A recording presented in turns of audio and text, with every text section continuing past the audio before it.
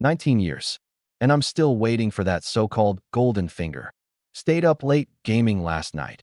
Now my eyelids feel like they're weighed down with lead during class. Barely managed 10 minutes before darkness claimed me. When I woke up, gray skies, a broken-down balcony, and the stench of decay hanging thick in the air. I pinched myself hard. Damn! The searing pain jolted through my nerves. This wasn't a dream. Another transmigration? I hissed through clenched teeth. Last life, I woke up on Earth, somehow made it through college. What now? Post-apocalypse? Wasteland? Some other cursed world? System, show yourself. Stop playing dead. No response. Of course not. Suddenly, chaos erupted behind me. Screams, one after another. What the hell? Who just kicked my ass? Where are we? Weren't we just in class? Boot Camp 2.0? Has school lost its mind? Call the cops. I'm calling the cops. No signal. Don't bother. That last sentence silenced all the noise like someone had flipped a switch. I turned around. Our entire class was sprawled out on the ground, a total mess. Collective transmigration? Now that saw flex. Out of nowhere, a voluptuous silhouette entered my field of vision. A pair of tight skinny jeans hugged curves so perfect they could put peaches to shame.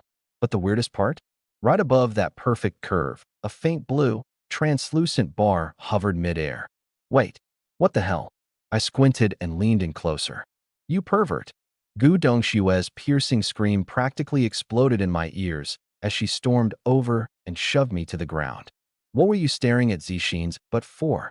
Qin Zixin turned around, her delicate face registering a mix of shock and disbelief. Instantly, every gaze locked onto me. A spark of gossip tingled in the air. Zixin, this creep nearly shoved his face into your butt. Gu Dongxue raged. A blush crept across Qin Zixin's face. Don't talk nonsense. I saw it with my own eyes.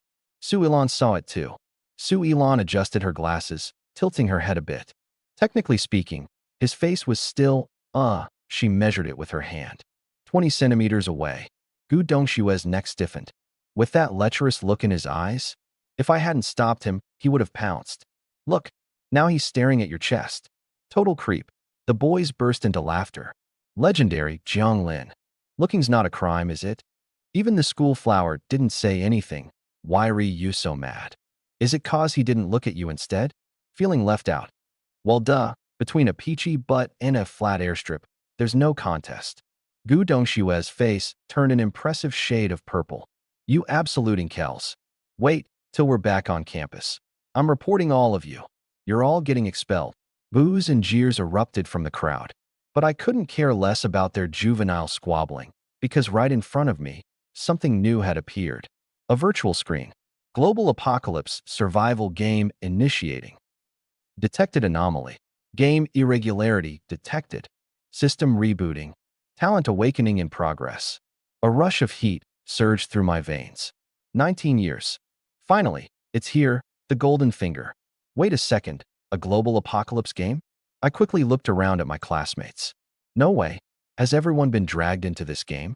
Kid, have you stared long enough? A cold voice snapped me out of my thoughts. Zhang Jianlong stood up, his face brimming with hostility.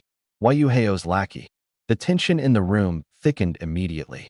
Everyone knew that Wei Heo, the infamous ultra-wealthy heir, had long claimed Kinziken as his girl. Gu Dongxue sneered with glee. Jiang Lin is doomed for sure. Kinziken sighed in exasperation. Why do you hate him so much? He took sneak photos of me.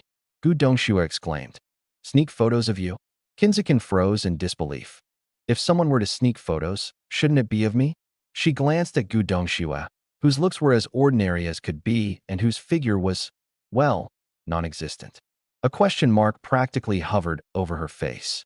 At that moment, Wei Heo approached, speaking softly to Kinziken. Are you all right? I'm fine, she replied. Wei Heo nodded, but his expression soon darkened. He gave Zhang Jianlong a subtle signal. Zhang Jianlong rolled up his sleeves and started toward me. I stood up. At 188 centimeters tall, my figure instantly overshadowed Zhang Jianlong's mere 170 centimeters. The muscles I'd honed during military training subtly flexed beneath my t-shirt. Zhang Jianlong froze in his tracks.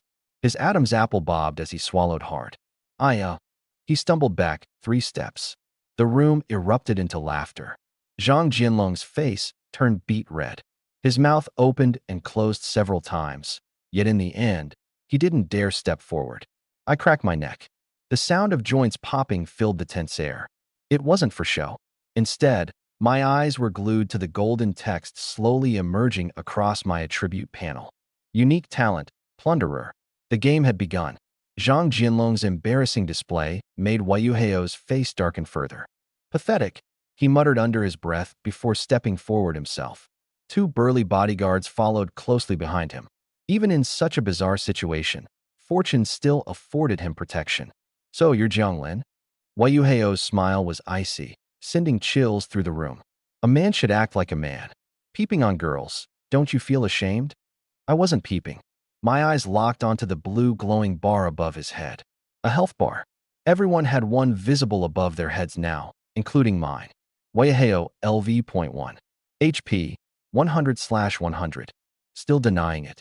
Wayuheo sneered. Everyone here saw you. I wasn't looking at her, I replied calmly. I was staring at something else. Oh, he raised an eyebrow. And what could possibly be more interesting than Kinzikin? I pointed above his head. Your health bar. The room fell silent. Wayuheo's hand instinctively reached up to touch his head. You mocking me? Believe it or don't. Doesn't matter to me, I said, turning away to leave. Open. Since this is a game, there have to be monsters. Staying here and wasting time is pointless. Stop right there. Hua Yuhao shouted angrily. Teach him a lesson. Two bodyguards immediately rushed toward me. Fists cut through the air. An ordinary person might not have been able to dodge, but my reactions were lightning fast. Sidestep, grab the wrist, and an over-the-shoulder throw. Bam! The bodyguard slammed heavily into the ground. Damage inflicted, -30. Target stunned, 2 seconds. Just as I thought. The combat interface has appeared. The other bodyguard froze for a second, and by then, my fist had already slammed into his stomach. Critical hit. Damage, -50. He clutched his abdomen and dropped to his knees.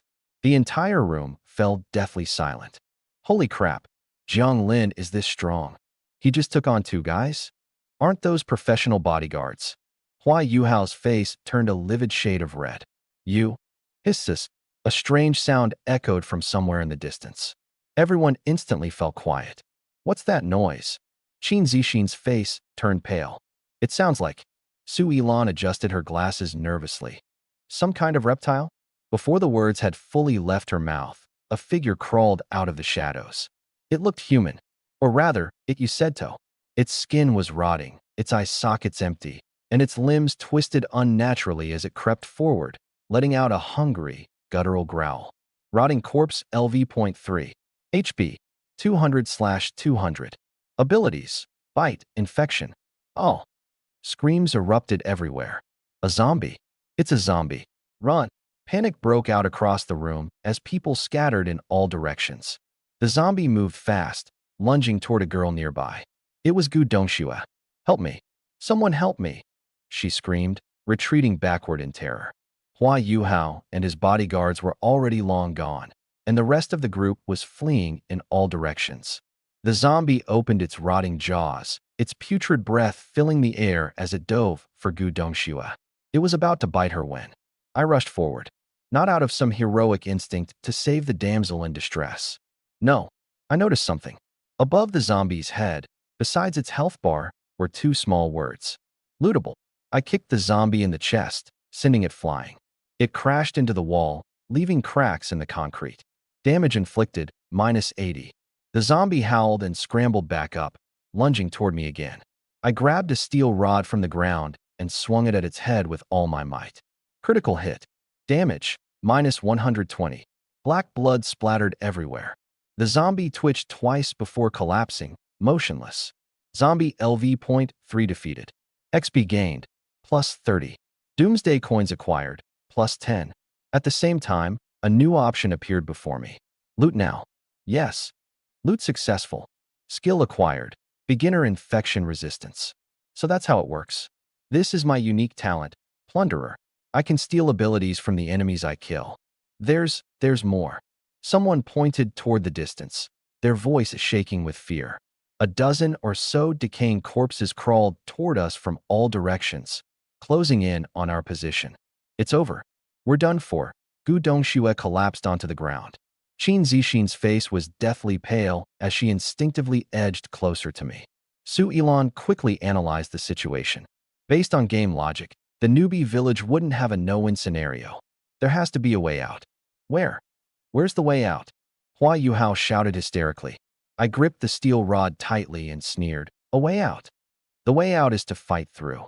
Newbie mission released. Survive for 24 hours. Reward, talent upgrade. The game had only just begun. And me? I was destined to be the one who breaks the rules. Scarlet numbers started flashing before my eyes. 59 seconds. Damn it. In a quick scan of my surroundings, I saw the room crammed with classmates. Far too many people. Hua Yuhao's annoying, punchable face was still hovering in my field of vision. I had to go. Now.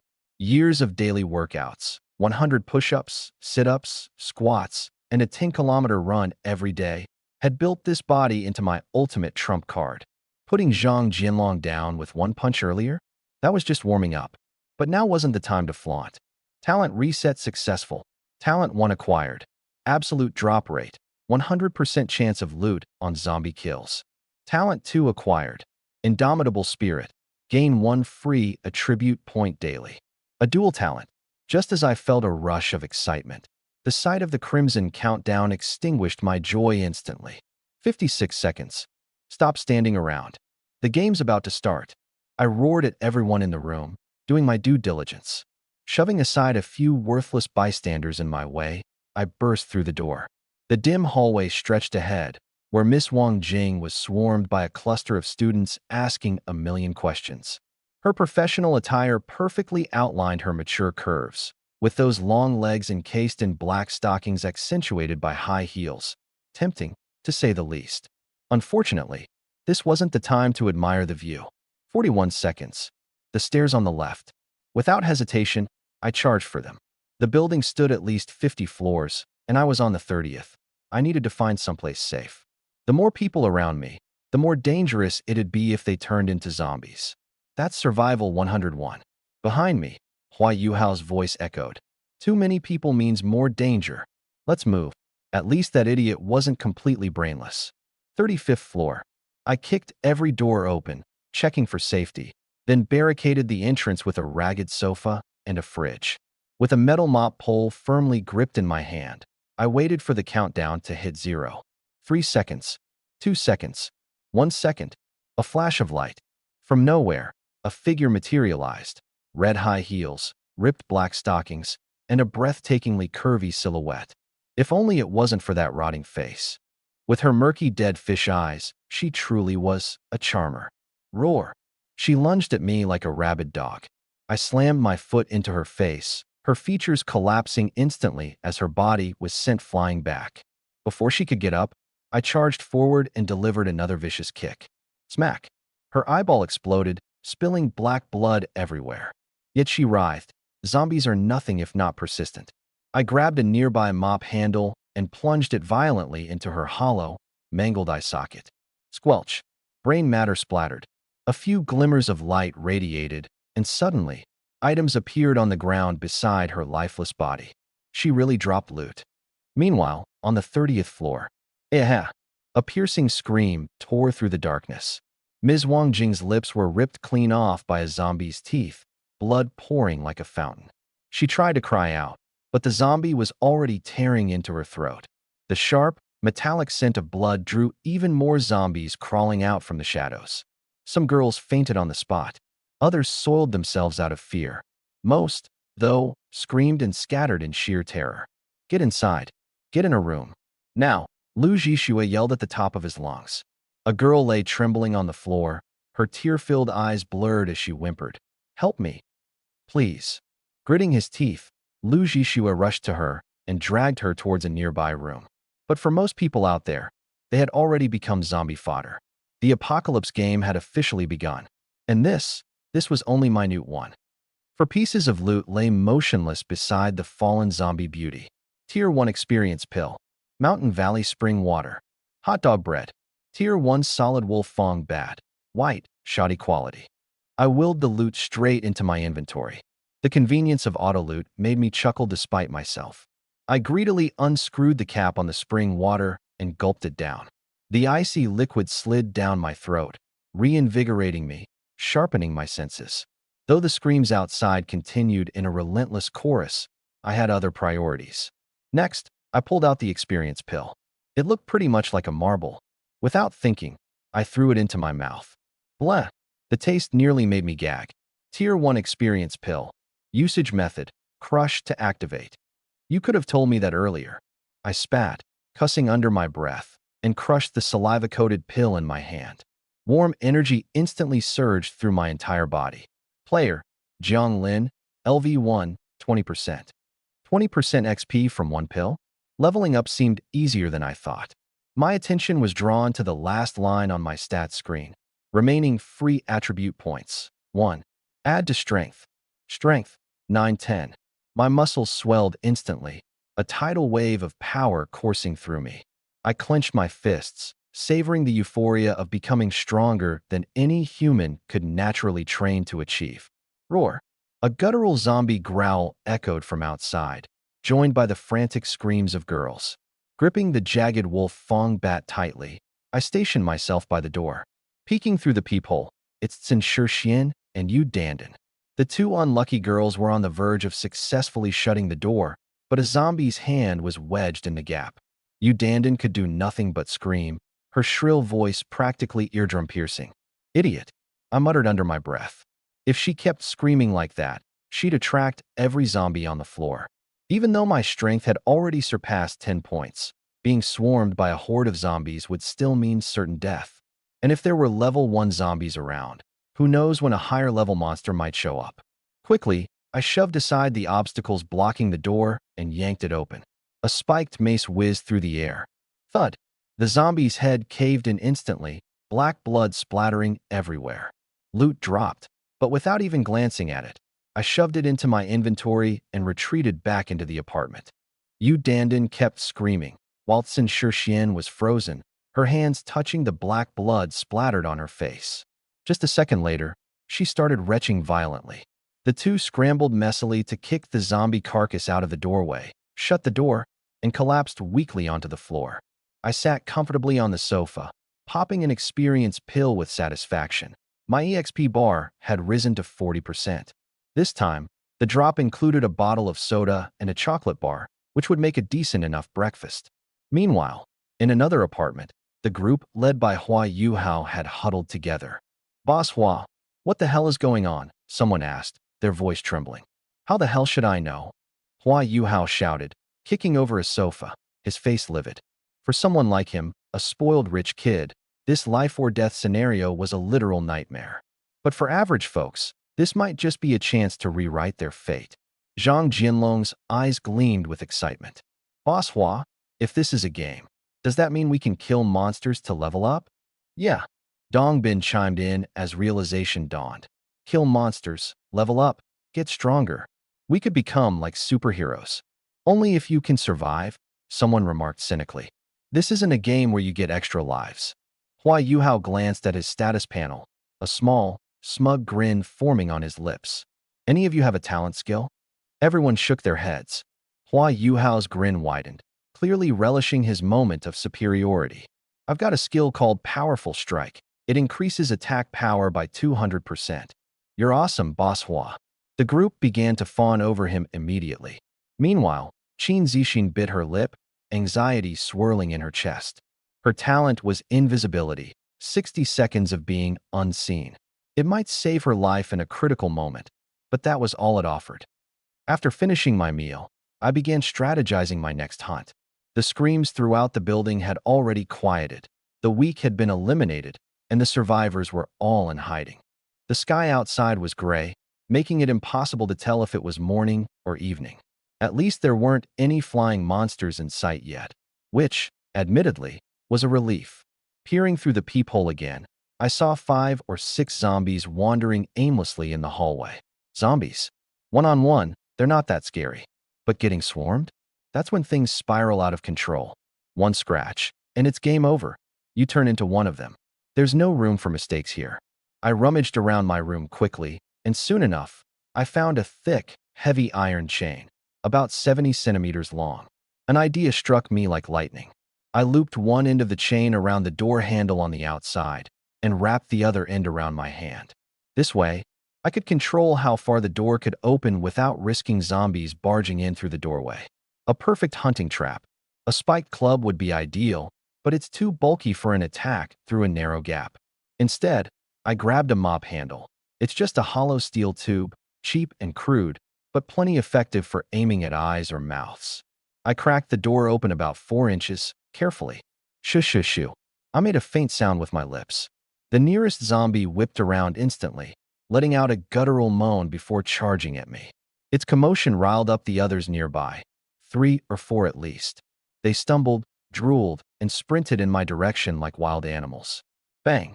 The lead zombie smashed hard against the edge of the doorframe, its skull denting in from the impact. My muscles coiled tight, and the mop handle in my hand struck like a snake, straight into its eye socket. Squish! I twisted the pole viciously. Dark, putrid blood splattered everywhere, little chunks of brain matter oozing out. It dropped like a sack of meat, lifeless. Suddenly, a glow surrounded the corpse, a sharp, gleaming dagger, 5 crystal-clear experience orbs, and a small stash of food appeared out of thin air on the ground. Not wasting a second, I yanked on the chain with my left hand to secure the door, while my right hand swiped in the air, sending all the spoils neatly into my inventory. The next second, bang, bang, bang. The remaining zombies hurtled forward, clawing rapidly at the dead body to get to me. Their decayed hands swiped furiously at the thin crack of the door, desperate to shred me to ribbons. Rhea! Their ear-piercing roars echoed down the hallway. From across the hall, in another apartment, 2 girls were frozen in raw fear. "See, can we see what's going on?" Xia Shishuan's voice trembled, barely audible. Through the peephole, the view was terrifying, 4 zombies wildly tearing at the door across from them. "That's it. He's done for," Yu Dandan whispered, her face pale as ash. "Should we help him?" "Have you lost your mind?" Yu Dandan almost shrieked, clutching her chest. "You think we can just walk out there and not get killed? If you feel like dying, leave me out of it. We could make some noise, maybe lure them away. And then what? Get stuck in the same trap? Are you insane?" Dandan was losing her cool. "We have no water, no food. We'll die of dehydration before we even make it anywhere. No, this is our chance. Let him deal with the zombies. If he draws them away, we might have a shot at escaping." "Escape to where?" Shirshin choked back a sob, sliding down to the ground in despair. "They're everywhere. All our classmates are dead. Maybe it's better to just..." Suddenly, Shirshin, "Holy crap. Look, look." Dandan nearly had her eyeballs pop out of her head. "He's taking them out. He's killing them." She pointed furiously out the peephole, her voice rising in disbelief.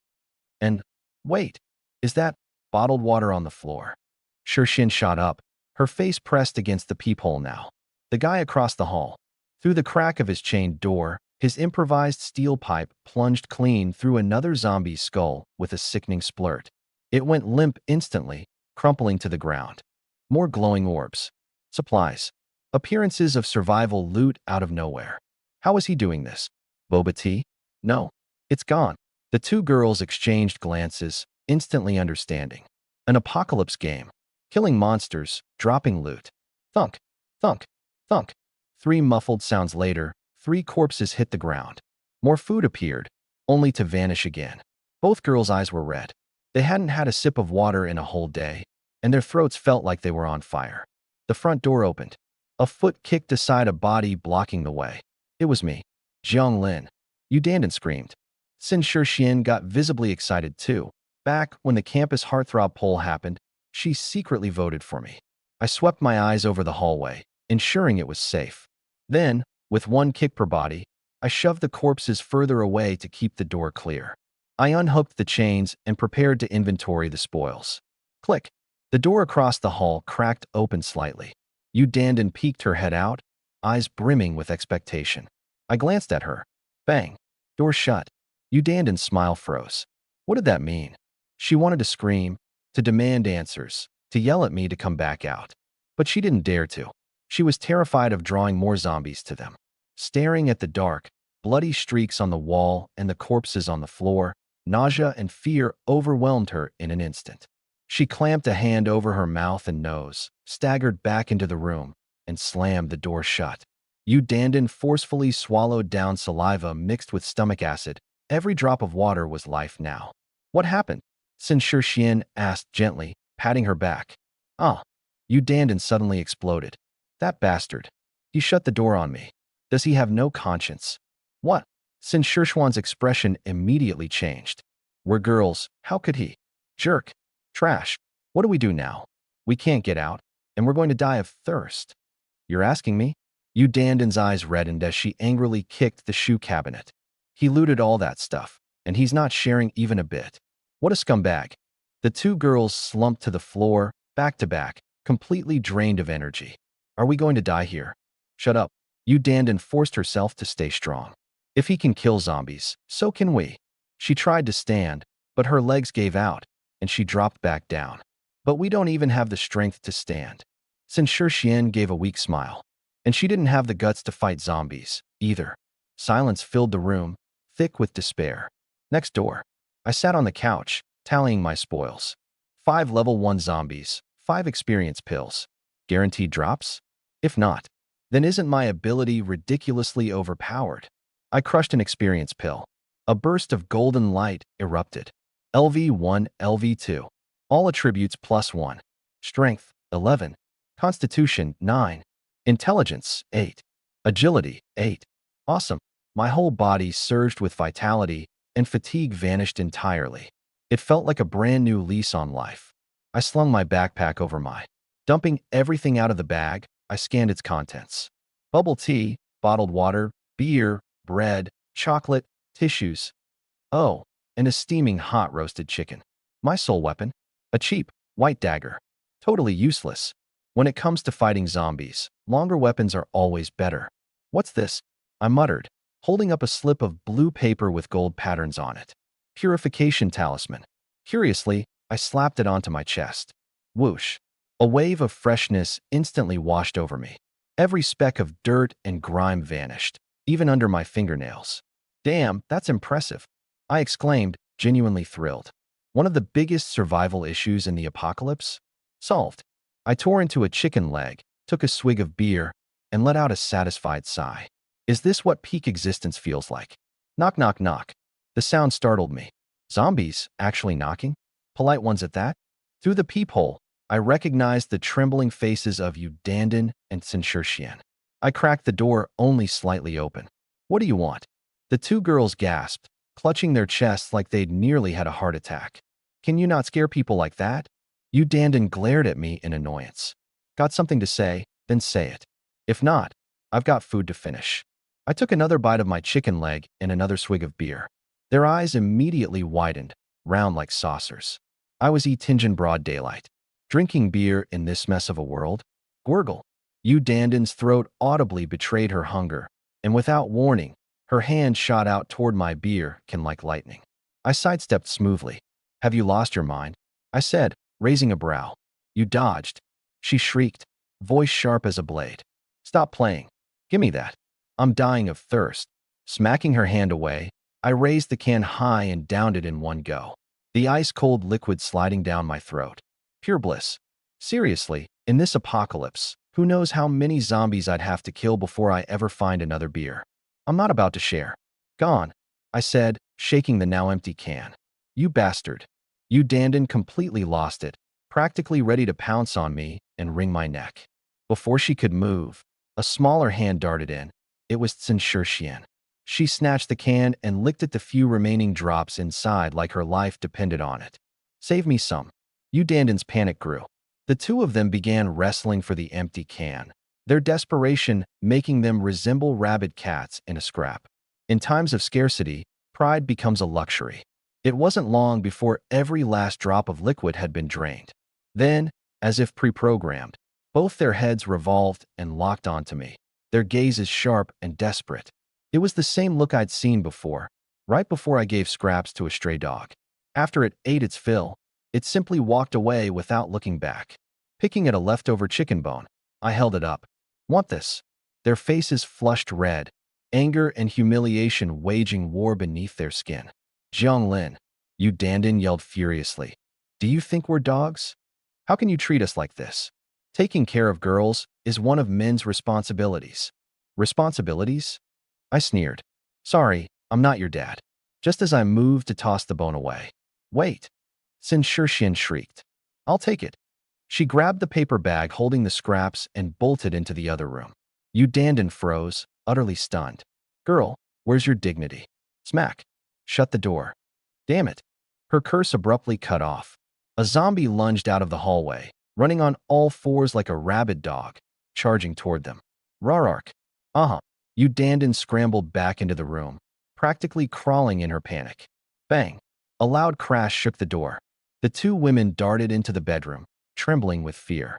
Moments later, a dull thud. Silence. The zombie? Taken care of. By me. You bastard.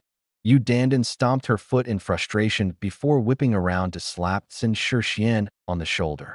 Are you out of your damn mind? Eating his scraps? Sin Shixian sighed.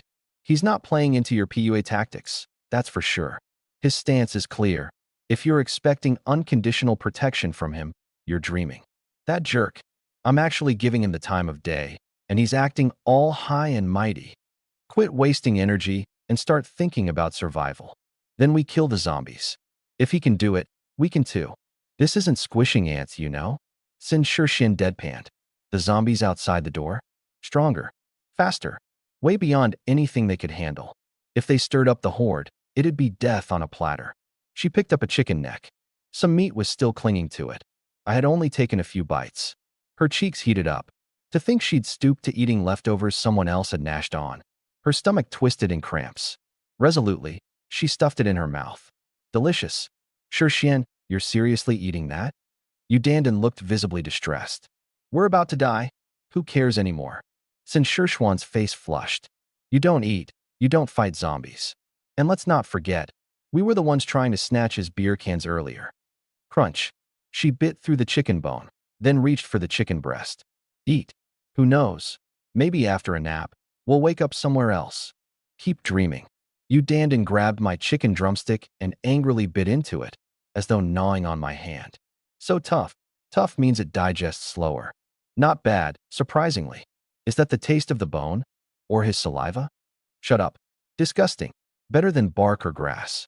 Still thirsty, though. That scummy guy won't share, and we're not about to overpower him. Yu Dandan muttered angrily as she chomped away. We're women. Is he blind? Or is that, not working? Sin Shixian's mouth twitched. Stop tempting fate. This is the apocalypse. There's no law. Piss off Jiang Lin, and he could literally lose it. He wouldn't dare. Why wouldn't he? Honestly, we're lucky Jiang Lin's not some predator. If he wanted to overpower us, what could we even do? Oh crap, what if he tries to break in tonight? Why do you sound like you're looking forward to it? Shut up.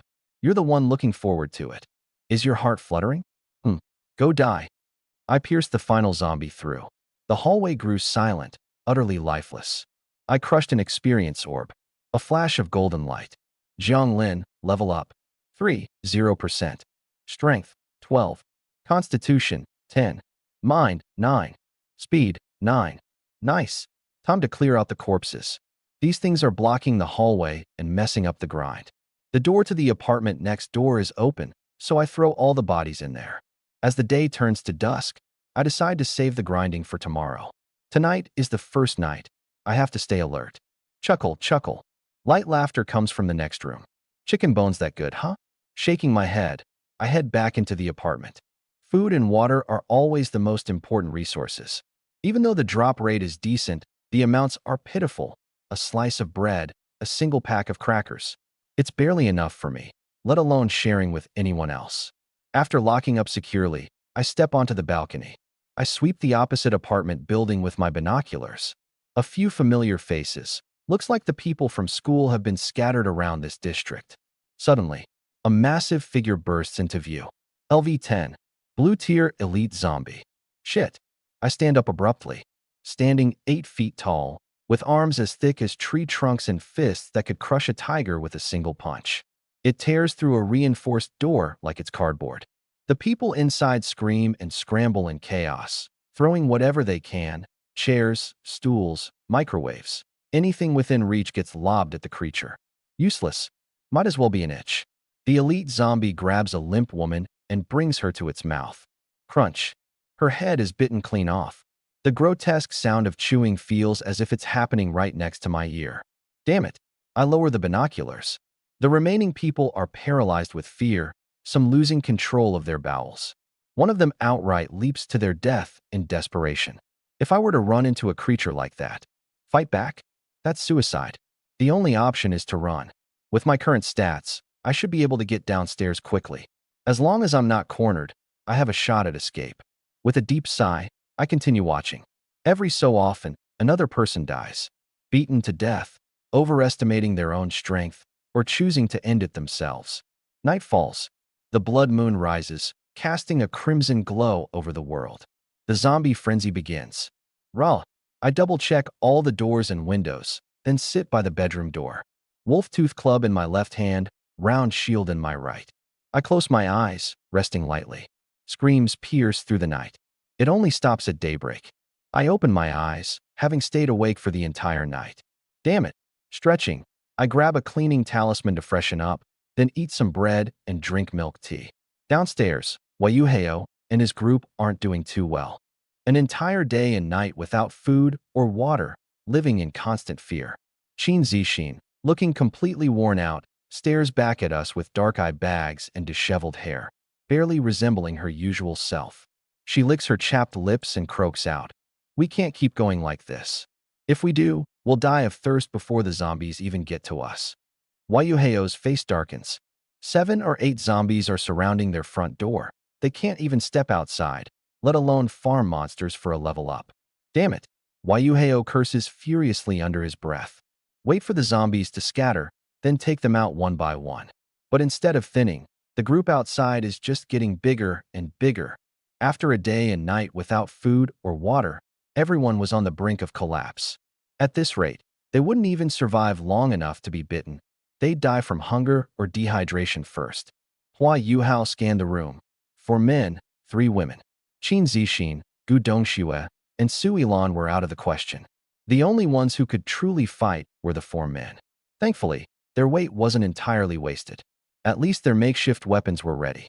A sharp knife was tied to a metal rod to create their only spear, which was naturally his. Zhang Jianlong and the others were armed with pots, pans, chairs, and stools as shields. After all, he had the power strike ability. It was a talent he could rely on. But Hua Yuhao didn't trust any of them to have his back. When it came down to life and death, anyone would put their survival first. Jianlong, Binzi, Old Chow, it's up to you guys now. Don't screw it up when it matters. Hua Yuhao gripped his spear tightly. My power strike can take one out instantly. Just hold the door, don't let the zombies rush in. Zixin, you and the others grab wooden sticks and back us up. If you manage to take one down, I'll give you major credit. Zhang Jianlong and the other 2 exchanged awkward glances before snickering. Having the campus beauty fight wasn't ideal, but desperate times called for desperate measures. Truthfully, they were more excited to see if leveling up would make them stronger, like in a video game. Qin Zixin clutched a wooden stick. She was terrified but nodded with resolve.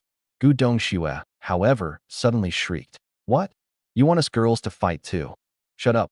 Hua Yuhao's face darkened. Scream again, and I'll make sure you never scream again. Qin Zixin quickly pulled Gu Dongxue aside. Stop it. But Gu Dongxue had already lost it. Why? I'm a girl. It's your duty as men to protect me. I order you to go kill all those monsters right now. Zhang Jianlong and the others stared in disbelief. Was this woman insane? Did she use filters so much she thought she was some kind of goddess? The growls from the zombies outside intensified, provoked further by her screams. Hua Yuhao's anger boiled over, and he slapped Gu Dongxue hard across the face, sending her flying. Have you come to your senses yet? If not, I'll make sure you do with a couple more. Gu Dongxue hit the ground, unresponsive. Qin Zixin and Su Ilan rushed to check on her.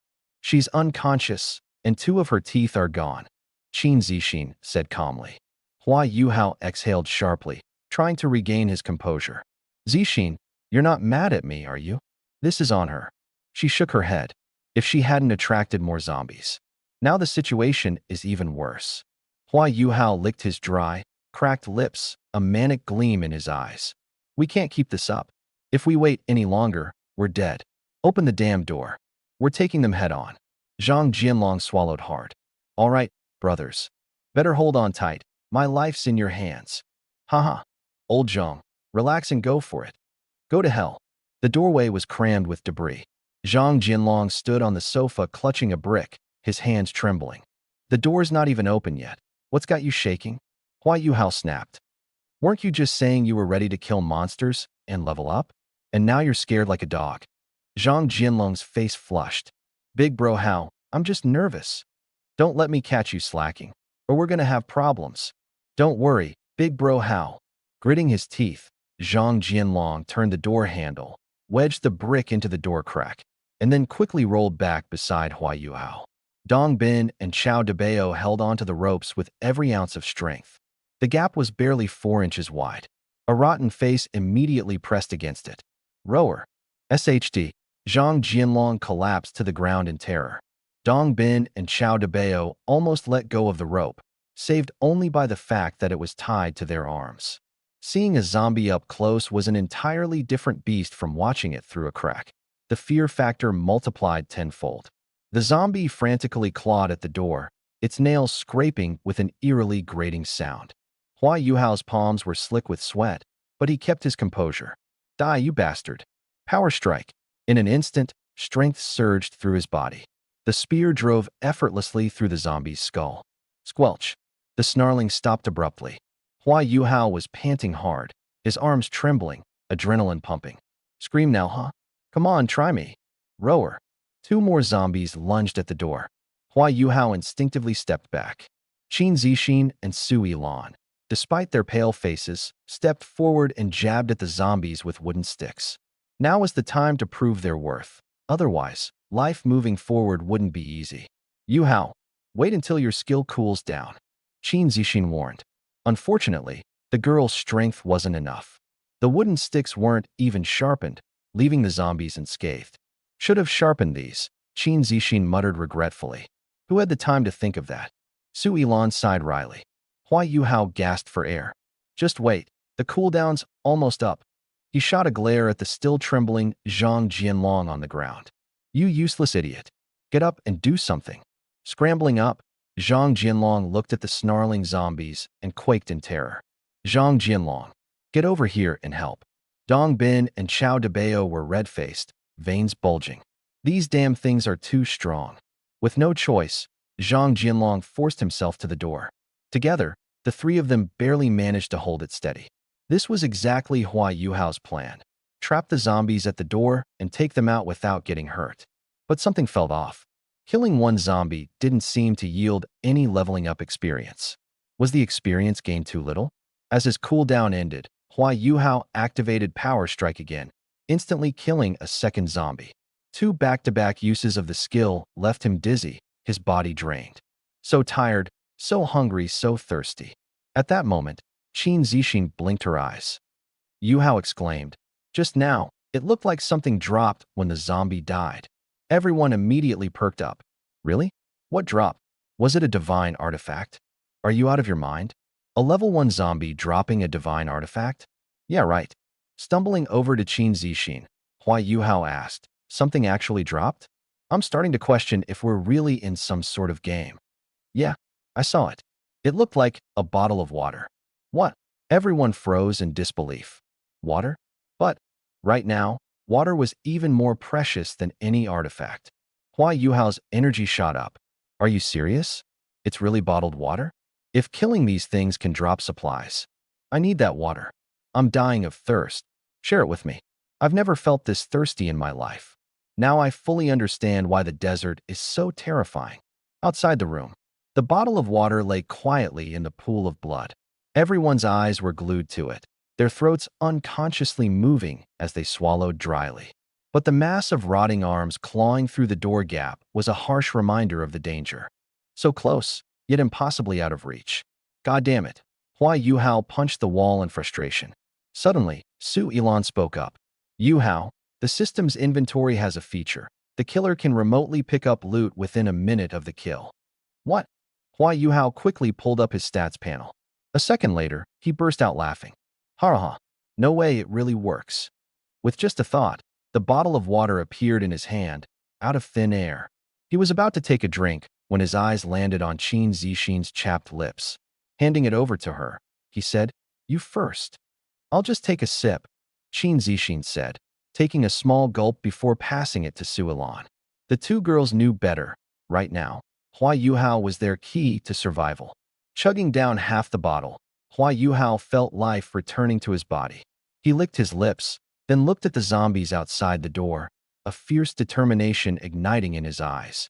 These weren't monsters anymore. They were walking piles of experience points and supplies. At the same moment, I added the attribute points rewarded by unyielding spirit into my strength stat. Strength, 13. Bring it on, demons or monsters. I'll smash everything with one punch. I couldn't help but recall that level 10 elite zombie from last night. A sense of urgency crept up on me.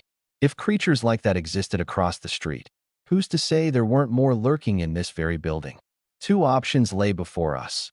Level up quickly to hit level 10 and face it head-on, or play it safe, waiting for unyielding spirit to carry me further. I chose both. Peeking through the door's peephole, I spotted only one zombie in the hallway. Swinging open the door with force, I launched myself at it, delivering a brutal kick that sent it flying into the wall across the hall. Before it could recover, my spiked bat came down hard. Crack! Brain matter splattered everywhere, and food spilled onto the floor. Quickly scooping up the loot, I knew one thing for sure. We had to stockpile as much as we could. Who knew how long this drop rate would last? Lower the sound. Two zombies rushed over. One LV3, the other LV2. Looks like they've leveled up compared to those rookie ones yesterday. I grabbed a corpse nearby, wielding it like a weapon, and smashed it towards them. Both zombies dropped to the ground immediately. As they struggled to get back up, I charged. The spiked club in my hand came down hard, smashing straight into the LV3's head. The LV2 had just started to rise when it met the same fate, a direct hit. Skull caved in, eyeballs burst. Uffed. I spat out the blood foam that accidentally splashed into my mouth. 3 experience pills collected, and my XP bar jumped to 60%. Just as I was enjoying the thrill of the moment, a flash of blue caught my eye. No way. A blue drop. First tier Goldwood bracers, blue. Strength +1, Constitution +2. Excited, I quickly equipped the bracers. My stats panel updated instantly. Jianglin LV3, 60%. Strength, 14. Constitution, 12. Nice. What made it even better was the bracer's ability to turn invisible, perfect for keeping a low profile and making moves quietly. Creak. The sound of a door opening. A small head peeked out across from me. It was Dandin. She scanned the surroundings nervously, confirmed it was safe, and then jumped out. Glaring at me, she yelled, "You lousy jerk. You almost gave us a heart attack." I glanced her over, a pleated skirt and a cold shoulder top. Nice figure, though the dark circles under her eyes and her chapped lips screamed dehydration. Her face flushed red. She quickly hid back behind the door. "What are you looking at, jerk? What did I ever do to you to deserve that? You just left us to die? Aren't we classmates?" "Yes, classmates," I said with a shrug. "But you're not my woman, so why would I save you? We're girls. Pretty girls. How can you, a grown man? But I'm not the one you were shouting daddy to last night, was I? You're disgusting. Go to hell." Yu Dandin lunged toward me, but Sin Shixian quickly held her back. "Jiang Lin, we're not like those kinds of girls." Sin Shixian bit her lip. "That's not important," I said, waving them off. "What's important is this. In this world, there's no law, no saints. If you want to survive, you've got to rely on yourself." They fell silent. After a long pause, Yu Dandin muttered, "You've gotten so much stuff already. Couldn't you spare a little? The screams you heard all night?" I pointed out. Over 10 girls probably died in just this building alone. Across the world, likely millions are already dead. Should I grieve for everyone? Sin Shixian let out a bitter smile. "Jiang Lin, could we just have a sip of water? Just this once." I turned around and walked back into the room. "Jerk, such a heartless jerk." Yu Dandin sounded like she might cry. Seconds later, I came back out with half a cup of milk tea. "Was planning to give this to you." Mine. Udandan snatched it from my hands and bolted off. Too sweet, too artificial, the flavor was all fake. I couldn't drink it anyway. Her high-pitched shriek was enough to attract the zombies, though. Before long, 7 of them emerged from both stairwells, led by. Sheesh, this thing's heavy, she exclaimed, gripping the spiked club tightly, her disbelief written all over her face. A hot and spicy stepmom cosplaying as a LV4 zombie appeared in front of me. Her speed was unmatched, but instead of retreating, I charged right in. Bam! A direct hit knocked her down, but she wasn't dead. That LV4 defense was no joke. As the other zombies swarmed in, I quickly finished her off with a critical blow. Crack! My spiked bat shattered into pieces, but not before the zombie's head turned to mush. Trash weapon. I cursed as I darted into the nearest room, rummaging through my bag for a backup. Meanwhile, 6 zombies slammed into each other in pursuit. Without skipping a beat, I grabbed the nearest thing, a fridge, and hurled it at them. Thud! The fridge crushed them, but it wasn't enough to kill. Snarling, the zombies clawed their way forward. One swing, one kill. Each of them fell by my hand until the room was cleared. I dragged their corpses into the corner and waited for more to show up. Nothing. The coast was clear.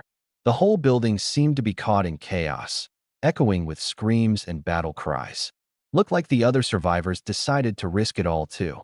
After all, starving to death was worse than going down swinging. 7 experience orbs burst in my palm. Golden light engulfed me. Level up. LV3, LV5. Raw power surged through my body, every muscle screaming with a thirst for combat. Hell yeah. I took a deep breath, feeling the rush of newfound strength. Leveling up. Man, it's better than any drug. Player. Jiang Lin LV5, 0%. Strength. 15 plus 1. Vitality. 12 plus 2. Mentality. 11. Speed. 11. Suddenly, a blinding blue light caught my eye from my bag. A rare weapon? I couldn't wait. I ripped it out of my inventory and held it up. A vicious chainsaw gleamed in the dim light, the 1.5 meter serrated blade dripping with dried blood, its teeth looking every bit like a predator's fangs. Grade 1. Berserk Killing Chainsaw. Rare blue. Strength plus 5. 5 extra strength points. My overall strength was sitting at 16, and this weapon just boosted me by over 30%. Insane. I glanced at the broken spiked bat in my hand. Utter junk. I tossed it on the ground without hesitation. Vroom. Vroom. The chainsaw roared to life as I pulled the cord, its blades spinning violently, the engine's growl filling the room. The sheer wind pressure from the spinning teeth rattled the air itself. Bring it on. I swung the chainsaw mercilessly down on the fridge. Crunch. The blade sliced through it like butter, splitting it clean in half. Shards of metal and plastic rained down as I kept hacking, reducing the fridge to a heap of scraps in mere seconds. The deafening roar must have caught their attention because Udandan and Sin Shirshian rushed in. Udandan's eyes darted between me and the chainsaw, flickering with interest before landing on the discarded spiked bat. This thing's mine now, she said quickly, swooping down and scooping it up. Knock yourself out, I said casually, tossing another broken weapon her way. One for each of you. Sin Shirshian caught the bat midair, staring at it in disbelief. Is this for real? This thing's massive. You are this generous? In my eyes, this is just trash. Udandan tried to swing it twice, but nearly sprained her wrist. Is this for killing zombies or killing myself? You're complaining after I gave you weapons? We're girls. Don't you have something lighter? Get lost. I'm not your dad. Bang. I shut the door. A knock followed shortly after. I opened the door, a mouthful of spicy ramen dangling between my lips. What do you want? The rich aroma made Udandan's eyes light up with greed. You want some? Wait till I'm done. You can lick the container. You jerk. Move aside. I'm coming in. She lowered her head and tried to slip through under my arm. I shifted my body sideways, blocking her path. Udandan didn't hold back, charging against me, her whole body pressing up against mine, trying to squeeze through the door frame. Hiss. The soft sensation against me made my heart skip a beat. This woman. Is this intentional? Get in for what? This is my room. I don't care. I'm coming in.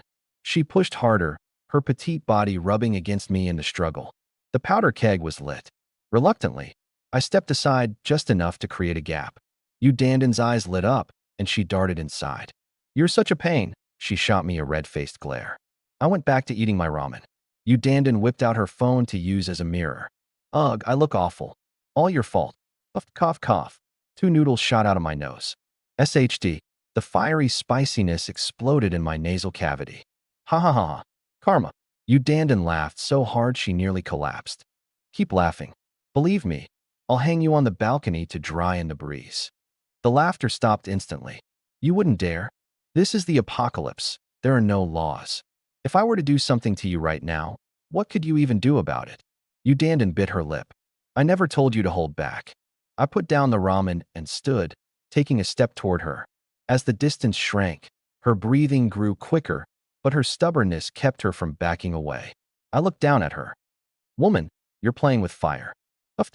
What are you, a cliché CEO from some cheap romance novel? Grabbing her wrist, I smirked. Trying to get me to be your free bodyguard? Dream on. You have 2 options. 1 bar of chocolate or free service. 1 bar of chocolate? Am I only worth that much? Too much? Fine, half a bar. Screw you. She slammed her fists against my chest. Even a chicken is worth more than that. A chicken? Half a biscuit, tops. Bastard. 2 bars. Give me 2 bars. Sure, Xian is still in the other room, starving. A sly grin crept across my lips. Fine, have her come over too. 1 bar per person. The moment I said that, Yu Danden's pupils dilated in disbelief. You disgusting piece of SHD. You want a damn threesome? God, I must have been blind to trust you. Go to hell. Huh, you wish. I sneered. But if I told you I didn't want to, would you believe me? Believe you? Yeah, right. She gritted her teeth. The words barely left her mouth before she regretted it. Anyway, there's no way. Just give up on it. Her face turned red as she turned away. Fine, 1 piece. I shrugged, tossing her a Dove chocolate. As soon as she saw the candy, Yu Danden heaved a quiet sigh of relief. Thankfully, it wasn't one of the tiny ones. I want water too. Don't have any. You. She widened her eyes, furious. I haven't had a single drop of water in a whole day and night. My throat's dry as hell. I'm practically a mummy. Are you trying to kill me? I was at a loss for words. Gulp, gulp, gulp. Yu Danden grabbed the bottled water and downed it like her life depended on it, suddenly realizing plain water could actually taste sweet. Then, her eyes accidentally landed on a half-eaten bowl of spicy noodles left on the couch. Gurgle. Her stomach instantly betrayed her. Her eyes lit up, and before I could blink, she dashed forward and dug in, hunched over as she devoured the noodles noisily. I let her be. That bowl of noodles had left a psychological scar on me. Let her refuel, better than her legs turning to jelly. I walked up behind her and gently rested a hand on her back. Her lips were burning red from the spice, and she didn't even look up, still wolfing down the food like I might snatch it from her any second. Relax. I'm not taking it from you. I chuckled lightly. Keep eating. Yu Danden. Go how? You're a beast. Times 3. The last zombie fell to the ground, and Zhang Jianlong, Dong Bin, and Chao Debao collapsed onto the floor, cheering with hoarse voices. Hua Yuhao, out of breath, plopped onto the sofa. The long spear in his hand was utterly ruined. The weapon's head shattered into pieces across the ground. Damn thing. He tossed the broken junk aside with disdain, then quickly rifled through the loot bag with excitement. 8 zombies down, and the haul was decent. 2 XP pills, a plain spiked bat, 2 compressed biscuits, and 2 bottles of water. The food didn't last 5 seconds before it was divided up among the group. Hua Yuhao crushed the XP pills in his palm, watching his XP bar climb to 40%. His eyes ignited with determination. Just 10 more zombies, and he'd level up. This grind is freaking insane. He cursed, gripping the spiked bat and running his hands over it like it was pure gold. The 3 men immediately gathered around him. Whoa, this weapon's sick. 1 swing, and brain matters everywhere. With your charged hit, how? Even advanced zombies won't stand a chance against this. Bro, you're unstoppable now. So what are we waiting for? Let's head out. Half a biscuit isn't gonna cut it for long. Qin Zixin and Su Ilan also walked over, silently looking to him for the call. Holding the spiked bat, Hua Yuhao felt a surge of adrenaline. His eyes scanned the group before settling on Qin Zixin. Zixin, what's your take? Qin Zixin's eyes flickered slightly. Wayuheo was clearly in high spirits right now, and raining on his parade might create resentment. All right, she said softly. But be careful. We have no idea how many zombies are still lurking outside. If we get surrounded, it'll be dangerous. She paused. It would be best if we could rescue our trapped classmates. The more people we have, the better our chances. Haha. Zixin, you know me so well. Wayuheo laughed heartily. All right then, let's clear the world of these zombies and bring our classmates back. The three others let out excited howls. Rescue people? That was the last thing on their mind. All they were after was killing zombies, grabbing loot, and leveling up. After enduring so many bloody battles, their fear of the undead had diminished significantly. Facing zombies head-on no longer made them flinch. Zhang Jinlong picked up a discarded spear and swung it experimentally. Though the blade had broken, the remaining shaft still had some lethal promise. He walked menacingly towards the unconscious Gu Dongxue with a sinister glint in his eye. Smack! Smack! Two slaps landed hard, jolting Gu Dongxue awake. Holding her stinging face, she screamed. Ah! Who hit me? It hurts. What's going on? Shut the hell up. Zhang Jinlong's expression twisted in anger. Smack! Smack! Smack! Smack! Several more slaps resounded as Gu Dongxue was beaten to the point of wailing in agony.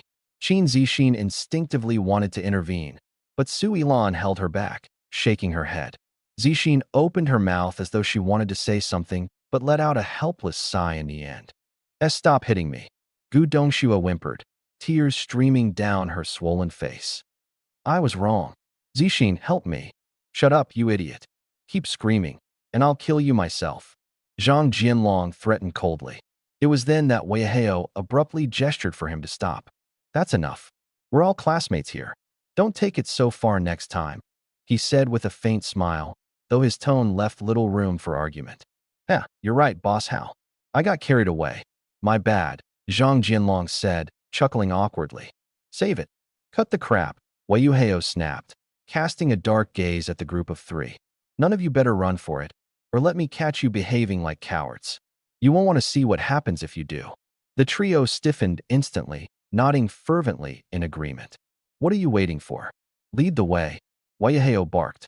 The three scampered off, weapons in hand, heading towards the door. Wayuheo turned to Qin Zixin, nodded once, and grabbed his spiked club before stepping out. Qin Zixin and Su Yilan hurried to follow, but just as they reached the door, Zixin stopped and turned back. Dongxue, she called out. Are you staying or coming with us? Gu Dongxue, still nursing her bruised face, felt her head throb. But the moment she heard Zixin's question, her mind snapped into focus. Staying behind? Was she supposed to just wait for death? No, I'm coming. Gu Dongxue stammered, stumbling to her feet and awkwardly trailing after them, barely able to walk straight. Wait for me, she called out in a panic. Shut up, Su Yilan snapped, frowning. Keep your voice down. Did you forget why you got hit? Gu Dongxue seethed, nearly stomping in rage. You've got to be kidding me. Look at what they did to me, and you didn't even say a word. Some friends you are. Are you serious right now? Su Yilan countered sharply. If it weren't for you, we wouldn't have gotten surrounded in the first place. Honestly, I feel like hitting you too. I was scared. Is that so wrong? Gu Dongxue shot back defensively, her voice trembling as tears threatened to spill again. Spare me the excuses, Yilan retorted coldly. I'm a girl too. I get scared. But more than that, I want to survive. Hearing this, tears streamed down Dongxue's face as she broke down again, sobbing. Terrified and humiliated, she turned to Zixin. Zixin, they're bullying me, she choked out. Qin Zixin sighed helplessly. Stop messing around. We might be able to deal with your attitude, but Zhang Jinlong and his group won't. There are no laws here. They'll do whatever they want. Tone it down and hurry up. Gu Dongxue, looking wronged, scurried to catch up. Roar. A sudden guttural growl split the air, startling Gu Dongxue so much that she tripped and fell to the ground. Qin Zixin and Su Yilan's expressions darkened. But Hua Yuhao and his group? They were visibly thrilled. It was an isolated juvenile zombie. Brother Hao, something like this isn't even worth your time. Let us handle it. Zhang Jinlong lunged forward with a spear, jabbing it right at the zombie's forehead. The hit sent the zombie flying 2 meters. Damn, it's tough. You idiot. Aim for the eyes. Why are you going for the forehead? If you think it's easy, you try. A moving target isn't just sitting there for you. Fine, I will. Chao Debao yanked the spear from Zhang Jianlong's hand and strode over with a commanding air. Just as the zombie began to rise, he kicked it back down and thrust the spear with brute strength. Die, you bastard. Squelch. A glimmer of light flickered, and an experience pill appeared. Hell yeah, it dropped. Is my luck off the charts today, or what? Chao Debao grabbed the experience pill and handed it to Hua Yuhao. Here you go, brother Hao. Hua Yuhao immediately crushed it, his experience level shooting up by 20%. He grinned smugly. Well done, Chao. When I level up, you'll be the second one I take care of. Chao Debao beamed with joy. Thanks, brother Hao. Zhang Jianlong and Dong Bin, standing to the side, were filled with envy. Slap. Zhang, why the hell are you slapping yourself? God damn it. I'm such an idiot. If I'd known, I would have handled it myself. I just handed the glory to Chao Debao for nothing. That's just fate, man. Shut up. I don't believe in fate. Zhang Jianlong bellowed angrily. Roar. Another menacing growl echoed nearby. Zhang Jianlong's eyes lit up. Chao, give me the spear. This time, no one but me touches it. He charged forward, excitement written all over his face.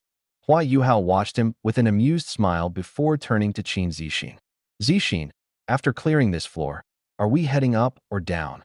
Up, Qin Zixin replied softly. The lower floors, they're too dangerous. Yeah, I agree.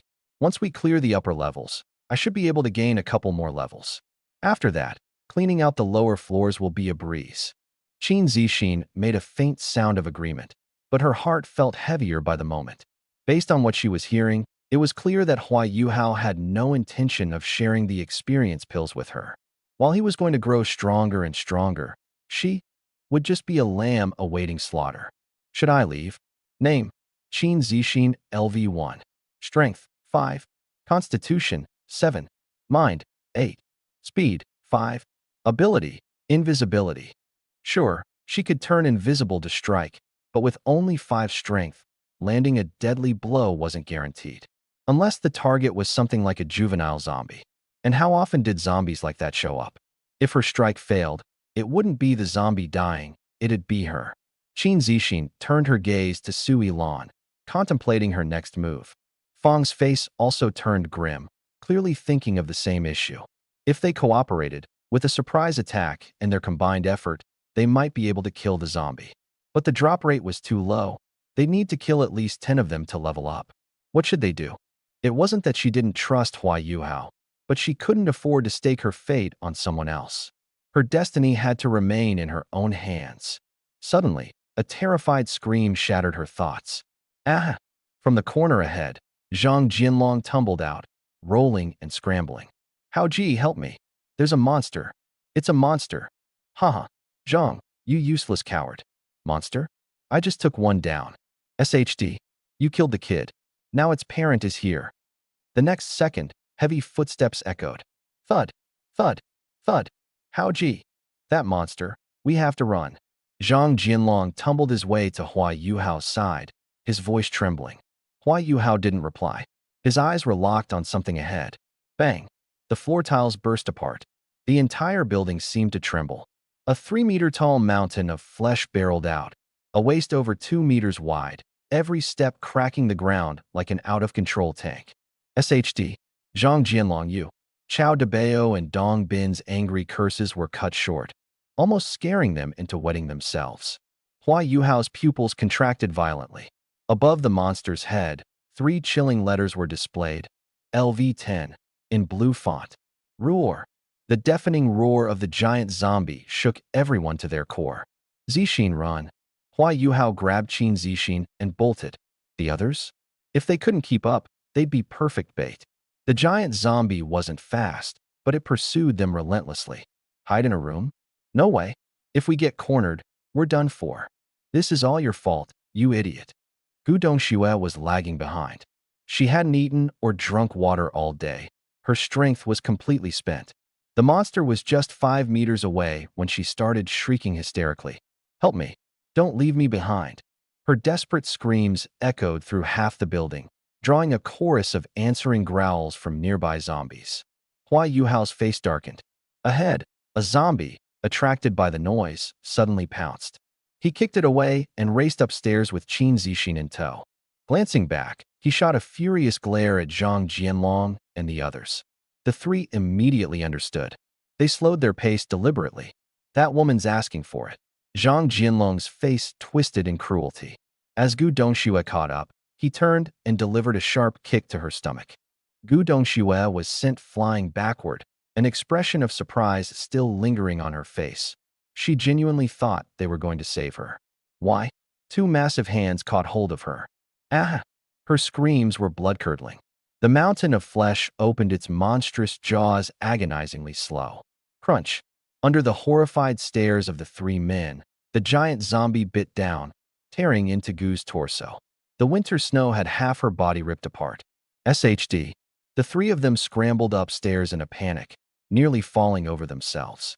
The blob-like zombie chewed voraciously, flesh flying everywhere, too preoccupied to chase them for now.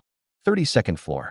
Hua Yuhao smashed open the skull of a zombie blocking their way with a single swing and dragged Qin Zixin into a room.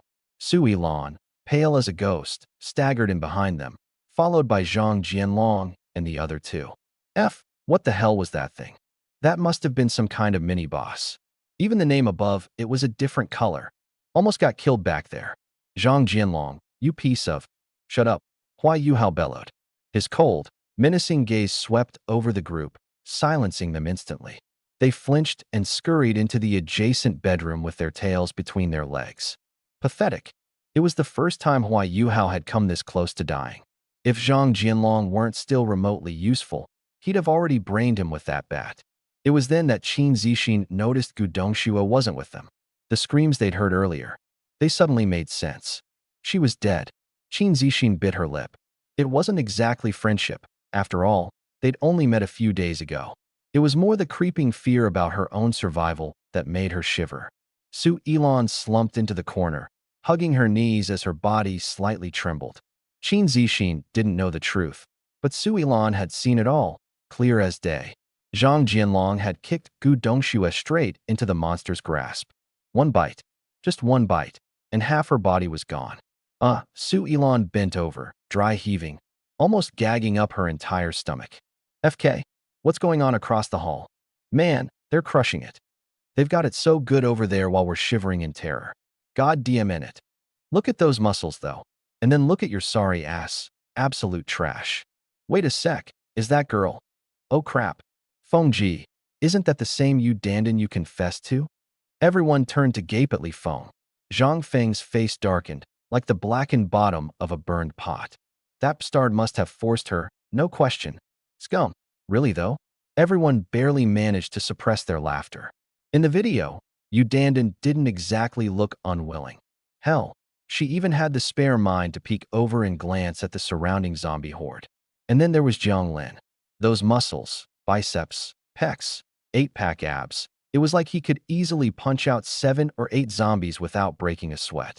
In an apocalypse like this, latching onto a guy like him was the ticket out. Forget giving something up.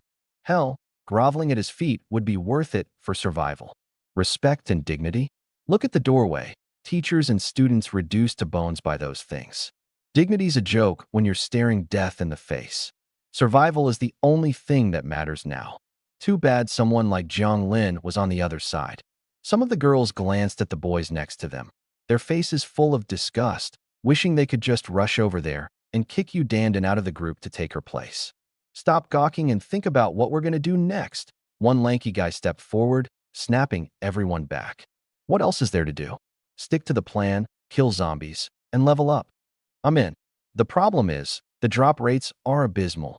Only 2 experience pills grabbed so far. How are we supposed to divide this up evenly? When on Earth will we be able to upgrade? What do you mean? Let's focus all our resources on one person, have them upgrade first, and then they can lead us forward. A moment of silence followed. Isn't this just the idea of the rich helping the poor after they get ahead? Before the apocalypse, laws existed, but even then, you rarely saw the wealthy actively helping the poor climb up. Now, in this end of days, there's no law, no morality. What if we pool our resources for one person and they don't keep their promise? They might even end up turning into a liability. I object. A short-haired girl was the first to speak out. Not long after, all the women stood united. Human nature can't stand up to tests like this. Upgrade, and then come back to help us? What a joke. If some saint volunteered, fine, I'd be on board. But guess what? No saints here. We're all adults. Don't treat us like idiots. Just because someone's a teacher doesn't mean they're a good person. Remember all those headlines about teachers abusing students? Happens every year. Lee Jianren adjusted his glasses without saying a word while the debate raged on. He knew himself too well. He was a man with desires and selfishness. If he really gained superhuman abilities, even he couldn't be sure what he'd do with them. He slipped out to the balcony, silently gazing across at the building opposite. On the other balcony stood Jiang Lin, shirtless and looking utterly unbothered. Pretty lively over there, huh? Jiang Lin muttered to himself. With a physical strength stat of 14, he could see their argument as clearly as if it were right in front of him. Shame I don't have a cigarette. A proper god should be smoking a cigarette right now. He grabbed a bottle of cola, taking a long swig before casually passing it to Yu Dandan, who was slumped nearby. Yu Dandan shot him a glare but grabbed the bottle anyway, drinking more than half in one go before shoving it into her backpack. Beast, she rasped, glaring at him some more. This bastard had actually carried her out here onto the balcony. She struggled to her feet, muttering under her breath. At least you didn't rip my clothes off, or I'd fight you to the death. There were no spare clothes here. If her outfit got ruined, she'd be left exposed. After a quick check to make sure her clothes were intact, she finally let out a sigh of relief. Jiang Lin's strength was monstrous. This was what post-upgrade power looked like. Yu Dandan couldn't hide her envy. But she knew that as a woman, the natural disparities in both physical and mental resilience put her in a lower league. Someone like Jiang Lin, a walking powerhouse, could take down zombies barehanded without breaking a sweat. And her? She was soft and delicate. Even though she trained in dance and yoga, she wouldn't last 10 seconds against a zombie. Not even armed. The odds of her surviving a head-on fight were slim, a 99% chance of losing. She didn't even need to fight to know she would lose. Yu Dandan sighed as she peered down. Zombies. A dense crowd of zombies. The streets were packed with them as far as the eye could see. The sheer number was staggering. She suddenly felt that escaping down there in her lifetime might be a pipe dream. Yu Dandan slumped like a wilting flower. Meanwhile, I stood at the window, my gaze drifting across the sea of zombies below. Having eaten and drunk my fill, I could feel the power surging through my body, every muscle itching to leap into the fight and unleash devastation. But reason? Ji quickly suppressed the impulse. Going down is easy, but climbing back up? Dream on. That blood-curdling scream from earlier still echoed in my ears, accompanied by a deafening, beastly roar. That roar shook the entire building. If I'm honest, Yu Dandan nearly wet herself out of fear. That scream, Gu Dongxue. That idiot of a woman who randomly declared herself my girlfriend for some incomprehensible reason. As for that terrifying roar, probably this building's boss, a monster on the same level as the colossal zombie across the street. Downstairs. From the sound of it, I'd estimate it's 3 to 5 floors below us. I leaned over the edge, looking down. Nothing. Then I glanced up at the floors above. What are you doing? Yu Dandan propped up her chin, staring at me with a complicated expression. She had originally hoped her charms could lock me down as her free, personal bodyguard. Too bad she discovered she had roped in a jerk who'd leave without a second thought after getting what he wanted. I withdrew my gaze and pulled out 2 daggers from my pack, tossing them her way. For how hard you worked back there. These are yours. Yu Dandan snatched them up and inspected the 50-centimeter blades. Why are you suddenly being so generous? What underhanded scheme are you cooking up now? Need me to demonstrate? I smirked coldly. If I had any bad intentions, do you think you'd even stand a chance at fighting back? Jerk. Killing a zombie's easy. Aim straight for the eye. Easier said than done. I'm a girl, not some beast like you. Zombies don't care whether you're a girl or not, I retorted. If anything, being a girl just makes you look even more tender and appetizing to them. Yu Dandan fell silent. Team up with Xin Shixian. If you two work together, killing a few low-level zombies isn't out of reach.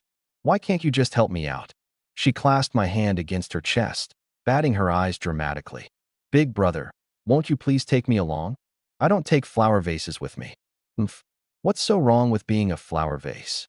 She glared at me, her chest rising and falling with anger. Flower vases can feed you, keep you company, make you happy, and you're still turning me down. You think I'm running a 24-hour free bodyguard service? I jabbed my finger toward the window. Look out there. Those zombies aren't going to just stay wandering around forever. At some point, they'll storm this place. If you don't have the courage or the guts to survive, dying is just a matter of time. If you can't even handle the weakest zombie on your own, what's the point of me dragging you along? You'd still die in a heartbeat.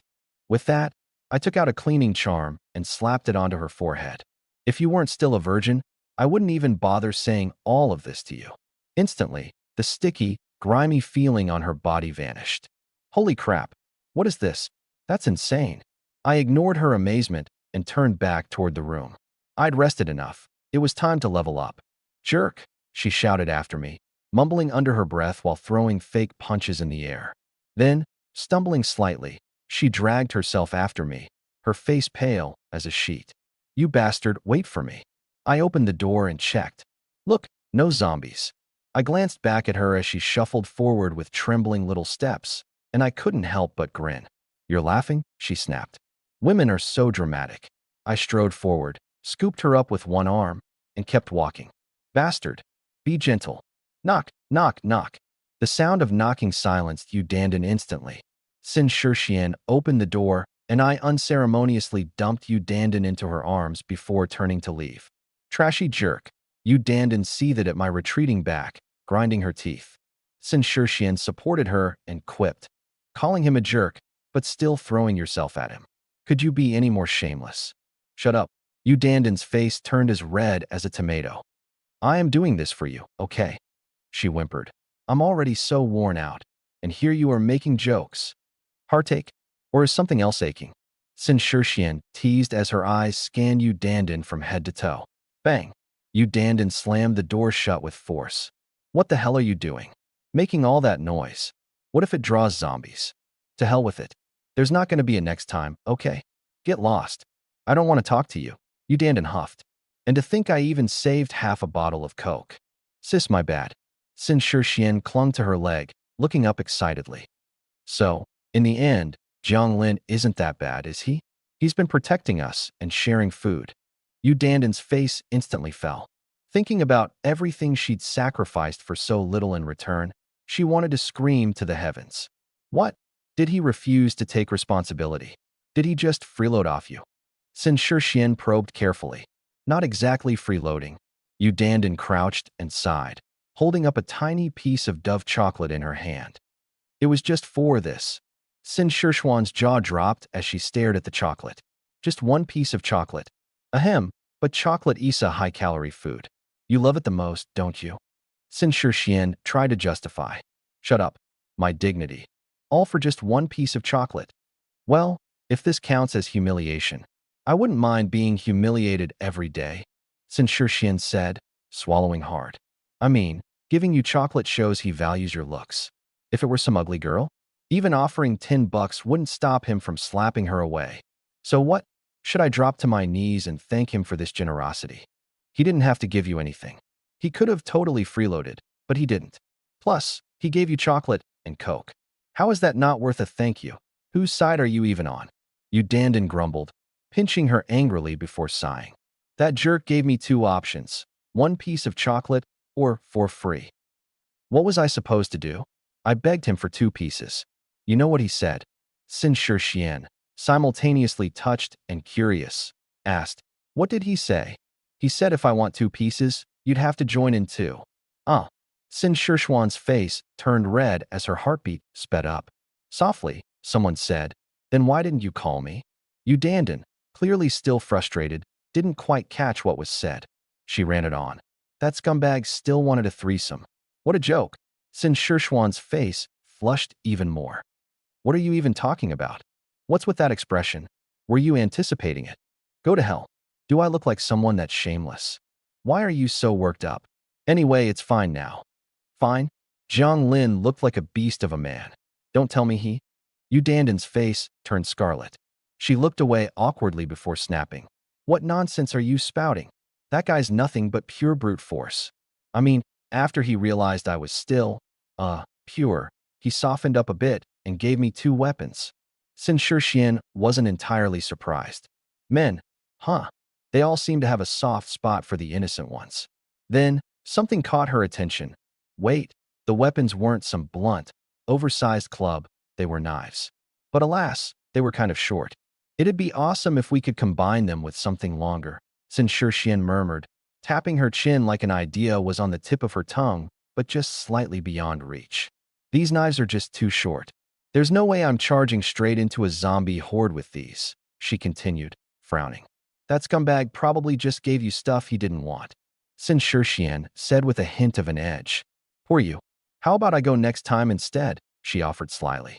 Yu Dandan nearly choked in surprise and then shot her a sharp look.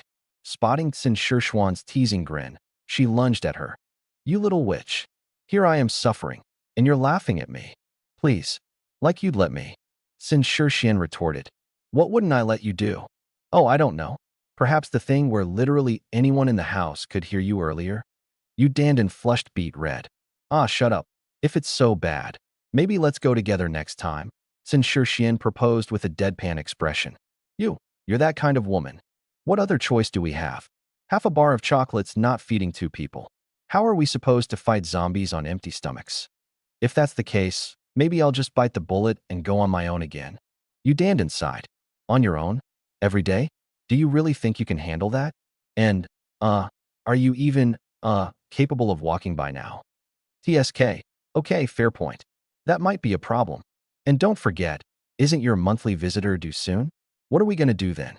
Starve for 3 whole days and 9 meals. You might be onto something. Suddenly, Sin Shixian gasped. Wait. What? Zombies? Yu Dandan's voice was sharp with alarm. No, not that. I just thought of something. Your, time of the month? Starting early. Shut it. That ended last week. I just got an idea. An idea? Wait, is this it?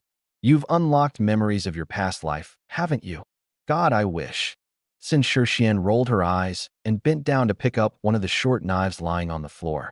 Swinging it slightly, the blade glinted coldly under the faint light. It's too short, she muttered before suddenly, her eyes lit up. But what if we attach it to a long stick or handle? Boom! Instant spear. No more getting up close and personal with zombies. Yu Dandan froze, considering the suggestion for a second, then grabbed the other knife to inspect it closely. The more she thought about it, the more it made sense. Holy crap, Shixian, you're a genius. Quick, take out the cola. Sin Shixian licked her cracked lips. I'm dying of thirst. Let's refuel and then get back to work. If that doesn't work. She paused and flashed a sly smile. If that doesn't work, you can always get Jiang Lin to help. This kind of thing should be a piece of cake for him. No way. Yu Dandan's face turned pale instantly, and she exclaimed, You go instead. Her legs felt weak, and she could barely stand. I'm completely drained right now. If I go back again, they'll have to carry me out in pieces. That guy's probably leveled up several times by now. Yu Dandan gritted her teeth. He's practically a monster. A beast. Sin Shixian's cheeks flushed slightly. Is it really that bad? Let me see how bad your injuries are. She frowned suddenly. Wait, why do you smell so good? She opened the collar of her shirt and sniffed. The mix of sweat and corpse stench was overwhelming. In contrast, Yu Dandan smelled faintly fragrant. Did you shower? No. Yu Dandan suddenly realized. Oh, right. That guy slapped some paper on me at the end. After that, I felt completely refreshed, and all the grime disappeared instantly. That magical? Sin Shixian's eyes sparkled. I might have to put in a little effort tonight as well. At the stairwell, I was holding onto my chainsaw, cautiously peeking downstairs. No sign of the boss.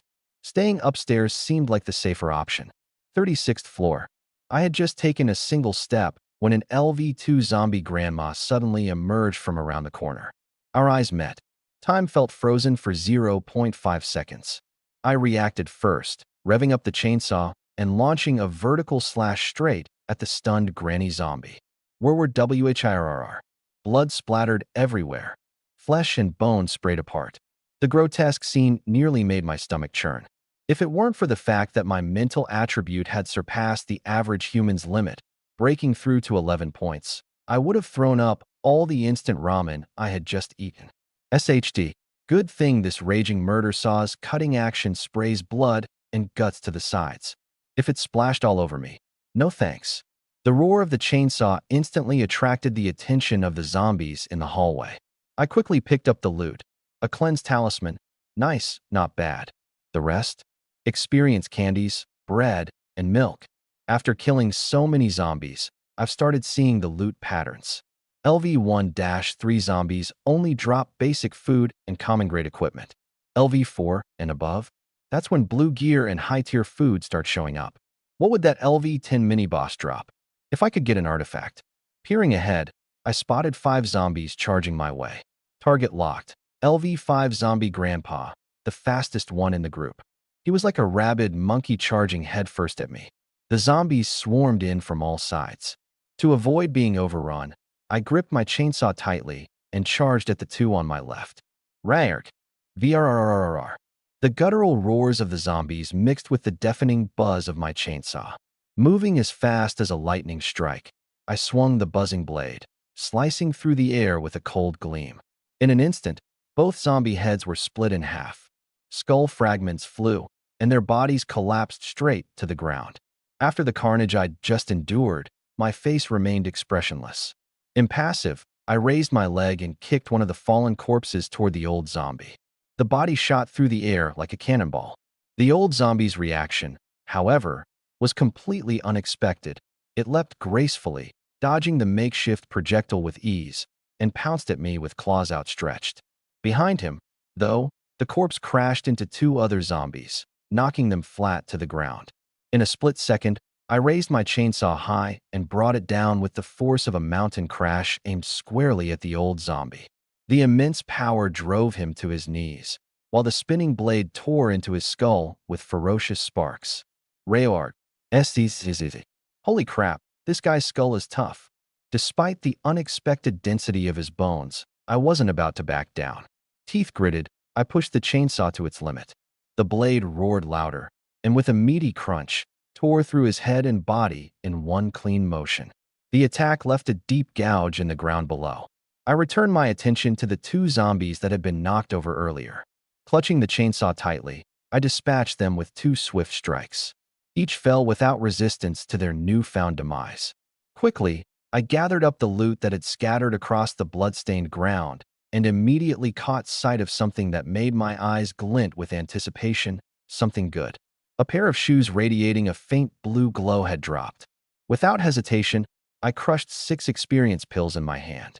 Level up, Jianglin LV6, 20%. Strength, 16 plus 6. Physique, 13 plus 2. Mental, 12. Speed, 12. Damn, this level up feels better than being with you, Dandin. I muttered, licking my lips as I picked up the glowing shoes for a closer look. A first-tier resilient sneakers, blue, plus 3 speed, plus 3 agility. 2 attributes. I smirked. No wonder that old zombie was darting around like a monkey. Agility? Does that mean there's a hidden stat? I slipped the shoes on immediately. The moment I laced them up, a light-as-a-feather sensation swept through my entire body. I lifted my leg and kicked upward toward a diagonal angle. Whoosh! The sound of the air splitting filled my ears. Holy crap, it's real. The added agility had made it so I could execute a perfect high kick effortlessly. Not only that, but I could feel the extra strength in every movement. More controlled, more precise. If this wasn't the middle of a chaos-ridden battlefield, I'd seriously consider testing my speed right here, right now. With these stats, I could probably run the 100-meter dash in under 5 seconds. Man, this feels amazing. Scanning the other dropped loot, my eyes locked onto something unusual. Black strips of fabric? I reached down and picked them up. A first-tier, Lancewee thong, blue. Plus 1 charisma. Are you freaking kidding me? A thong with a stat bonus? An old zombie dropping a thong. It was almost laughable. I shook my head and shrugged. Whatever. I'll just give it to you, Dandin, later. Wonder what difference plus 1 charisma makes. At that moment, a girl's scream echoed from a distance. Ugh. It was clear she was terrified by the sight of the halved zombie woman. Then came a series of shocked exclamations. Holy shit! Who did this? Ugh. That's brutal. Was this even done by a human? Looks like it was sawed through. Lu Jishue's voice cut in. Sawed through. He stepped forward, walking across the blackened blood and scattered flesh on the ground. Our eyes met. I grinned. He froze, his gaze locking onto the chainsaw in my hands. Shit. Lu Jishue quickly sped toward me. The others started to crowd around as well. Isn't that old Jiang? He's not dead. No kidding, he was the first one to run. Wait, is that a chainsaw? Did he take down all these zombies by himself? What a badass. Yeah, but also so cruel. You care about cruel when we're killing zombies? Are you out of your mind? They were people once too. At least leave their bodies intact. Insane. Intact bodies? Want me to leave you one too? No wonder this idiot was hiding in the back the whole time. Turns out he's a goddamn traitor. Zhao Jian kept arguing. Zombies don't have human rights anymore. Screw your human rights. Get him. Zhang Shuabin's fist connected with Zhao Jian's eye socket with a thud. Everyone else jumped in, fists and feet flying. Several girls who had been retching froze in shock at the sudden brawl. I shot a quick glance at the chaotic scene. Your group's pretty lively. Lu Jishue furrowed his brows, but didn't bother intervening. At a time like this, clashes like these were inevitable. Even he had a simmering anger boiling inside him. Getting randomly thrown into this hellhole, watching his classmates and teachers die one by one in front of his eyes. How could he not be furious? If not for the sake of his brothers, or the family whose whereabouts he didn't know, he'd have long found a corner to break down and cry. He wanted to drown in alcohol, to let it all out and release the grief inside him. But here, forget booze. Even water was a luxury item. Lu Jishue exhaled deeply, his gaze burning as he stared at the bloodied chainsaw in my hand. Did you get that thing as a drop? Seeing his eyes practically glued to it with envy written all over his face, I couldn't help but laugh. I swung the chainsaw in front of him a bit, teasingly, until he looked ready to lose it. Then I burst into laughter. Yup, that's right. What do you think? Cool, huh? Overflowing with badass charm.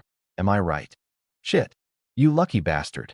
That's not a regular piece of gear, is it? Lu Jishue looked at me, green with envy. It's just a blue-tier weapon, barely stronger than the standard stuff. Blue tier. Your luck stat must be through the roof. Heh, didn't think you'd figure it out so quick. Get lost. Lu Jishue stood in thought for a moment, his eyes darting as if coming up with a scheme. How about joining us, huh? It's always good to stick together, right? And hey, we've got a bunch of girls in our group. I rolled my eyes. Dream on. I don't have time to babysit you all. If I can't even be bothered to look out for you Dandan and Xian, what makes you think I'd babysit a group of fools? Lao Lu, this is the freaking apocalypse. I know. Then why the hell are you dragging a bunch of dead weights around? I can't just leave them behind. We're all classmates after all. You're too damn nice for your own good. It's a principle of mine. If I have the ability, I'll help them survive.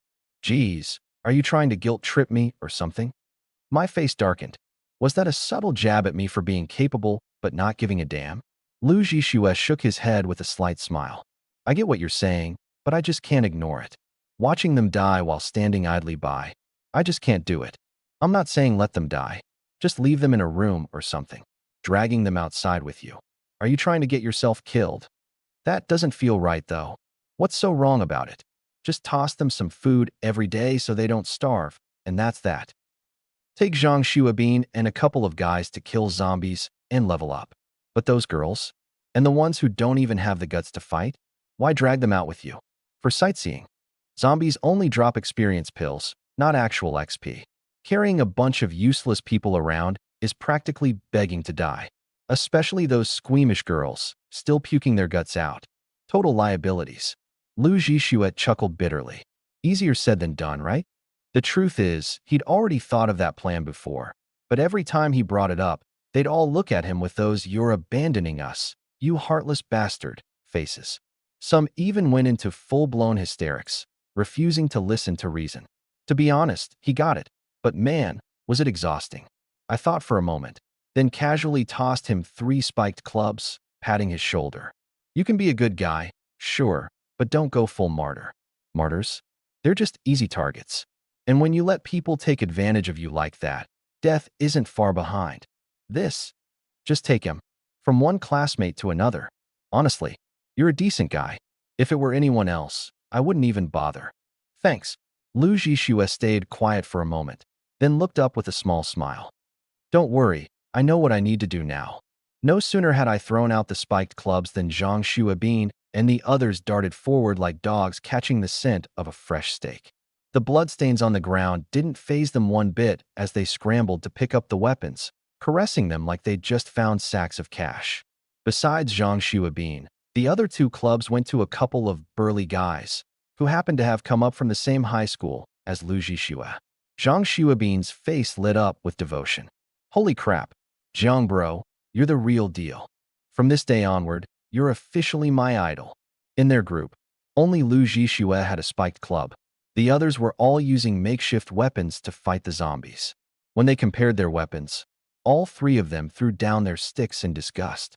I couldn't help but laugh. Typical guys, always chasing the newer, shinier toy. All right, I'm out of here. Huh.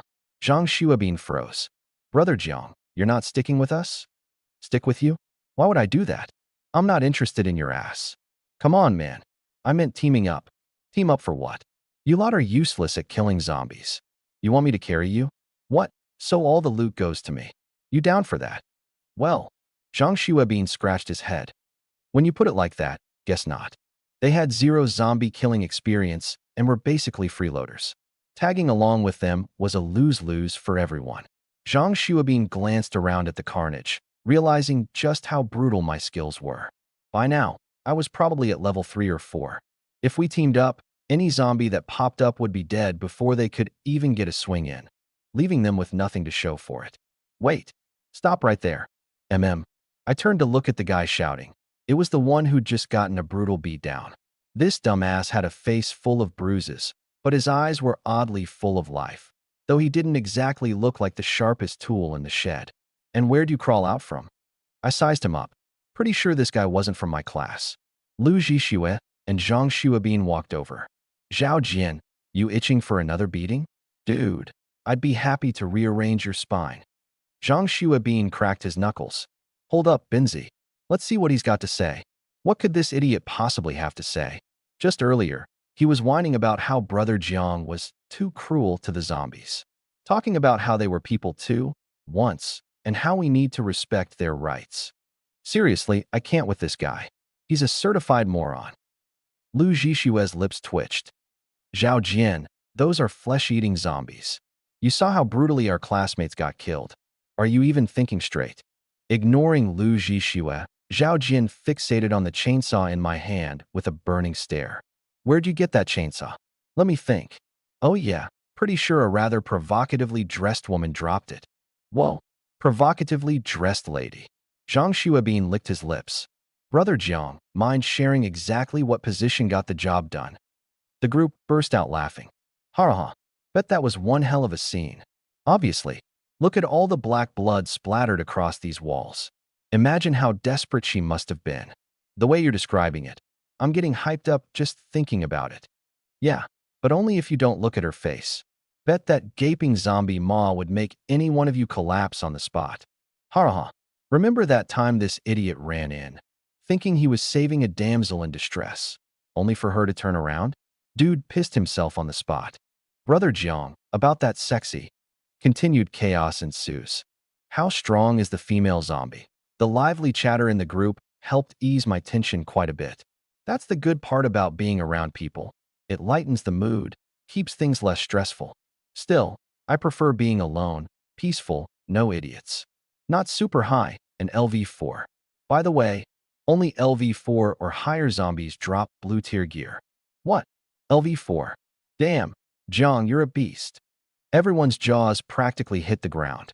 The strongest zombie they'd ever managed to kill was an LV3, and that had taken a whole team effort. Even back then, Lu Jishue had almost wrecked both his arms swinging that spiked club of his. The sparks flying off it were no joke. The thing's skull was way tougher than any LV1 zombie they'd encountered. If he was that shocked, then my level must be. The group stared at me with eager eyes. Jiang, how many attribute points do you get per level up? Huh. I froze. turning to look at Lu Zhixue, dumbfounded. He awkwardly rubbed his nose. Wait, you guys still haven't leveled up?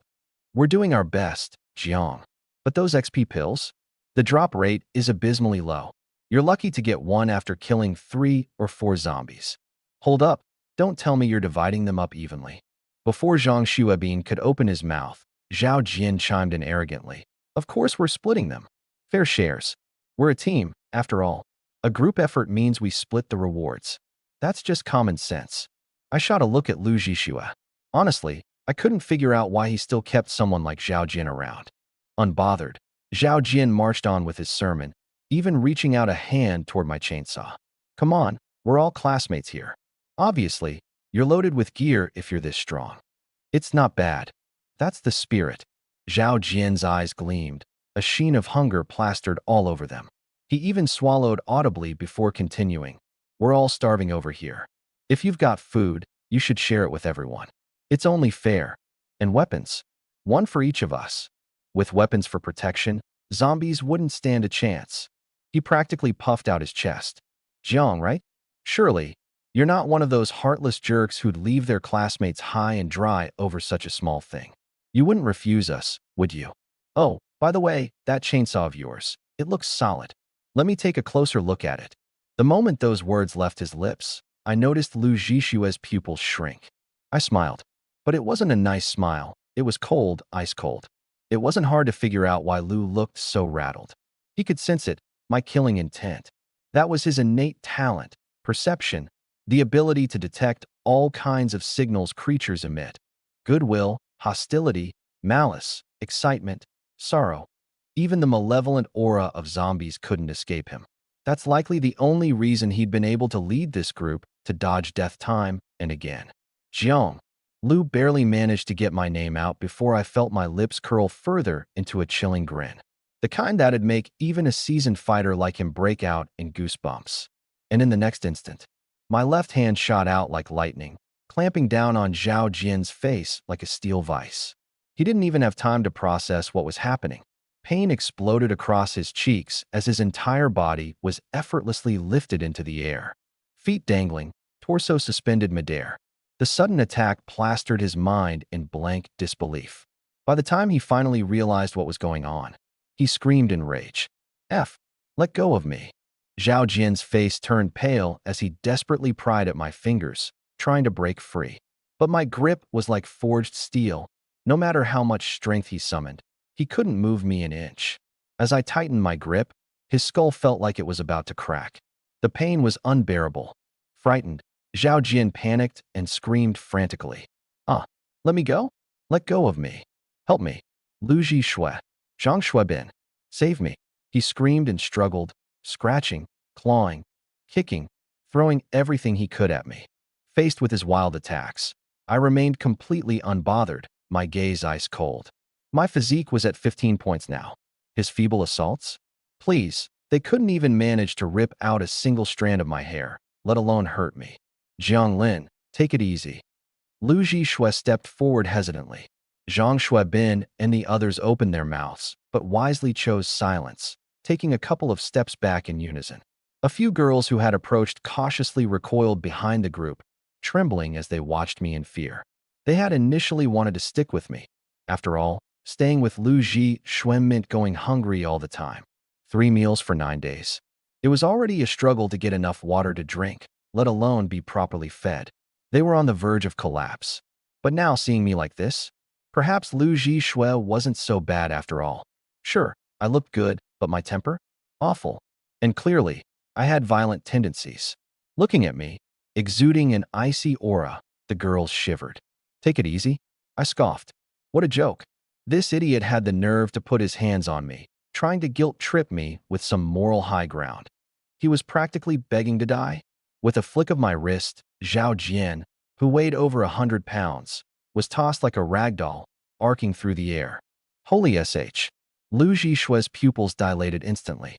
Zhang Xuebin and the others instinctively followed Zhao Jin's trajectory with their heads, their eyes nearly popping out of their sockets.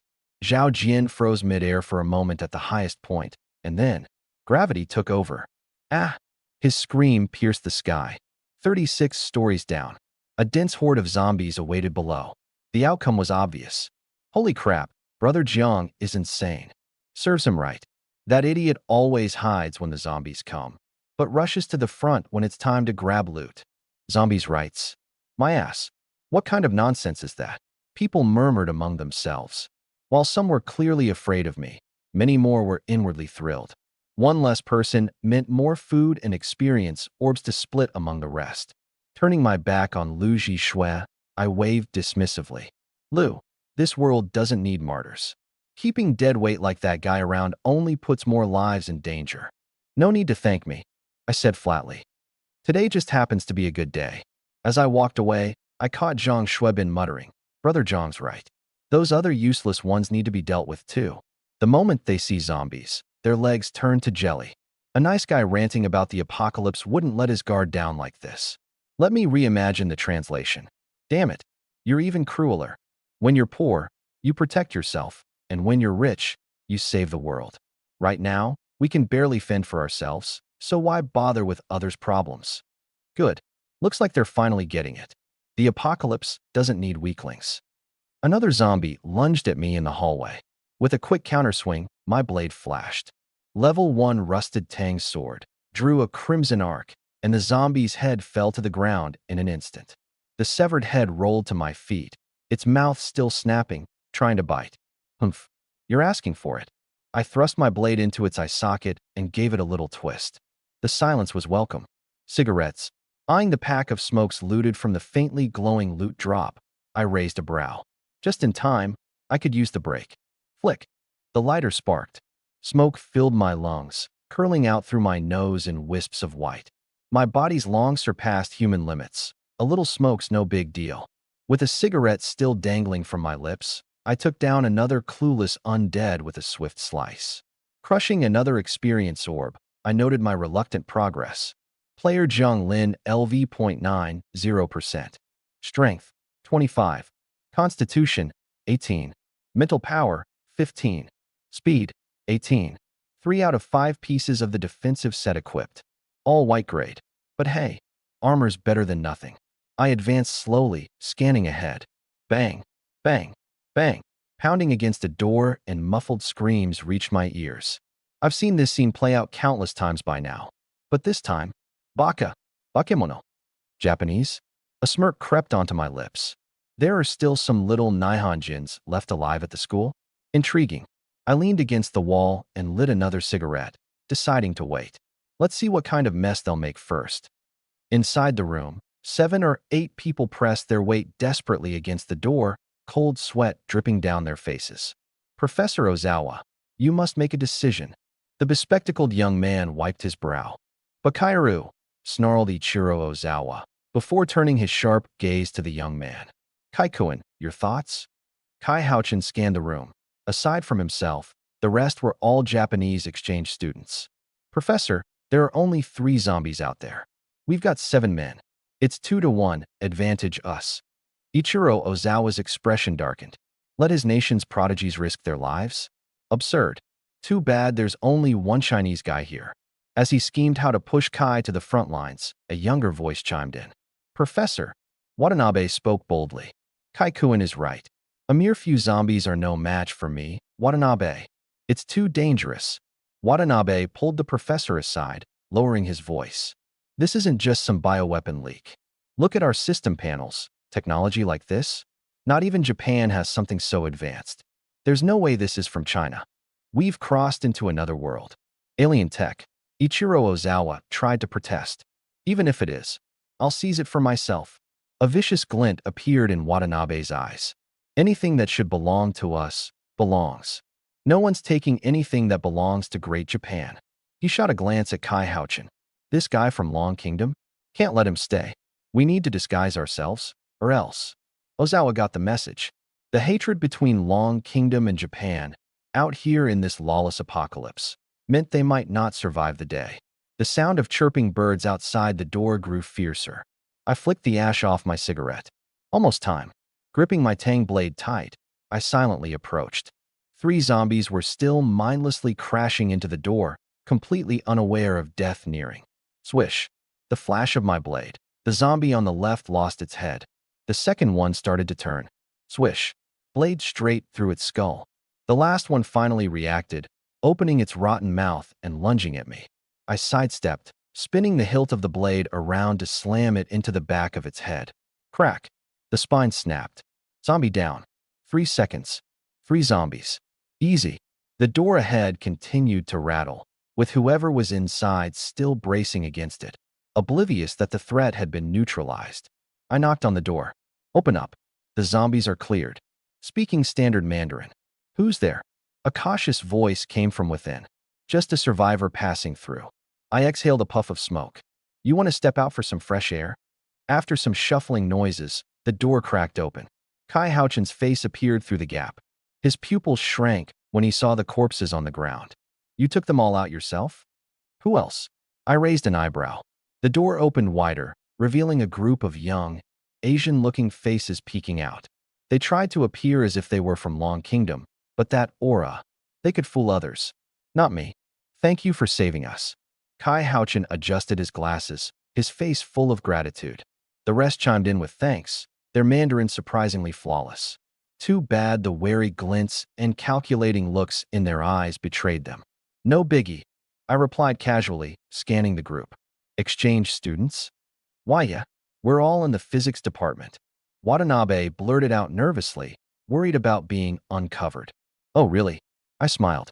Welcome to Long Kingdom. The air froze for a heartbeat. Ozawa and Watanabe exchanged subtle glances. Kai Houchen seemed like he wanted to say something. By the way, I cut him off abruptly, switching to Japanese. Hello, everyone. Their expressions became stiff in an instant. You know Japanese? Watanabe's voice wavered. Just a bit. I dropped the cigarette butt to the ground, grinding it underfoot. I mean, after going through so much study material, I had to pick up a little, right? Ozawa's face went pale. The game was only just beginning. Blood still dripped from my tang blade. If you don't mind, can we crash here for a bit? I stared at Ozawa. It's not too safe out there. Oh, of course. Watanabe forced out a smile. Come in. I strode inside, casually shutting the door behind me. Click. The sound of the lock felt ominous, like a death knell. When it came to Watanabe killing Kai Houchen, Ozawa Ichiro had no objections whatsoever. Just a Chinese guy. If he's dead, he's dead. After a brief exchange, Watanabe headed toward a group of girls. Flashing the lead girl a soft, reassuring smile, he said, Sakura, we're making our break soon. Don't worry. I'll protect you all. Sakura stood up nervously. Watanabe-kun, please be careful. Watanabe waved dismissively as he turned away, his warm smile giving way to icy indifference. He shot a look to Maikawa Naiku and Fukai Ice. The two exchanged a knowing glance and began approaching Kai Houchen slowly. Out in the hallway, I stifled a yawn. Honestly, I felt like barging in there with my blade and hacking away, not caring who I hit. If someone wasn't supposed to die, well, tough luck. That'd just be their bad fortune. Suddenly, a furious shout echoed out. Now that caught my attention. What the hell are you guys doing? Huh? Kai-san, for the greatness of Japan, your sacrifice is necessary. You're insane. Kai Houchen's voice trembled. Professor Ozawa. Kai-kun, your sacrifice will have great meaning. God damn you all. A loud thud cut him off, followed by pained coughing from Kai Houchen. Fukai sneered. Baka, how dare some Chinese punk glare at me? I've been annoyed by you for a while. Slap, slap, slap. The sound of relentless slapping echoed. Damn, Chinese skin's so freaking thick, my hand's starting to hurt. Fukai complained. Enough. Watanabe's voice was cold. Don't kill him. And stop shouting Baka. I don't ever want to hear that word again. Fukai stood at attention. Yes. Smack. Watanabe gave him a backhanded slap. Yes, my ass. Everyone fell silent, too frightened to speak. Cracking his neck, Watanabe barked. Open the door. Make him go first. Bang. The door burst open, and Kai Houchen, beaten to a pulp, was shoved out. 3 zombies lunged at him with feral aggression. A blood-curdling scream tore from his throat. Watanabe and his crew charged in, ganging up on the zombies in a frenzy. Arms crossed, I leaned against the wall, watching the whole clown show. First time watching someone else take down zombies. I had to admit I was curious. Would they actually get anything without bonus loot drops? The 3 zombies went down. All that dropped was a single water bottle and a lousy piece of bread. That's it. I straightened up. Not even an XP boost. How unlucky can you get? Guess Lu Jishua wasn't kidding. Ordinary people really do have awful drop rates. Good news for me, though. Still panting, Watanabe and the others stood tired and covered in blood, their eyes gleaming with excitement. Fukai Ice raised his club triumphantly and slammed it down onto one of the fallen zombies again. Watanabe-kun, killing zombies is such a rush. Imagine if. Sorry, I can't comply with this request. Feeling cocky, huh? Can't afford to let my guard down like this ever again. Watanabe, right? I glared at him, my eyes burning with rage. You're gonna find out what it means to become a human stump today. No. Wait. Watanabe stepped back in a panic. I'm Watanabe Yagoma. Tenko Hikari is my uncle. If you kill me, you're dead too. Well, even if Tenko's own damn mom showed up, I'd still slice you down today. Aren't people from the Dragon Nation all about harmony and peace? I surrender. Haraha. Too bad I'm as petty as they come. Stay back. One more step and I'll shoot. Do it then. Go on, fire another one. Let's see if you've got it in you. Die, die, die. Bang, bang, bang. The trajectory of the bullets wasn't visible, but I could see Watanabe's desperate trigger pulls and the direction of the muzzle perfectly clear. I dodge. Dodge, dodge, dodge. Haraha. Out of bullets already? I was just starting to have fun. The Tang Dao scraped against the ground, letting out a menacing metallic screech. Watanabe's face twisted in terror, his courage shattered. Why?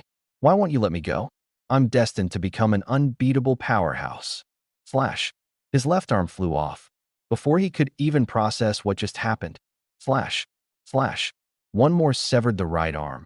Another cut clean through his leg at the root. Error. Watanabe's shrill screams filled the space. He was now a true human stump. Blood sprayed for 3 feet in every direction. Watanabe's eyes widened, his stumps bleeding profusely, yet he somehow remained conscious. His venomous gaze locked onto me, seething with hatred, as if trying to imprint his grudge into his very bones. I licked my lips. Going for the human stump look, huh?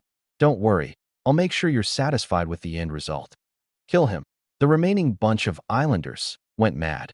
Both men and women grabbed whatever could pass as weapons and charged forward. Roar. A guttural roar echoed from the stairwell. Gunfire, screams, and the overwhelming scent of blood had attracted all the monsters in the building. Don't stop. Sakura stepped forward, her clear voice trembling with hatred. Fight with everything you have. For the glory of Japan. For Professor Ozawa. For Mekawa-san. For Fukai-san. And for Watanabe-san. Kill the dragon bastard. Die. I scoffed. What a bunch of useless chickens. Exploding off the ground, my figure became a blur, moving so fast their pupils could barely contract. What? Slash.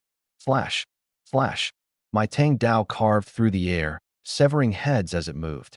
Apart from Sakura, everyone else ended up either cleaved in half or decapitated. At the same time, the first zombie clambered out of the stairwell. Sakura froze on the spot. She only felt a gust of wind rush past her, and then they were all dead. Roar.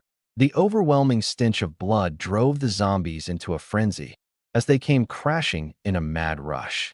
Sakura's legs buckled. Against me, she could summon the will to fight. But against a horde of zombies? She could do nothing, only await her death.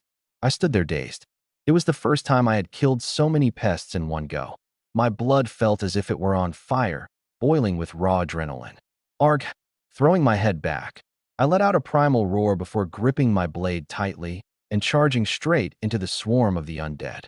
Die, die, die. Go to hell, all of you. The Tang blade danced in the air, severing heads that flew skyward, only to be split in half mid-flight. A dozen zombies were instantly reduced to chunks. Loot scattered across the ground in all directions. Sakura collapsed onto the floor, trembling. No way. How are you this strong? Damn you Chinese. The warriors of Great Japan will kill you all eventually. I turned, extending my hand. Every piece of loot flew straight into my grasp. Crushing an experience pill, I leveled up instantly to LV10. Yet, there were still over a dozen experience pills left in my hand. I crushed another one, Nothing happened. Jiang Lin LV10, 0%. Strength, 20 plus 6. Constitution, 17 plus 2. Mental power, 16. Speed, 16 plus 3. Experience pill incompatible. Please use Tier 2 experience pills. Tier 2. I'd have to kill LV10 or higher zombies. Die, Chinese scum. Sakura completely snapped. The agony of waiting for her own death drove her mad. Seizing my brief moment of distraction, she crept toward me, thrusting a blade toward my side. I raised my hand and caught the blade effortlessly. She gritted her teeth and used all her strength, yet the blade didn't budge at all. "Why won't you just die?" she screamed hysterically. I snatched the knife out of her hand and threw it aside, sneering. "Want to die? It's not going to be that easy. What are you going to do to me?" Grabbing a fistful of her hair, I lifted her face to mine. "Today, I'll avenge my fallen countrymen." "Let me go? You beast. I preferred the defiant version of you from earlier." "No. Please spare me." "Too bad. I'm a demon." Smack.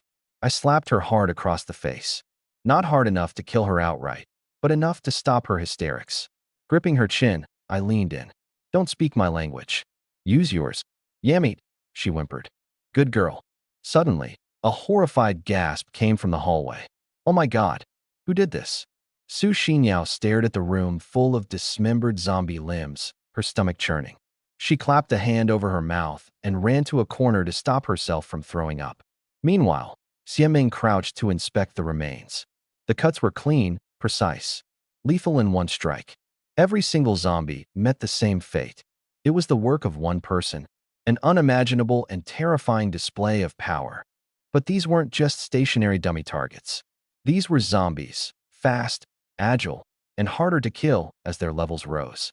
To annihilate more than a dozen with such ease, it was chilling. Then Xiameng's pupils dilated in shock. Amidst the carnage lay the corpse of a human. The blood smearing the ground was unmistakably fresh and vividly red. The four of them approached cautiously, only to nearly wet themselves in fear at the sight. "What the hell? This is insanely brutal. A damn psycho did this. Ugh, let's get the hell out of here before the maniac comes back." "Where?" "The whole building is crawling with zombies." "Still beats ending up as meat skewers." "Not necessarily. Being eaten alive by zombies is way worse." "Are we seriously debating ways to die right now? What else are we supposed to do? Look at this. Those zombies were wiped out like it was nothing. Where can we possibly run to?" "Wait." Su Xinyao suddenly raised a trembling finger. "Do you hear something?" The four froze and turned to face a slightly ajar door.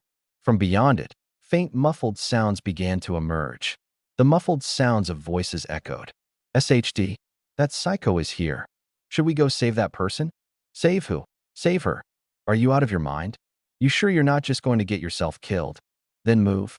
"My legs are shaking." Xiameng rolled her eyes at the others. "I'm not stupid, you know. To be able to slaughter that many zombies so effortlessly, no doubt their strength completely overwhelmed hers. Sure, she pitied that girl, but this wasn't the time to play the savior. She wasn't some selfless saint. Click. The door creaked open. The four of them felt as though they were plunged into an icy abyss. "It's over." I stepped out, feeling refreshed, and locked eyes with the four women. Narrowing my eyes, I took them in. "Oh, please don't kill me." Su Xinyao burst into instant tears. I raised an eyebrow. "Are you crazy?" Judging from their accents, they were clearly locals. If they were one of us, I naturally wouldn't touch them. I'm no murderous lunatic.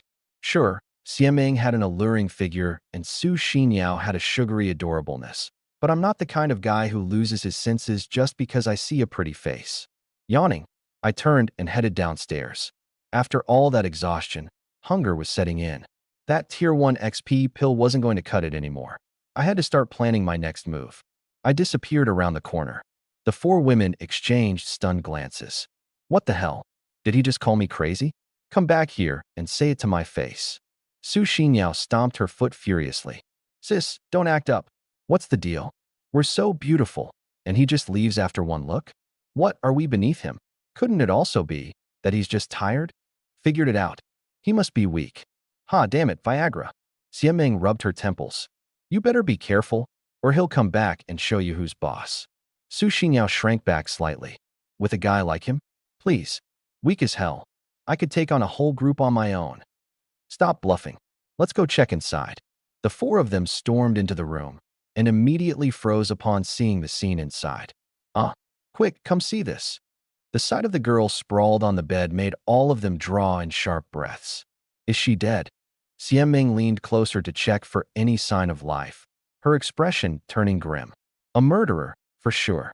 This is cruel. By the looks of those marks on her neck, strangled? Monster. He deserves to be torn apart. Carefully, Xianming draped the remains of the girl's tattered clothes over her body. A faint metallic clink echoed as something fell to the floor. What's this? OSHD. Su Xinyao's eyes widened. This girl is Japanese. Fukada Sakura? There are Japanese students at school too? Seen plenty of Americans, but Japanese? Guess I never noticed. A glint of satisfaction flickered in Su Xinyao's eyes as she licked her lips. Well, suddenly I'm not that mad anymore. Looks like justice served. Her distaste for anything Japanese ran deep. Dead was dead, and though this was a horrific end, maybe she deserved it. Xianming gaped at her. You were just calling the guy an animal, and now. Ugh, who could have known she was Japanese?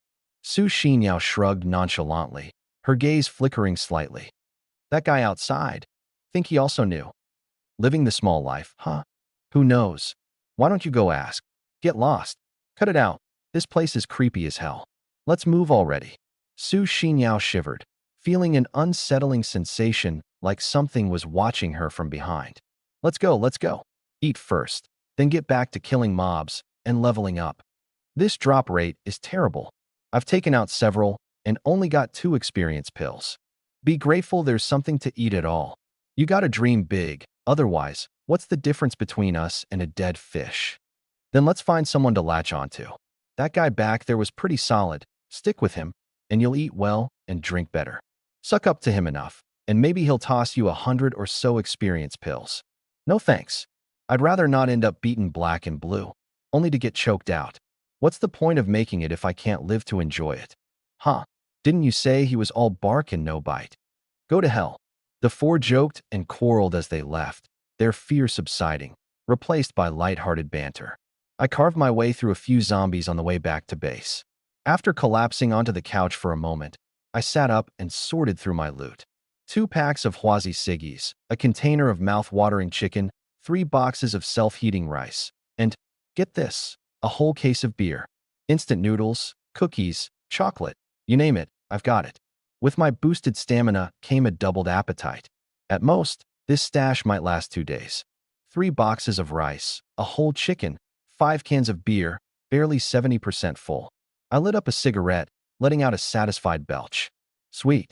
I scanned through my inventory. Cleansing talisman, spiked club, dagger, tang sword, chest armor. Hardwood bow. I fiddled with the bow, muttering. Too bad there aren't any arrows. Useless. Just then, a sheet of talisman paper caught my eye. Synthesis talisman. Effect. Combines 10 low-tier experience pills into 1 high-tier experience pill. Holy crap. I was ecstatic. I'd been stressing over how to level up. Low-tier experience pills were piling up, and zombies under level 10 only ever dropped the low-tier kind. My plan was to stall for a week or 2 and grind my way up naturally. But now, a chance to synthesize. Though, 10 for 1. I did some quick math. Leveling up to LV11 required 50 low-tier pills. 50 pills. That's enough to skyrocket any LV1 noob straight to LV10. What a ripoff. Still, overpriced or not, I had to go for it. Otherwise, these low-tier pills were as good as marbles. Can't eat them, can't use them. And there's no way in hell I'm giving them away like some saint. I'd look like a total idiot. In my inventory were 16 low-tier pills, just enough to synthesize 1 high-tier pill. I gripped the synthesis talisman and clutched 10 experience pills. Synthesize. With a flash of light, 10 became 1. I crushed the high-tier pill, and my experience bar jumped 20%. Cue the headache. 10 pills for a 20% boost, meaning 50 pills to level up once. And to jump from LV10 to LV20? That's 500 pills. And just think, this is only for getting to LV20. From LV20 to LV30. Leveling up just 1 level costs 500 crystals, so 10 levels is 5,000. And after that, 50,000, 500,000, 5 million. And that's not even counting the synthesis charms. Still, killing high-level zombies is way more cost-effective. Before level 30, it's manageable, but after level 30, it's just not worth it. After venting my frustration, a wave of sleepiness hit me. I turned over and instantly passed out. In my dream, Sakura turned into a vengeful spirit to take my life. Too bad. If I'm not afraid of zombies, why would I be scared of some ghost? I charged at her with a wicked grin. Before long, piercing wails echoed through the dream. Yamit. Meanwhile, next door, Sin Xian and Yu Dandan exchanged looks. After waiting for so long, Jiang Lin had finally come back, but he didn't even glance at them before heading straight into his room. Yu Dandan huffed angrily. What a jerk. Huffed. Sin Xian couldn't hold back a laugh. Women, always saying one thing and meaning another. If you want to go, just go. I won't laugh at you. Shut up. Yu Dandan stiffened, then suddenly looked a bit awkward. I'm injured, remember? Based on what we said earlier, shouldn't you be the one to go? Sin Shishuan's laughter cut off. Her cheeks instantly flushed red, and her gaze darted around nervously. Yu Dandan lifted her chin teasingly. What chicken? In no way. Then why's your face so red? Sin Xian covered her burning face. It's just a little hot in here. She tugged at her collar and tried fanning herself. Yu Dandan smirked. Then look at me, huh? Little Xian, if you're scared, just call me sis. I'll help you out. Keep dreaming. You wouldn't dare go either. Huh? Taming that guy is easier than dealing with a dog. Did someone forget how badly she got bitten? That's because I didn't take it seriously. If I did, I'd have him begging for mercy in no time. Sis, I was wrong. Oh. Yu Dandan's smile froze. She stared at Sin Xian in shock. No way. You actually said it? I was bluffing. If I really go, I'll be lucky to crawl back alive. Sin Xian darted back into her room, sticking her head out just enough to shout, Go, sis. I'm counting on you for dinner. Don't forget to have Jiang Lin help with the spear. You've got this. You've got your mother. Yu Dandan's face darkened. The words were already out, and backing down now would be way too embarrassing. She was so torn, her toes were practically curling. Do I actually go? Skipping one meal won't kill me. But if not today, there's always tomorrow. Screw it. There are tired oxen, but there's no land too worn to plow. Worst case, I'll just give it my all. Yu Dandan gritted her teeth, deciding to rest for a bit before having a talk with Jiang Lin. Meanwhile, inside her room, Sin Xian leaned against the door, patting her chest in relief. Her face was burning up. All her big talk about cutting Jiang Lin down to size, and when it came time to deliver, he chickened out. Even though Jiang Lin had his attention, sending himself over voluntarily was just too embarrassing. Ugh, Dan, our survival depends on you now. Anyway, it gets easier after the first time. Maybe Jiang Lin will feel bad for all your hard work and give us more food. 45th floor. Zhang Jianlong stomped angrily on zombie remains, cursing through gritted teeth. Damn it. Not even a single live one. Which bastard killed them all? They'd come all this way to find only piles of corpses, no living zombies in sight.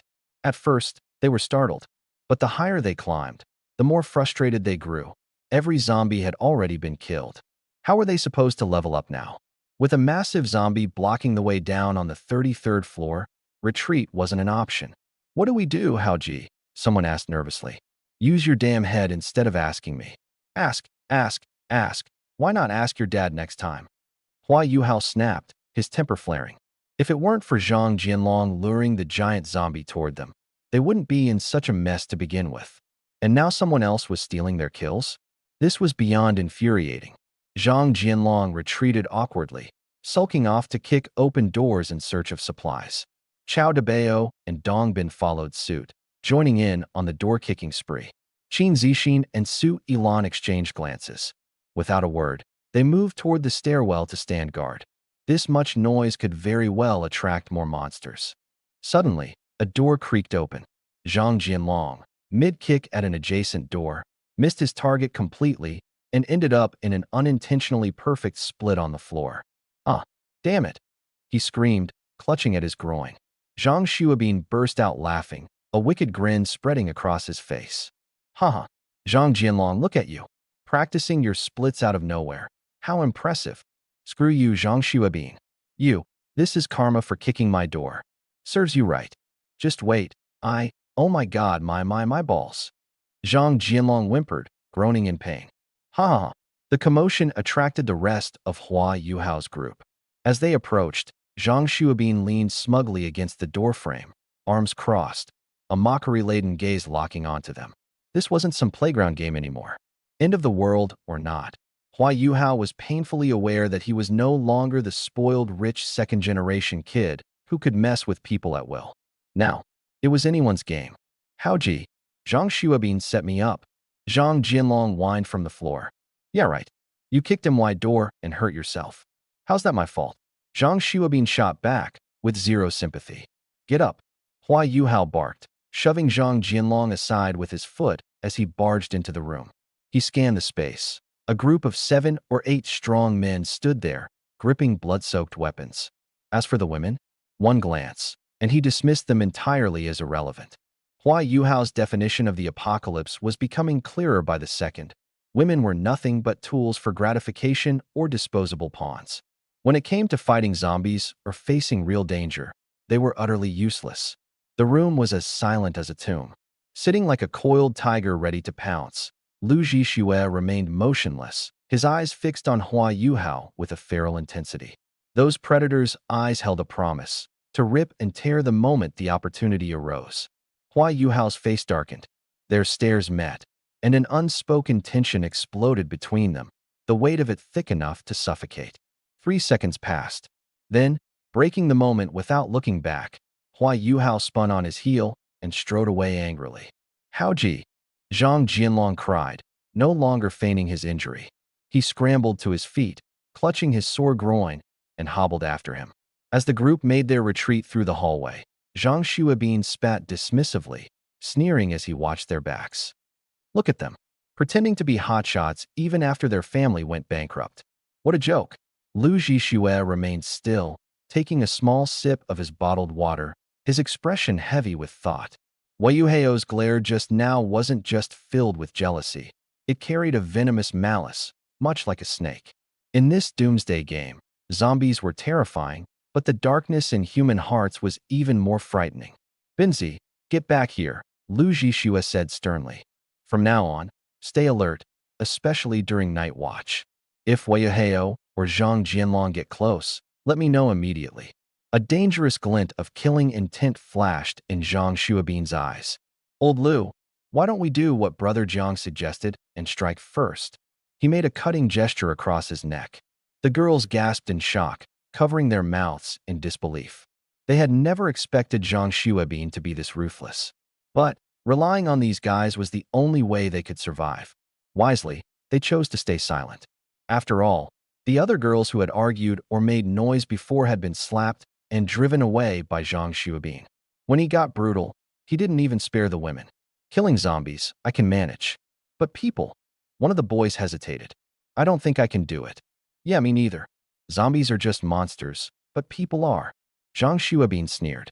Zhang Jianlong and those lapdogs of his. They used to bully you all the time when they were serving Weiheo like lackeys, didn't they?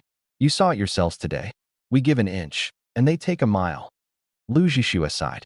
Binzi, the problem is, Zhang Jianlong and his crew haven't done anything yet. We can't just kill them based on suspicion. If we do that, how are we any different from them? And besides, are you sure you're ready to actually take a life? Zhang Xuabin scratched his head. I mean, probably. Probably. Let's wait until you can take on a zombie one-on-one first. Then we'll talk. TSK, I can handle it now. All right then. Head on out, Mr. Tough Guy. And let's see how you show off your skills. Ugh. Meanwhile, elsewhere. Fking Zhang Xuabin. Just wait until I get my chance. Zhang Jianlong spat out angrily, clutching himself over his injured groin, his face twisted in pain. Chao Debeo smirked mockingly. Guess we'll call you Zhang Eunuch from now on, huh? Ha ha ha. Shut up. Zhang Jianlong snarled. That Lu Zhixue bastard. He actually rallied so many people together. Well, he's a top student, scored over 700 points on the college entrance exam. Plus, his dad's a martial arts coach. He can fight really well himself, too. Just wait till I level up. I'll kill them all one by one. Yeah, stop bragging. Chao Debeo rolled his eyes in annoyance. Huich, Zhang Jinlong lowered his voice. I noticed a few rooms back there with people hiding inside. What do you say we bring them along? There's strength in numbers, and worse comes to worst, they can be, well. He didn't finish his sentence, but his meaning was all too obvious. They'd be cannon fodder. Yu Heo's eyes darkened with malice. He was even angrier than Zhang Jianlong. A bunch of nobodies had dared to look at him like that. One day, he'd kill all of them, every last one. Let's go check it out, he ordered coldly. With Yu Heo's stormy expression leading the way, Zhang Jianlong and the others nervously closed their mouths, silently following behind him. Ahead of them, Qin Zixin and Su Yilan trailed behind. Zixin, Hua Yuhao is acting strange, Su Yilan whispered. Qin Zixin had, of course, noticed it too. But they had no escape route. If they tried to leave now, they didn't need zombies to worry about. Hua Yuhao alone wouldn't let them go, unless they turned to Lu Zhixue for help. But would Lu Zhixue be willing to risk offending Hua Yuhao for the sake of two defenseless women? Sheltering them wouldn't bring any combat advantage, would mean sharing scarce resources, and could provoke retaliation. For Lu Zhixue, that would be a massive risk for little to no gain. Qin Zixin touched her face lightly. Once upon a time, this face had been her pride. It carried confidence, admiration, and endless opportunities. Now, it had turned her from a goddess into prey. Be it wolves or dogs or something else entirely, everyone seemed ready to take a bite out of her, and she was powerless to defend herself. Let's wait a little longer, Qin Zixin said with a strained smile. At least for the moment, we're still safe. With nowhere to go, running away now would only provoke him. If we get caught, no one will come to save us. Su Yilan stayed silent. The gruesome death of Gu Dongxue still etched in her memory. That monstrous creature with its gaping, blood-soaked maw. Her horrific screams before the end. Every time she thought about it, it sent shivers crawling down her spine. She wanted to tell Qin Zixin the truth, that Gu Dongxue's death wasn't the work of zombies alone. Hua Yuhao and Zhang Jinlong had played a role. But in the end, she bit her pale, trembling lips and said nothing. Even if she spoke up, what difference would it make? Suddenly, Zhang Jinlong's terrified scream pierced the air again. Could it be zombies? Doesn't sound like it. Come on, let's check it out. There was Zhang Jinlong, collapsed on the ground, his pupils reduced to pinpricks as cold sweat drenched his face. A blade had stopped just 1 centimeter from the tip of his nose. Any closer, and his head would have been split in half. Holy sh. Swish. The Tang Dao lunged forward, its tip pressing directly between his brows.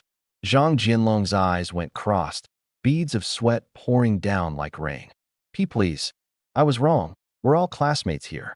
Have mercy. Xianming gripped the Tang Dao with a cold, unwavering gaze, staring him down. Behind her stood Su Xinyao and Zhang Lu, both armed and visibly furious. They were just about to settle in and rest when Zhang Jinlong's attempt to kick the door practically scared them out of their skins. Dreamjet, this sneaky rat's no good. Just take him out already. Su Xinyao barked. Killing him might be too much.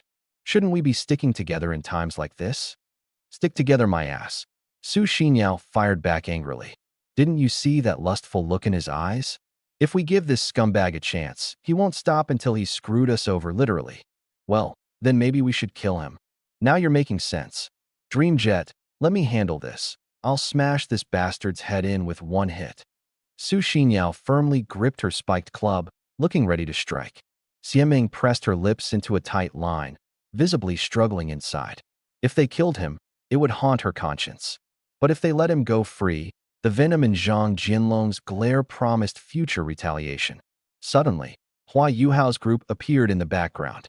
The reinforcements arrived. Xianming's pupils constricted. She hadn't expected there to be accomplices.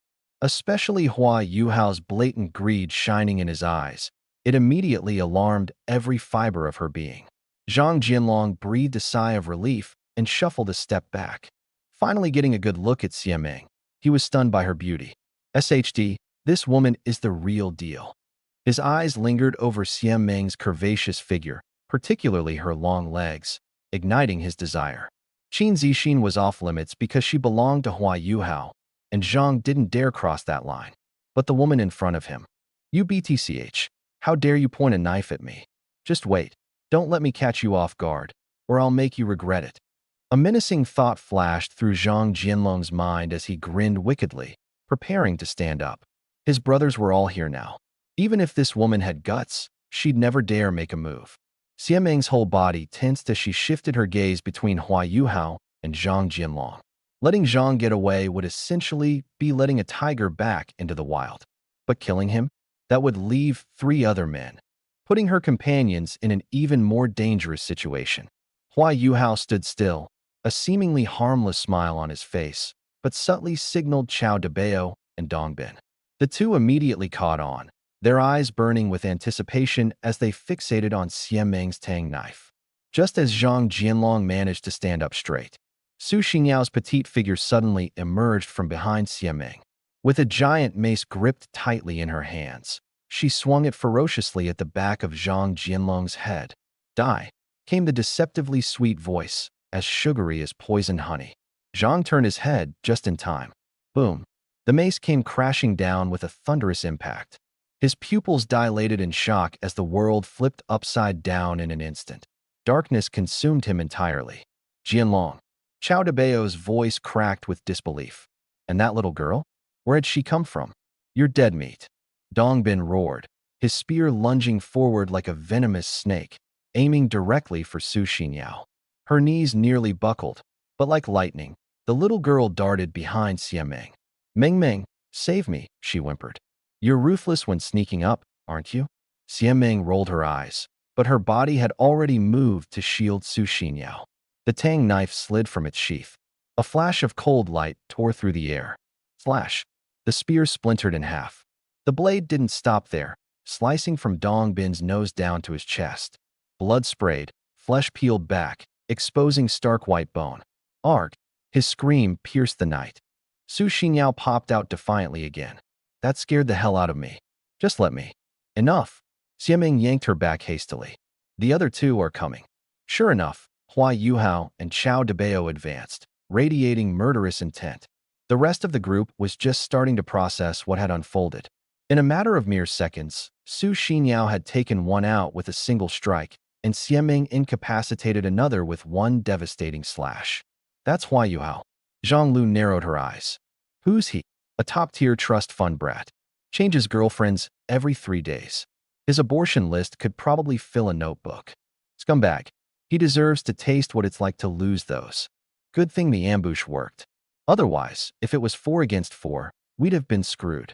Now you all see how amazing I am, don't you? Su Xingyao chimed in smugly. Xu Xingyao stood tall, chest out. Xiameng had a headache. But Zhang Lu had a point. 4 against 2, the advantage was theirs. Dongbin was still convulsing in a pool of blood. His nose was nearly split in half, and blood gushed like a fountain from his chest. With no medical aid in this apocalyptic world, he and Zhang Jialong were as good as dead. Hua Yuhao's face darkened with rage. His original plan of recruiting allies to take down Lu Zhixue was now in shambles, with 2 of his men taken out before they even got started. Boss, what do we do now? Chao Debao's voice trembled with fear. That slender Tang Dao, nearly 5 feet long, had just sliced through an iron pipe like butter. This woman was no joke. Hua Yuhao's 2 female companions, Qin Zixin and Su Ilan, exchanged glances. Now was their moment. Suddenly, Hua Yuhao let out a laugh. Relax, this might just be a misunderstanding. What? Everyone froze in place. Is he crazy, Ming Ming? Xu Xingyao jabbed at Xiameng. We just took out 2 of his guys, and now he claims it's a misunderstanding? Careful. Xiameng's grip tightened on the Dao. This scumbag. He's looking to charm us, make us his pawns by day and his. Shut it. Xiameng's face turned unreadable. Meanwhile, murder danced in Hua Yuhao's eyes. Once these insolent women were in his grasp. Don't be foolish. His fake smile was almost scarier than a snarl. You killed my men. You're going to have to make it up to me. Here's the deal. Help me take out 1,000 zombies, or work for me. In your dreams. Xiameng sneered. 1,000 zombies? Pure suicide. Working for him. Like lambs to the slaughter. I wasn't asking. Hua Yuhao licked his lips, his gaze lingering on Xiameng's legs. So what'll it be? Agree, or I'll break your limbs. A pity to ruin those legs, though. At that moment, Two shadows dashed forward. Qin Zixin and Su Yilan rushed to stand in front of Xianmeng. We want to join you. Qin Zixin blurted out urgently. Wait, you're not with them? Xu Xinyao was dumbfounded. He's lost it, and we don't want to be sitting ducks, Su Yilan added quickly. And as a gesture of good faith, his ability is Power Strike. Double damage, but with a 1-minute cooldown. Avoid the first hit, and he's toast for the next minute? Xianmeng's eyes gleamed. Exactly. And downstairs we have classmates who hate him too. Xu Xinyao clicked her tongue, impressed. Wow, you've got quite a group. All our friends were zombie chow on the way here. If it weren't for Mengming's martial arts, we'd be goners too. Hua Yuhao cursed internally as he glared down at the two fallen men. His plan was unraveling, but his mind wandered as he glanced at Xianmeng's toned legs and Xu Xinyao's petite figure, both exactly his type. He used to have countless methods to tame wild foxes like these, but now? Now he needed to move fast. The more people involved, the more divided their loyalties became. Qin Zixin and Su Yilan shared a bitter look. This group might look united on the surface, but selfish motives lived in every corner. Food, decisions, survival. Conflict. A single spark could ignite this powder keg. Friendship? Love? In the face of life and death, they are as fragile as thin paper. Hua Yuhao's face was already distorted. Veins bulged, fists clenched tightly, his knuckles cracking audibly. UBTCH, he snarled through gritted teeth. I saved your ass, and this is how you repay me? Hatred gnawed at his heart like a venomous snake. Had he known it would come to this, why bother acting the gentleman? It would have been so much easier to just deal with these two women outright. He had planned to use one powerful strike to intimidate Xianmeng into surrendering. Now, things had taken a turn for the worse. What was supposed to be 2 versus 4 had now become 2 versus 6. Looking at Dong Bin convulsing on the ground, Hua Yuhao suppressed his anger with great effort. He didn't want to take an injury, not even a little. Chao Debao crouched down to inspect Zhang Jianlong. His skull was caved in, blood and flesh indistinguishable. Chao reached out to check his pulse. Dead. That little brat Su Xinyao really hit hard. What the hell is this idiot doing here? Out of the corner of his eye, Chao Debao caught sight of a familiar figure. Zhang Xuabin. Zhang Xuabin stood there, completely stunned, his pupils constricting sharply. He had thought to take advantage of the chaos to kill off the worthless Zhang Jianlong and impress Lu Zhixue. Instead, Zhang Jianlong was already dead, and Dong Bin was barely holding on. Ha! Zhang Xuabin suddenly burst into laughter. Hey Lu, come watch this show. The laughter pierced Hua Yuhao's ears like a dagger. Su Xinyao's mouth formed an oh, holy crap, so many filthy men. Qin Zixin's eyes glimmered. Today's matter might be settled soon, and it'd be perfect if Hua Yuhao and Lu Zhixue ended up fighting each other. She knew Hua Yuhao too well. He was vengeful to the extreme. If they let him go today, he'd come for their lives tomorrow. No way. A cold sweat broke out down her back. He can't leave here alive. Zixin, are you okay? Su Yilan asked worriedly. We can't let him go, Qin Zixin said with a trembling voice. Otherwise, we'll never know peace. Su Yilan opened her mouth to object. Who would risk it all to fight for them? Hua Yuhao's powerful strike wasn't a joke. One swing could crush a zombie's skull. Looking at her own skinny arms and legs, rushing forward would mean certain death. Suddenly, Qin Zixin's shaky breath steadied, and her gaze turned ice cold. Kill him. The words echoed in her mind. Kill him, and it will all be over. She turned to Xianmeng and Su Xinyao, her voice hoarse. Hua Yuhao must die today. I'd love to take him out, Su Xinyao frowned, but I'm not strong enough. And with his powerful strike, anyone who goes up against him is just asking to be killed. You already killed Zhang Jianlong and Dong Bin. Qin Zixin's eyes narrowed. He won't spare you. He has talent and levels up faster than you do. This is the best opportunity to end him. If we miss it, we're all gonna die. Die because of him, she added. Su Xinyao pouted. Threatening us? Sending us to die? No. Qin Zixin took a deep breath. I have a gift too. What? Even Su Yilan was stunned. Zixin, you have a gift as well? Yes. Qin Zixin cast a glance toward Hua Yuhao, who was locked in a standoff with Lu Zhixue. I'll go first. I'll take a stab at him. The rest is on you all. What kind of ability is that cool? Su Xinyao hadn't even finished her sentence. Qin Zixin vanished into thin air. Where did she go? Everyone was in shock. I'm in. Qin Zixin's voice emerged from nowhere. I can't guarantee I'll kill him, so I'll still need your help. Invisibility. Su Xingyao's eyes were glowing green with envy. That's so freaking awesome. It has a cooldown, Qin Zixin replied with a wry smile. And I'll become visible again after attacking. The most problematic thing is my hands are shaking like crazy. You've already killed several zombies. Su Xinyao rolled her eyes. What's there to be scared of when it's just some lousy guys? This is killing a person. Zhang Lu's voice trembled. Su Yilan fell silent for a moment. Zixin, maybe forget it. Forget it. Su Xinyao snapped. Look at the two lying on the ground. If he doesn't die, we can say goodbye to sleep from now on. Xieming finally spoke. You just need to injure him. Aim for the lower back, stab, and then retreat. Don't linger. After that, we'll protect you. The group of girls instantly understood. In this world, a serious injury was practically a death sentence. Between infection and blood loss, it was only a matter of time. A spark of hope lit in Qin Zixin's eyes, her fears slightly easing. Hua Yuhao hadn't noticed the oddity yet, his attention fixed entirely on Lu Zhixue and his group of 8. Between the wolves in front and the tigers behind, today wasn't looking good for him.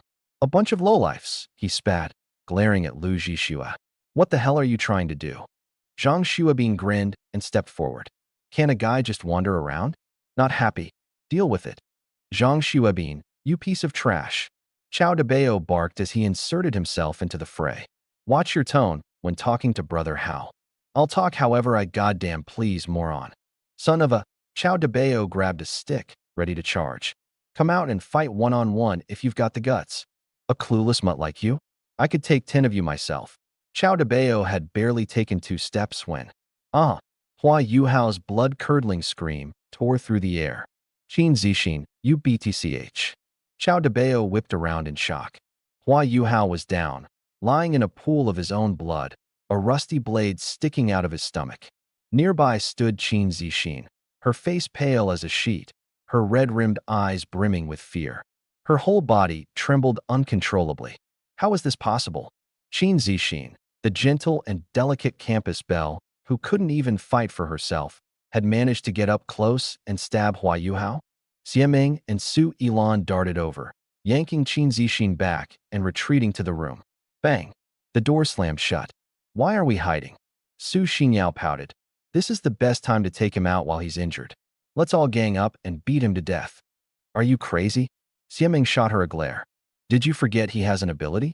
Right now, he's like a wounded tiger. Anyone who gets close will definitely eat a near-death hit. Oh right. Su Xinyao stuck out her tongue, pacing in circles around Qin Zixin, clicking her tongue. How can you be this gorgeous and have such a killer figure? Okay, I admit I'm officially jealous. She motioned around Qin Zixin's waist with her hands, her eyes lighting up instantly. Gosh, your waist is so tiny it can fit in one hand.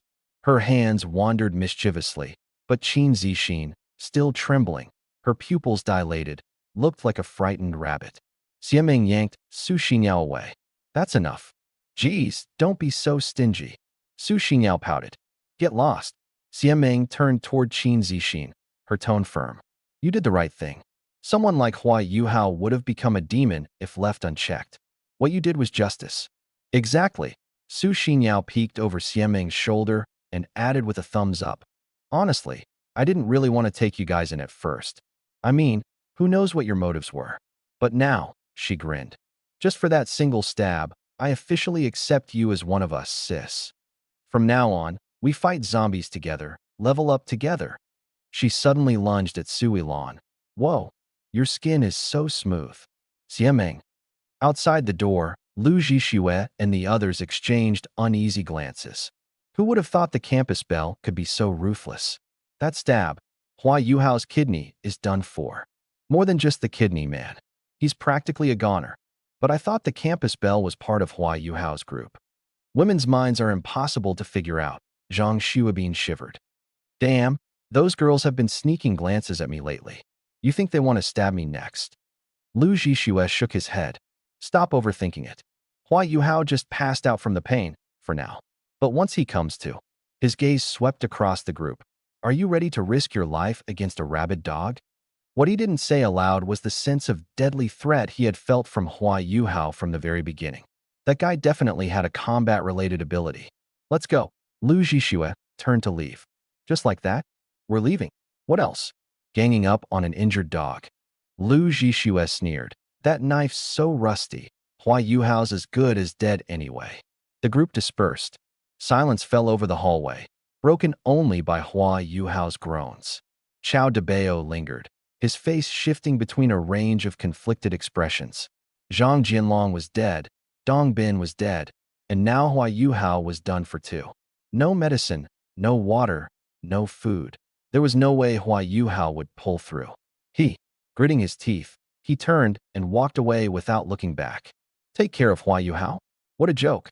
Hua Yuhao watched as Chao Debao disappeared around the corner, his bloodshot eyes burning with fury. You're all dead meat. He ripped the blade from his abdomen, a rusty knife with fresh blood dripping from its edge.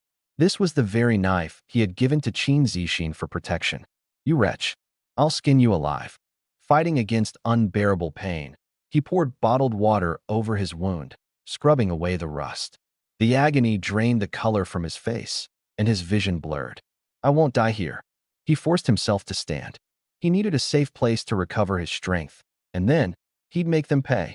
But behind a cracked door, a pair of eyes silently watched his retreating figure. Bang, bang, bang. The noise jolted me awake. My body tensed as I scanned the room. No zombies. Phew. I slumped back onto the couch, nervously massaging my face. I'd actually fallen asleep. Glancing down, my face flushed. Quickly, I summoned a cleansing charm and waved it over myself. Damn it. Even the tiniest Japan moment leaves me spiritually drained. Bang, bang, bang. Outside the door, I heard Yu Danden's voice, sharp and annoyed. You worthless jerk. Don't tell me you're dead in there. I got up and peeked through the peephole. Nothing suspicious. Only then did I unlock the door.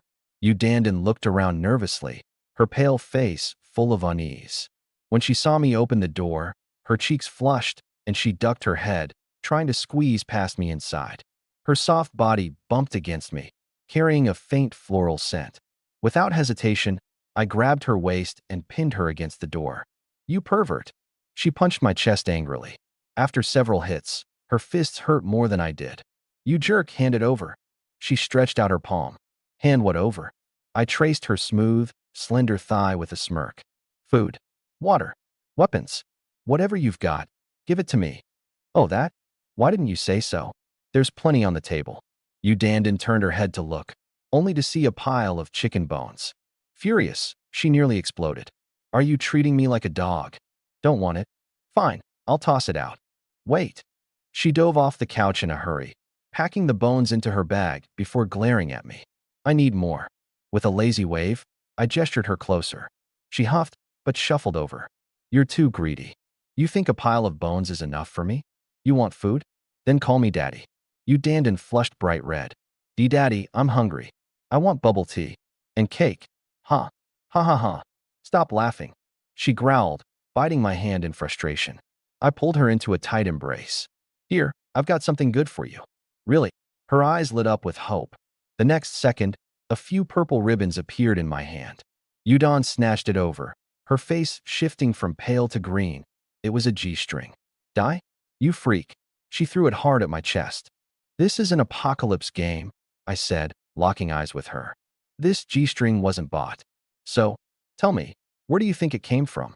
Her face went deathly pale in an instant. Ripped off another woman. This thought struck her like lightning. The realization that she had just been holding that thing made her stomach churn, and she frantically wiped her hands all over my shirt. Ugh, so disgusting. What exactly is going on in that brain of yours? I rolled my eyes. Yuck, you pervert. Yudon jumped up. Even if I had to jump off this building today, I wouldn't wear that disgusting piece. Fine by me. I smirked. I'll just save it for Sensixuan. Her expression flared up instantly. Scumbag. Eating from one bowl while longing for another, huh? She spat in my direction. And for the record, Sichuan is a germaphobe. Even if you killed her, she'd never wear someone else's used stuff. Oh, please. I dangled the strap in front of her. This is blue-tier equipment with unique attributes. Germaphobe or not, even if she had kidney stones, she'd wear it without a second thought. What? Yudon froze. Blue-tier equipment? Unique attributes? She lowered her head to examine the purple strap, and in 2 seconds, a notification popped up. Tier 1, Langsha G-string, blue common. +1 charisma. What? Her eyes almost popped out of their sockets. This was loot. A piece of equipment. +1 charisma. Wearing it would make her more attractive? She swallowed hard, then snatched the G-string from me like lightning. What's this about jumping off a building? I teased. Doesn't that make you a hypocrite? Doesn't your face sting? Blah, blah, blah. Yudon stuck out her tongue. My dignity's already been stomped on by you a million times. I'm totally fine with it. +1 charisma. No way am I passing this up. She eagerly started putting it on. What once seemed disgusting now appeared oddly appealing to her. As expected, once someone sheds their pride, they ascend to a whole new level. When you stop caring about appearances, you become untouchable. Yudon couldn't wait to whip out her phone for a selfie. Her battery was down to just 2%, and she winced as though in physical pain, but that didn't stop her from taking as many pictures as she could. I shook my head and chuckled. Women truly are fascinating creatures. But when I finally got a good look at her face, my heart skipped a beat. That tiny boost in charisma completely transformed her. Yudon's appearance leaped from an 8 to at least an 8.5 out of 10. Even her aura shifted to something more enchanting. She looked kavya, more captivating than ever. In this moment, she was a contender for campus queen. I abruptly yanked her over. Hey, my iPhone. You dog of a man, she yelled, glaring at the closed door while grinding her teeth in frustration. But this time, the haul was pretty solid. Especially that +1 charm thong. It could rival a legendary artifact, and she wouldn't trade it for anything. Sin Shixian opened the door, and Yu Dandan stumbled straight into her arms. Holy crap, Dandan, you made it back alive. I thought I'd be collecting your corpse tomorrow. Uffed. Yu Dandan put on a defiant front. Him? As if, even if he trained for another 10,000 years, he still wouldn't be a match for me. I totally went easy on him. Sin Shixian rolled her eyes. 2 doors between them, and Dandan seriously thought she hadn't overheard everything? Dandan, what happened to you? You're different. Caught on, huh? Dandan smirked proudly. Well, gorgeous, aren't I? What did you do? Eat something. A beauty pill. Beauty pill, my ass. Ouch, ouch. Be gentle. Dandan spilled the story about the magic thong, and Sin Shixuan's eyes lit up.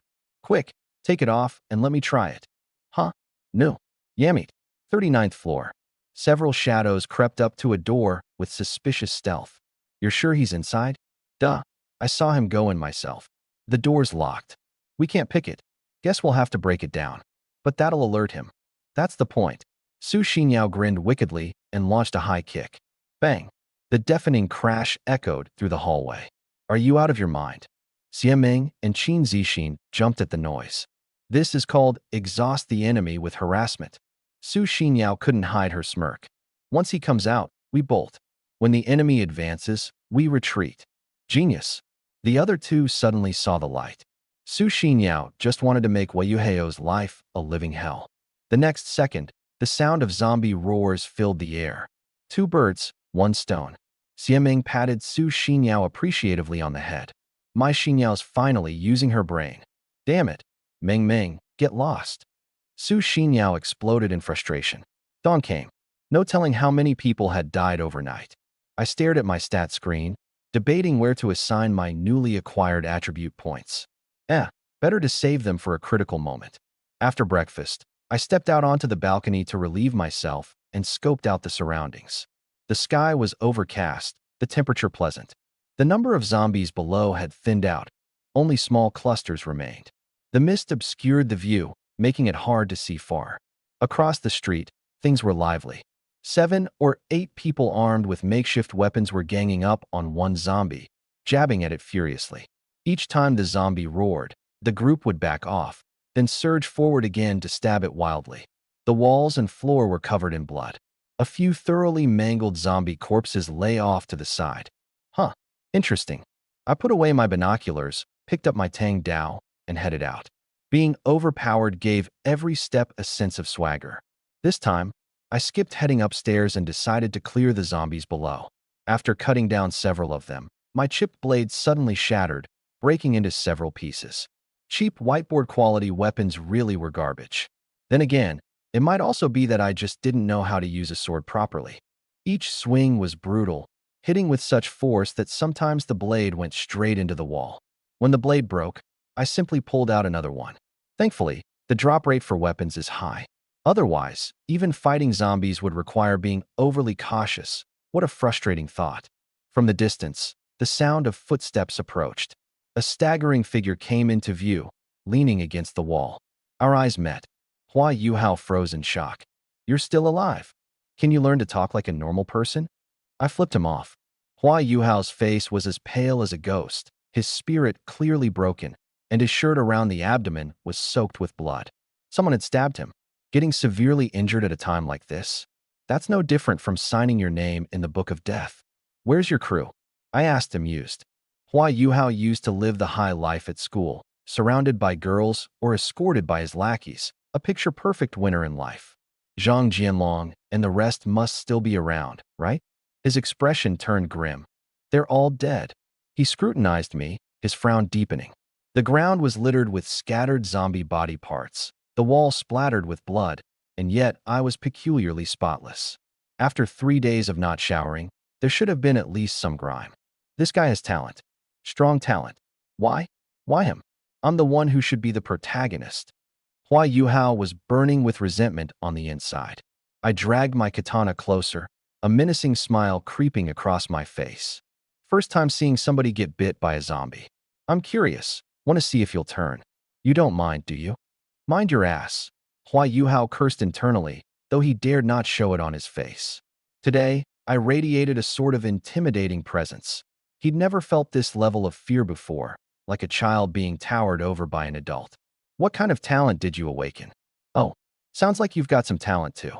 I sneered, raising my fist and hovering it close to his face. Want to talk? Or should we see which is tougher, your skull or my fist? The mighty tiger brought low, bullied by a dog. Grinding his teeth, Hua Yuhao spat out. Fine. Have it your way.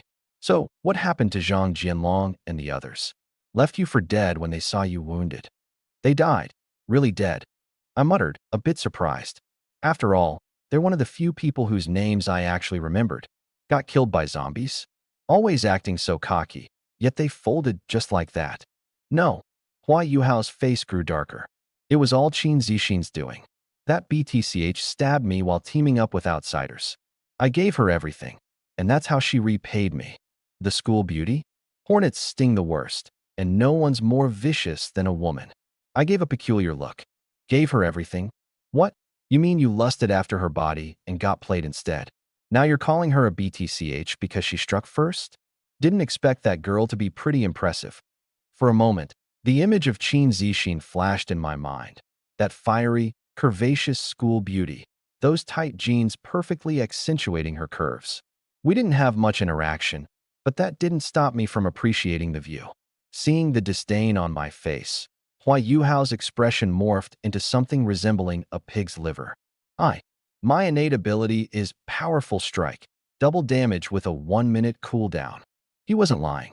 His mind was too chaotic right now to come up with a convincing lie. And honestly, if I caught him lying, I'd just take him out on the spot. Who's he going to complain to after that? I nodded thoughtfully.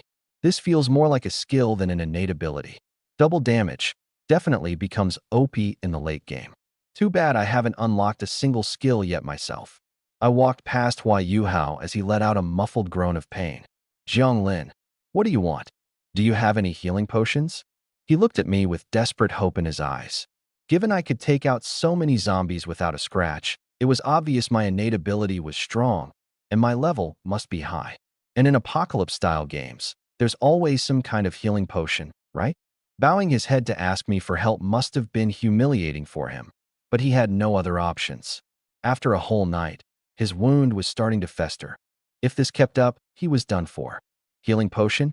I paused, a weird expression crossing my face before I smirked. Funny you should ask, because, no, I don't have any. That's impossible. Your ability is so strong. You take out zombies like it's nothing. How could you not have any? Even if I did, Why would I waste it on you? I gave him a pitying glance before continuing downstairs. Looks like I'm about to lose another acquaintance. Hua Yuhao's frustration boiled over. You'll all regret this. Mark my words. Cough, cough, cough. Still, he clenched his jaw and followed behind me. Staying upstairs was a death sentence. The only slim chance of survival lay downstairs. Besides, with me clearing the way, he'd probably run into fewer zombies along the way.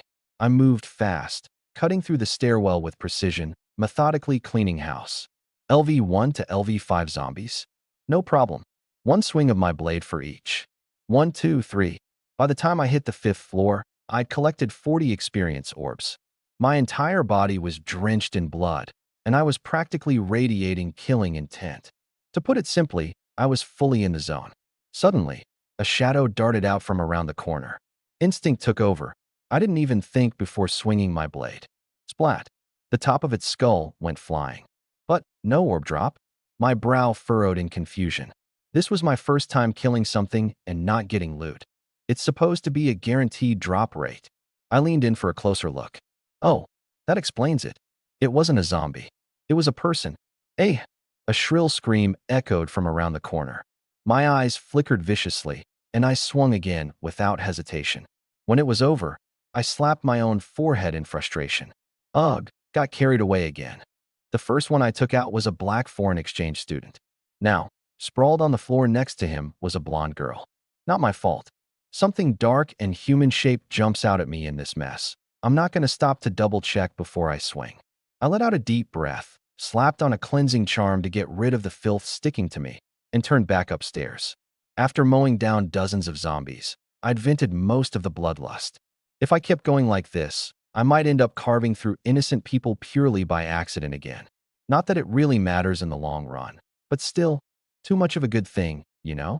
All right, let's translate your intense gaming-inspired scene into a fluent and immersive American English style. Damn, still gotta kill 50 more at this rate. No idea if there are even enough left in this building. I crushed the XP pill in my hand, and a golden glow engulfed me. LV10, LV11. All stats +2. 2 points gained. The rush of getting stronger.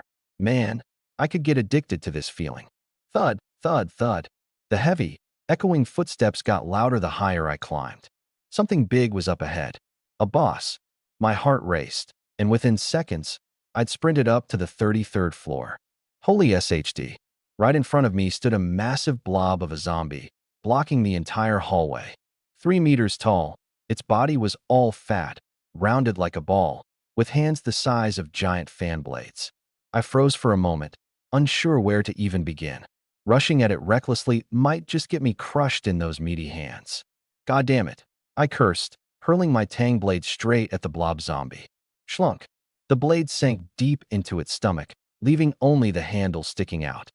You dumbass, over here. My voice boomed, echoing off the walls. But the sword impaled in its belly didn't seem to faze it in the slightest. Roar.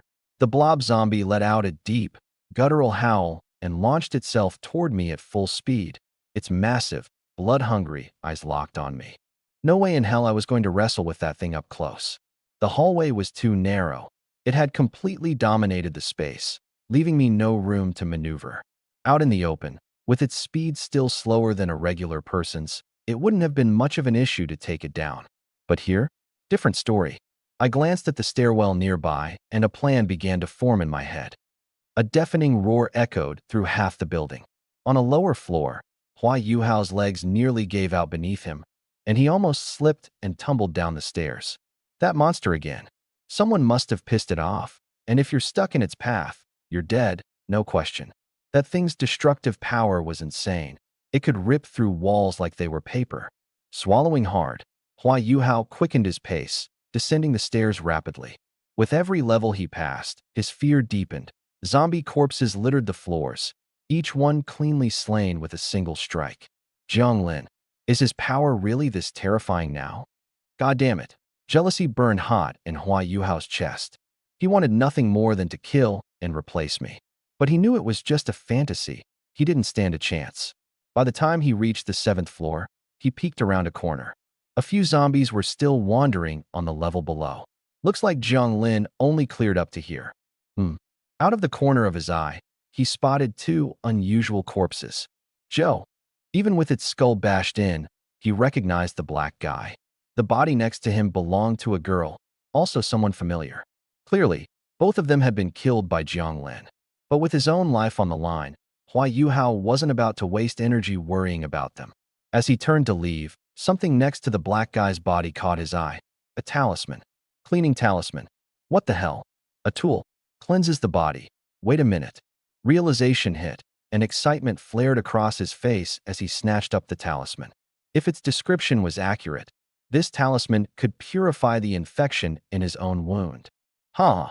Looks like luck's still on my side. Laughing hysterically, he tore off the makeshift bandages around his injury and slapped the talisman onto his wound. Pain pierced through his body, but he couldn't hold back the smile creeping across his face. As relief began to flow through him, he could only hope. Let me know if you need more of this translation or any additional edits for style. The satisfying sensation, the pus is gone. Completely cleaned out. Ha-hiss, it hurts so bad. OFCK. Huh. The sudden voice made Wayuheo's face tighten. Wang Defa. Who? The black man froze for a moment, warily scrutinizing Wayuheo. Did you kill Joe? Do you think it was me? Well, Wang Defa went silent for a moment, then shook his head. Tell me, who killed Joe and Li Xiao? Wayuheo's eyes narrowed slightly. Although he wants me dead, with my skills, even 10 of him wouldn't be enough to take me down. Considering that, a cruel glint flashed across Wayuheo's eyes. Wang Defa, was it just you and Joe here? No, John and the others are around. Joe just couldn't wait and decided to take Li Xiao out for some fun. Good. The one who killed Joe is strong. There were a lot of them. You can't handle it alone. Bring John and the others. FCK? Who is it? I'll kill them. They're upstairs, and there are 6 gorgeous girls with them. Wang Defa's eyes lit up. While he was talking revenge, deep down, what he really hated was losing a plaything. The ones in the room? He was tired of them. If someone labeled them as gorgeous, they must be far better than the usual garbage. Excited, Wang Defa licked his lips. Who, you're hurt? A small scratch. Who hurt you? I'll avenge you. Heh, avenge Joe first. As Wayuheo walked away, he glanced up toward the second floor and let a venomous smile spread across his lips. Lu Zhixue, Qin Zixin, just you wait. Roar, the blob zombie bellowed. I stood on the stairs, clutching the maniac chainsaw tightly, my eyes gleaming with a mixture of madness and excitement. Hee hee, you little fool. This is what I call an IQ checkmate. Dot. A maniacal laugh burst from me, echoing through the stairwell. The chainsaw's blade spun furiously, letting out its sharp screech. Whir crunch. The chainsaw bit into the blob zombie's head, dark red blood spraying everywhere. Roar. It suddenly raised its massive hand, aiming a brutal swipe straight at me. The wind howled as its hand slashed through the air, sharp enough to tear through eardrums. The gigantic hand slammed down with a thunderous crash. Pushing off with my foot, I dodged backward in an instant. At the last possible moment, its hand crushed violently against the wall. Boom. The wall shattered, leaving a deep handprint embedded within. The entire building trembled under the impact. Damn, it's like an iron palm. I gasped, drawing in a sharp breath. If that hit had landed fully, I would have been slapped into the next zip code. Blob zombie, 3 meters tall, a literal mountain of flesh, arms thicker than my torso. The cut I just made barely even scraped a centimeter deep into it. Did this thing stack all its defense stats onto its head or something? There's no time to overthink it. I swung the chainsaw high, aiming straight at its wrist, and brought it down with all my might. Say goodbye to your arm. The chainsaw screeched through the air, the deafening buzz mingling with the spray of blood and flesh, an overwhelming stench filling the room. Roar. The fleshball zombie let out a furious howl, flailing its massive arms wildly, trying desperately to grab hold of me and shove me into its gaping maw. Its eyes burned with singular focus on its prey, utterly ignoring the gruesome injuries riddling its body. But my mind had just one thought. Kill it. At long last, with a final devastating strike, its 2 monstrous arms came crashing to the ground. The now armless fleshball zombie toppled over, collapsing like a grotesque mountain of meat. Without its enormous arms to fight back, all that was left were those absurdly sharp rows of teeth. This was my chance. Leaping high into the air, I raised the roaring chainsaw above my head. Plunging the blade into its massive mouth, I tore through its fangs, shredded its tongue, and drove it deeper until the blade emerged from the base of its neck. VRRRRRRR. The chainsaw roared with untamed fury as I planted one foot on the writhing beast's body. Every muscle in my arm strained, veins popping, as I drove relentlessly to split its head clean in two. Out of the corner of my eye, I noticed a few heads peeking out from the staircase. "It's that psycho," Su Xinyao muttered under her breath. Xieming quickly clapped a hand over her mouth. "Are you trying to get yourself killed? Did you forget what happened to that Japanese woman?" Qin Zixin and Su Ilan exchanged wide-eyed glances. "Is that Jiang Lin? How did he get so powerful?" Qin Zixin mused aloud. He was the first to react when the game started. Qin Zixin continued, her eyes seeming to drift into deep thought. Su Ilan's gaze flickered with unease. With Hua Yuhao having vanished, the thought of him watching her from the shadows sent a chill down her spine. Maybe she should try teaming up with Jiang Lin. Crack. The chainsaw's relentless whir reached its fever pitch as it finally split the fleshball zombie's head wide open. In that instant, a blinding burst of colorful light erupted, illuminating the entire stairwell. "Holy crap! Purple loot!" Su Xinyao screeched. "And roasted lamb." Gulp. She swallowed hard, nearly drooling.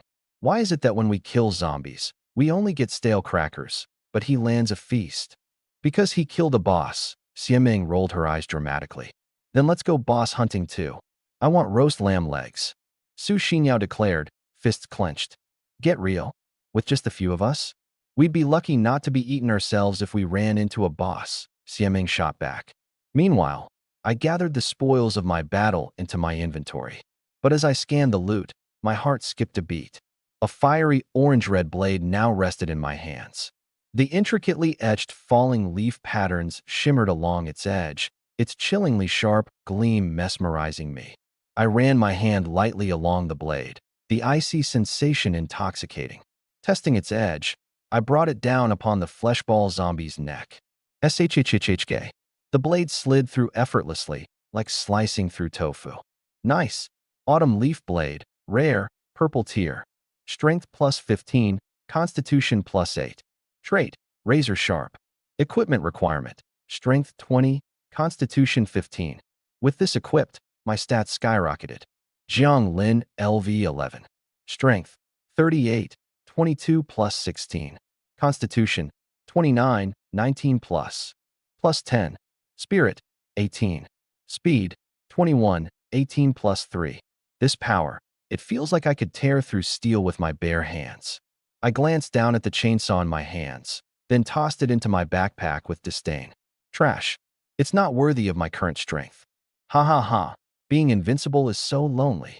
I laughed heartily, looking up at the sky. In this world, what else is there that can stop me? Once I calmed down, I took out 2 skill books. Blade Mastery, purple rare. Increases attack power by 30% when using blade weapons. Quick combo white. Allows 2 consecutive attacks. The second hit deals 110% damage. Without hesitation, I slammed Blade Mastery. In an instant, countless blade techniques flooded my mind. It felt like I had been mastering the art of the blade for decades. I swung a few practice strikes. Smooth and flawless. Proficiency plus 1. Huh. I frowned and checked. Blade Mastery, 1/10, 000. 3 seconds for just 1 point? At this rate, I'd have to grind for an entire day to level it up. And the requirements for higher levels would only get more ridiculous. Damn it. Ugh. I clenched my teeth, but the next second, fine, I couldn't resist. A smug grin crept onto my face, and I learned the quick combo skill as well. The skill is straightforward, sudden bursts of consecutive attacks, with a stronger second hit. Very practical. Thanks to Blade Mastery, I even started predicting 3-hit combos, then 4-hit. No, don't get ahead of yourself. Amidst the purple glowing loot, I noticed a scroll. Backpack expansion scroll, plus 10 slots. Perfect timing. Too much loot can be a problem. My 100-slot backpack was already over half full of junky white tier items. Too painful to toss, but too bulky to keep. Oh, almost forgot about the blue gear. I quickly threw on my new armor. Beast chestplate, plus 5 strength. Beast hide trousers, plus 5 constitution. Golden bark helmet, plus 3 spirit. My stats refreshed instantly. Character, Jiang Lin, LV 11. Strength, 43. Constitution, 34. Spirit, 21. Speed, 21. I could feel my blood boiling. I threw a punch at the wall.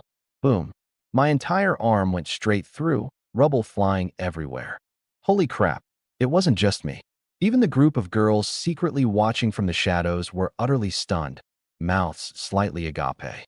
He's like a monster. Doesn't that hurt? Freak. Did he just evolve or something? What level is he? That strength is insane. He's got to be at least level 10. Level 10? We're still at level 1. How's that even possible? Because he's a total freak, that's how. Dusting off my hands, I turned to face the group of chattering onlookers. You think I can't hear you? Wait, hold on. That peach-shaped bottom looks familiar. It reminded me of Hua Yuhao, that guy I just ran into. The culprit was almost in sight. Our school belle, Qin Zixin. TSK. When a woman goes hard, there's no room left for men to step in. I leisurely climbed the steps, continuing to collect the spoils of battle. The meatball zombie dropped a second-tier XP pill, confirming my theory. Third-tier pills must drop from level 20+ monsters. A second-tier healing potion, a whole bottle of powdered medicine, usable both internally and externally. Good stuff. When I looked up again, there they were, people I knew. Xiameng, Su Xinyao, and those long-legged beauties I'd seen just yesterday. 6 women, still chirping away like 2 flocks of ducks. Step aside, coming through. Silence fell in an instant.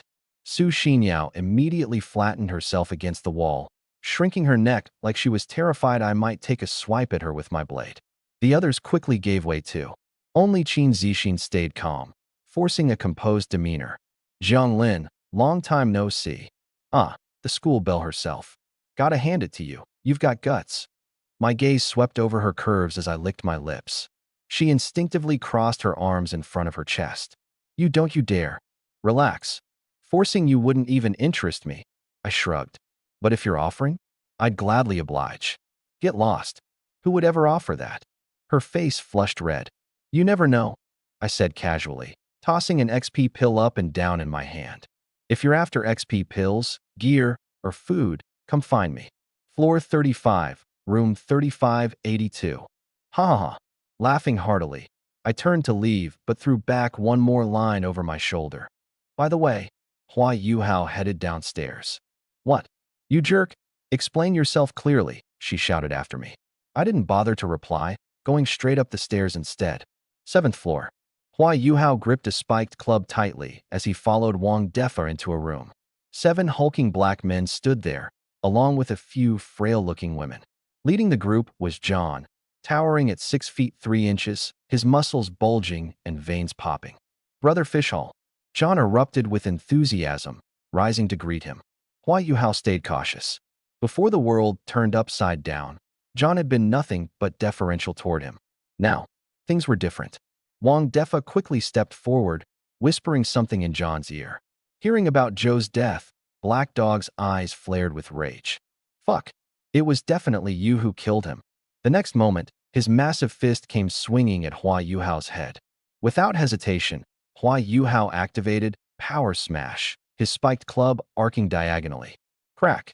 The blow shattered Black Dog's knee, sending him crashing down with a shriek of agony. Ah! The other black men instantly sprang to their feet, eyes blazing murderously. Hua Yuhao's back was drenched in cold sweat, but he didn't budge an inch. Showing fear now would mean getting torn apart. John raised a hand to stop his crew, his sharp eyes scrutinizing Hua Yuhao closely. They locked eyes for 10 seconds. Black Dog overstepped. Brother. My apologies for that, John finally said with a smile. Huh. John, you've awakened a special talent too, haven't you? The word too landed heavily. John understood what it meant.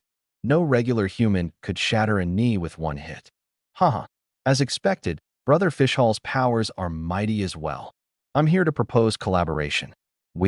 There's no need for both sides to go down together, my friend. Of course, we're good friends. Hua Yuhao shot a sideways glance at the unconscious Black Dog. Brother Black Dog, that might have been a bit too rough. Hope you don't mind. 5 black men glared at him with intense hostility. Wang Defa quickly stepped in to defuse the situation. Hey, we're all friends here. Let's calm down, John said coldly. Hua, quit disrespecting my brothers. All right, my friend. Hua Yuhao smirked faintly. Meanwhile, the roars of zombies outside grew louder, and the doors shook violently under the impact. A false alliance was forged in the bloodbath. The door opened. Hua Yuhao stepped inside with powerful strides, his eyes sharp as blades as they cut across the room. The 5 men jumped to their feet, their fists clenched so tightly that their knuckles cracked. Are you looking for death? The bulliest of them growled lowly. Hua Yuhao's smirk deepened. A sharp pain radiated from his abdominal wound, sweat beading on his forehead, but he suppressed it, slumping into a chair nonchalantly. John.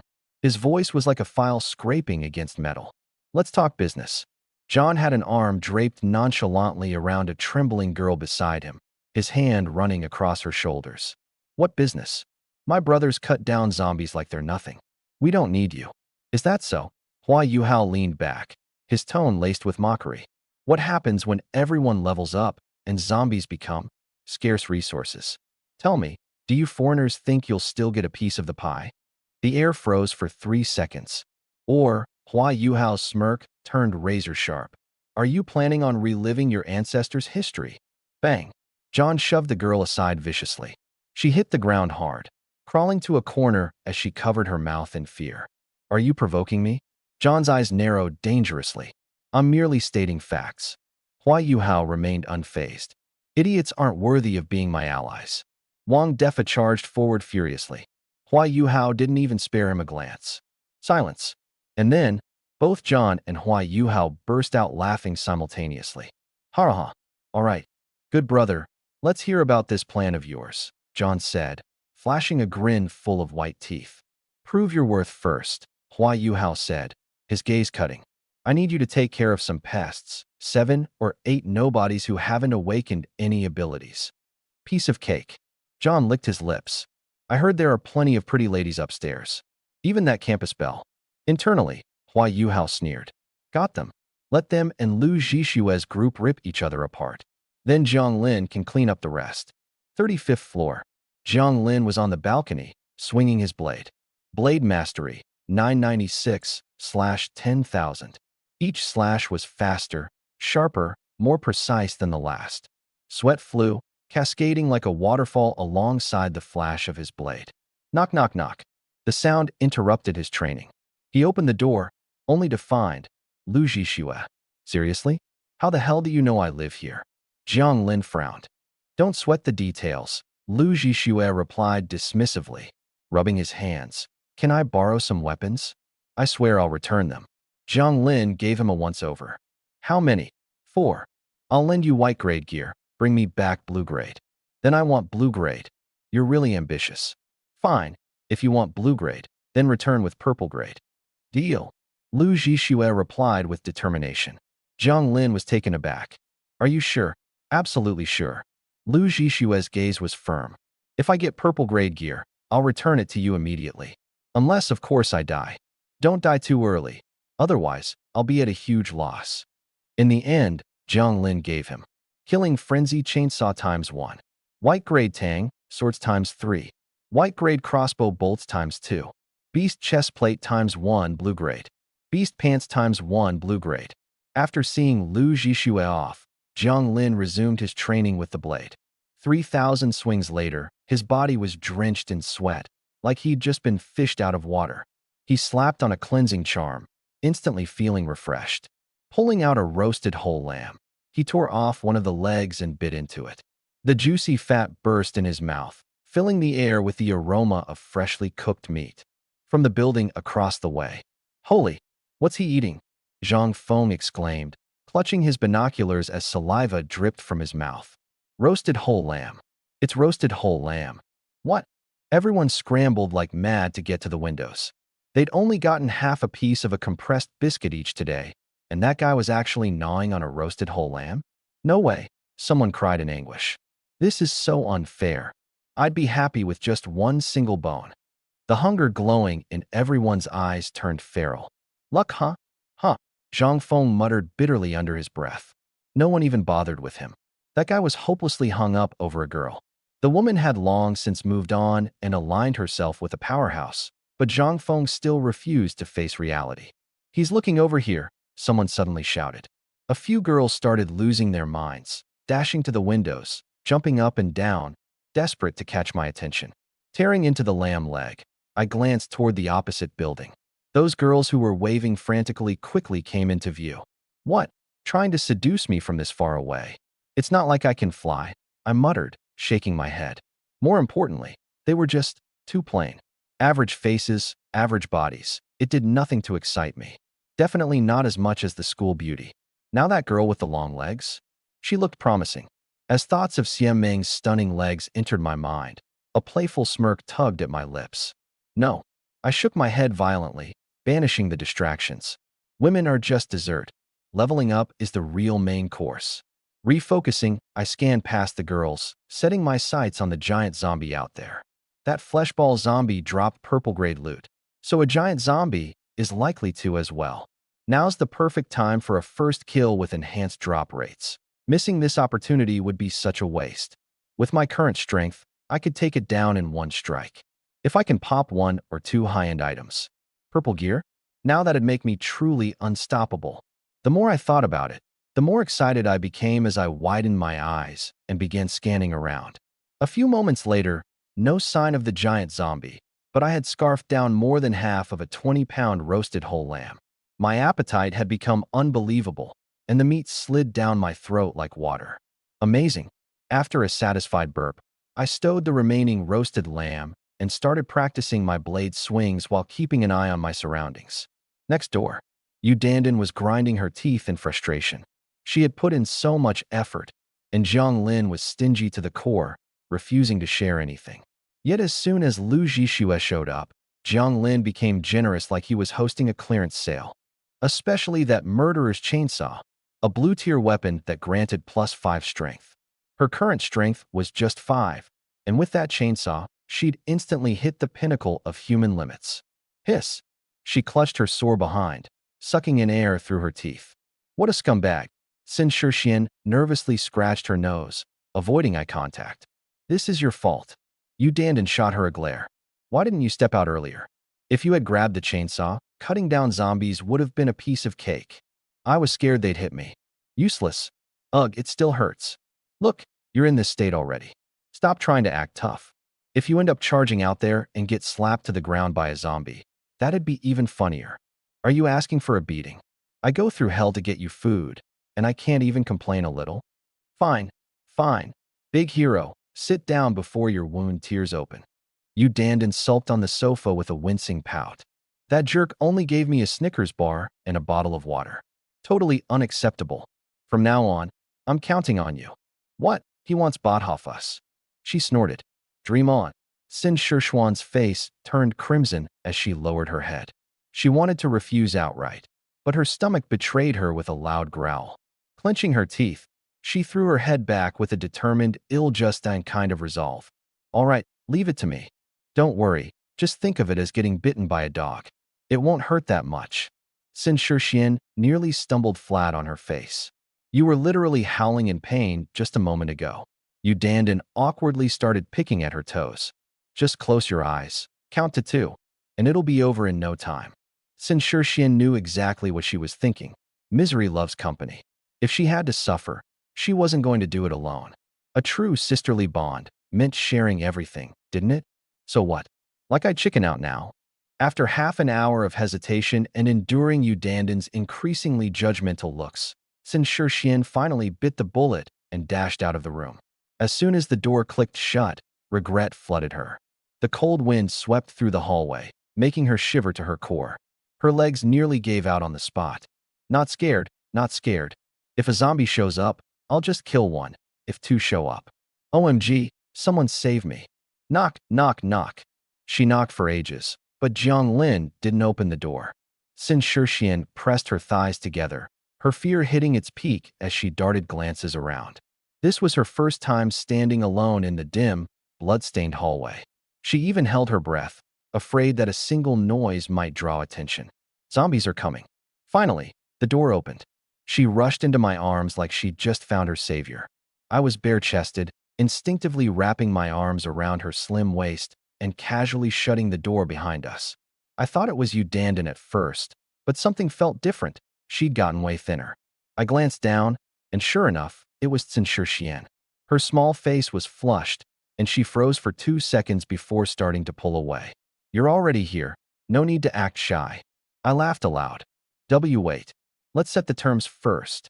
She quickly lowered her head, clearly embarrassed to the core, like she was striking some sort of deal. I wasn't in a hurry. Leaning in near her ear, I teased in a low voice. First time? She stiffened like she'd been electrocuted, and after a long pause, she barely managed to let out a soft Perfect. I sat down on the couch, pulling her onto my lap. Her long legs, visible under her short skirt, had some black smudges on them, and she reeked of sweat and something sour. Pulling out a cleansing charm, I smacked it down on her thigh. Ah, she yelped.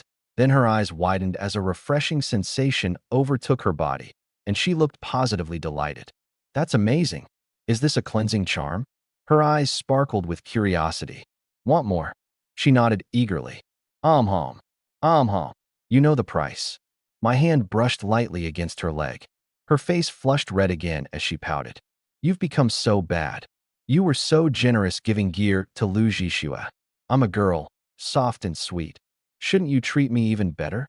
I eyed her up and down. She did look a bit prettier than before. That +1 charm boost was working. First off, I didn't give anything to Lu Jishua. I lent it. White gear gets returned as blue. Simple. Second, you girls are always talking about equality, aren't you? Consider this me respecting that.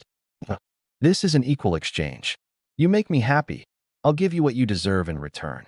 You really don't feel anything for me? She asked quietly, a hint of disappointment in her tone. Of course I do. Otherwise, I'd have kicked you out already. Then why so heartless? Feelings? Way too expensive. Ugh, scumbag. Better to be a scumbag than a nice guy.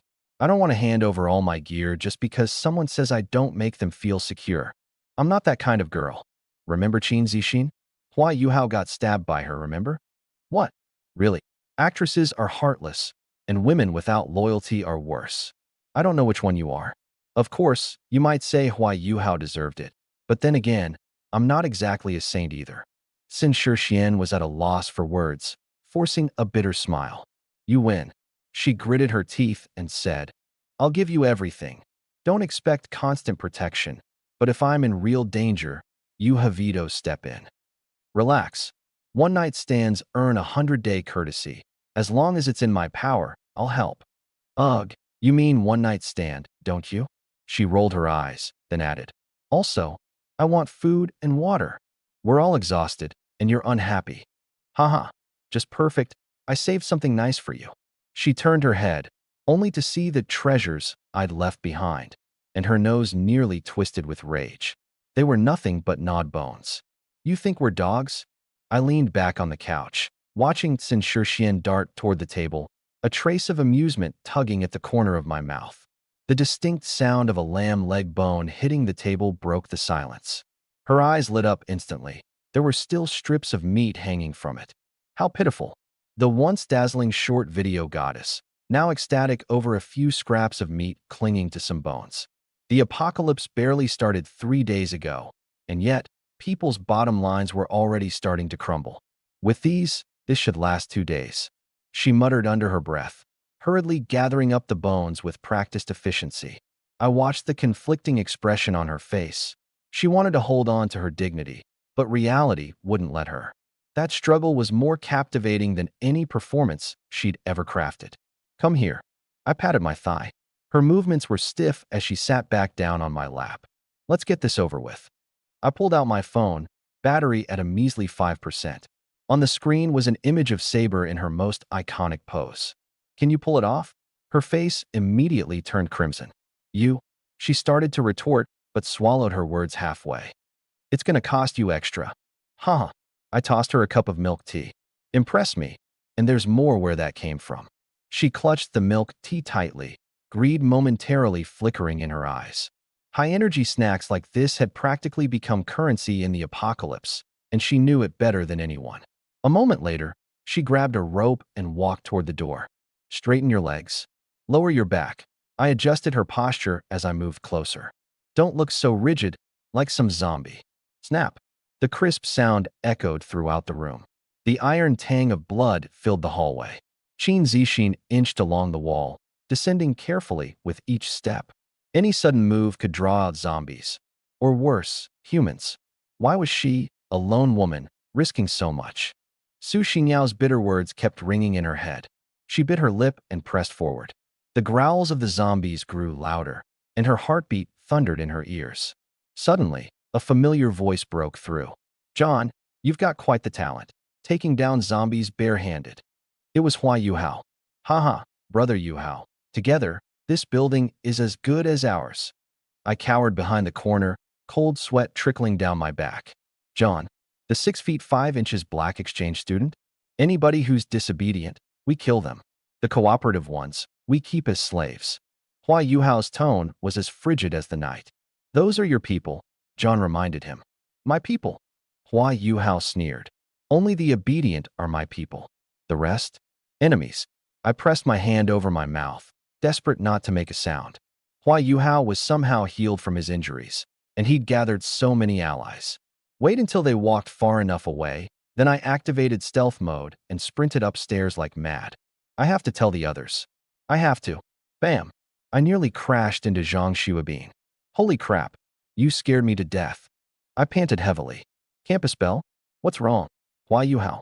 He brought in a group of black international students as reinforcements. At least 7 or 8 of them. Zhang Xuabin's face turned pale instantly. Those muscle-bound freaks. Damn it. I didn't have time to waste explaining. I continued running upstairs.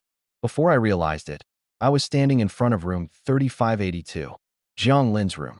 Qin Zixin, are you out of your mind?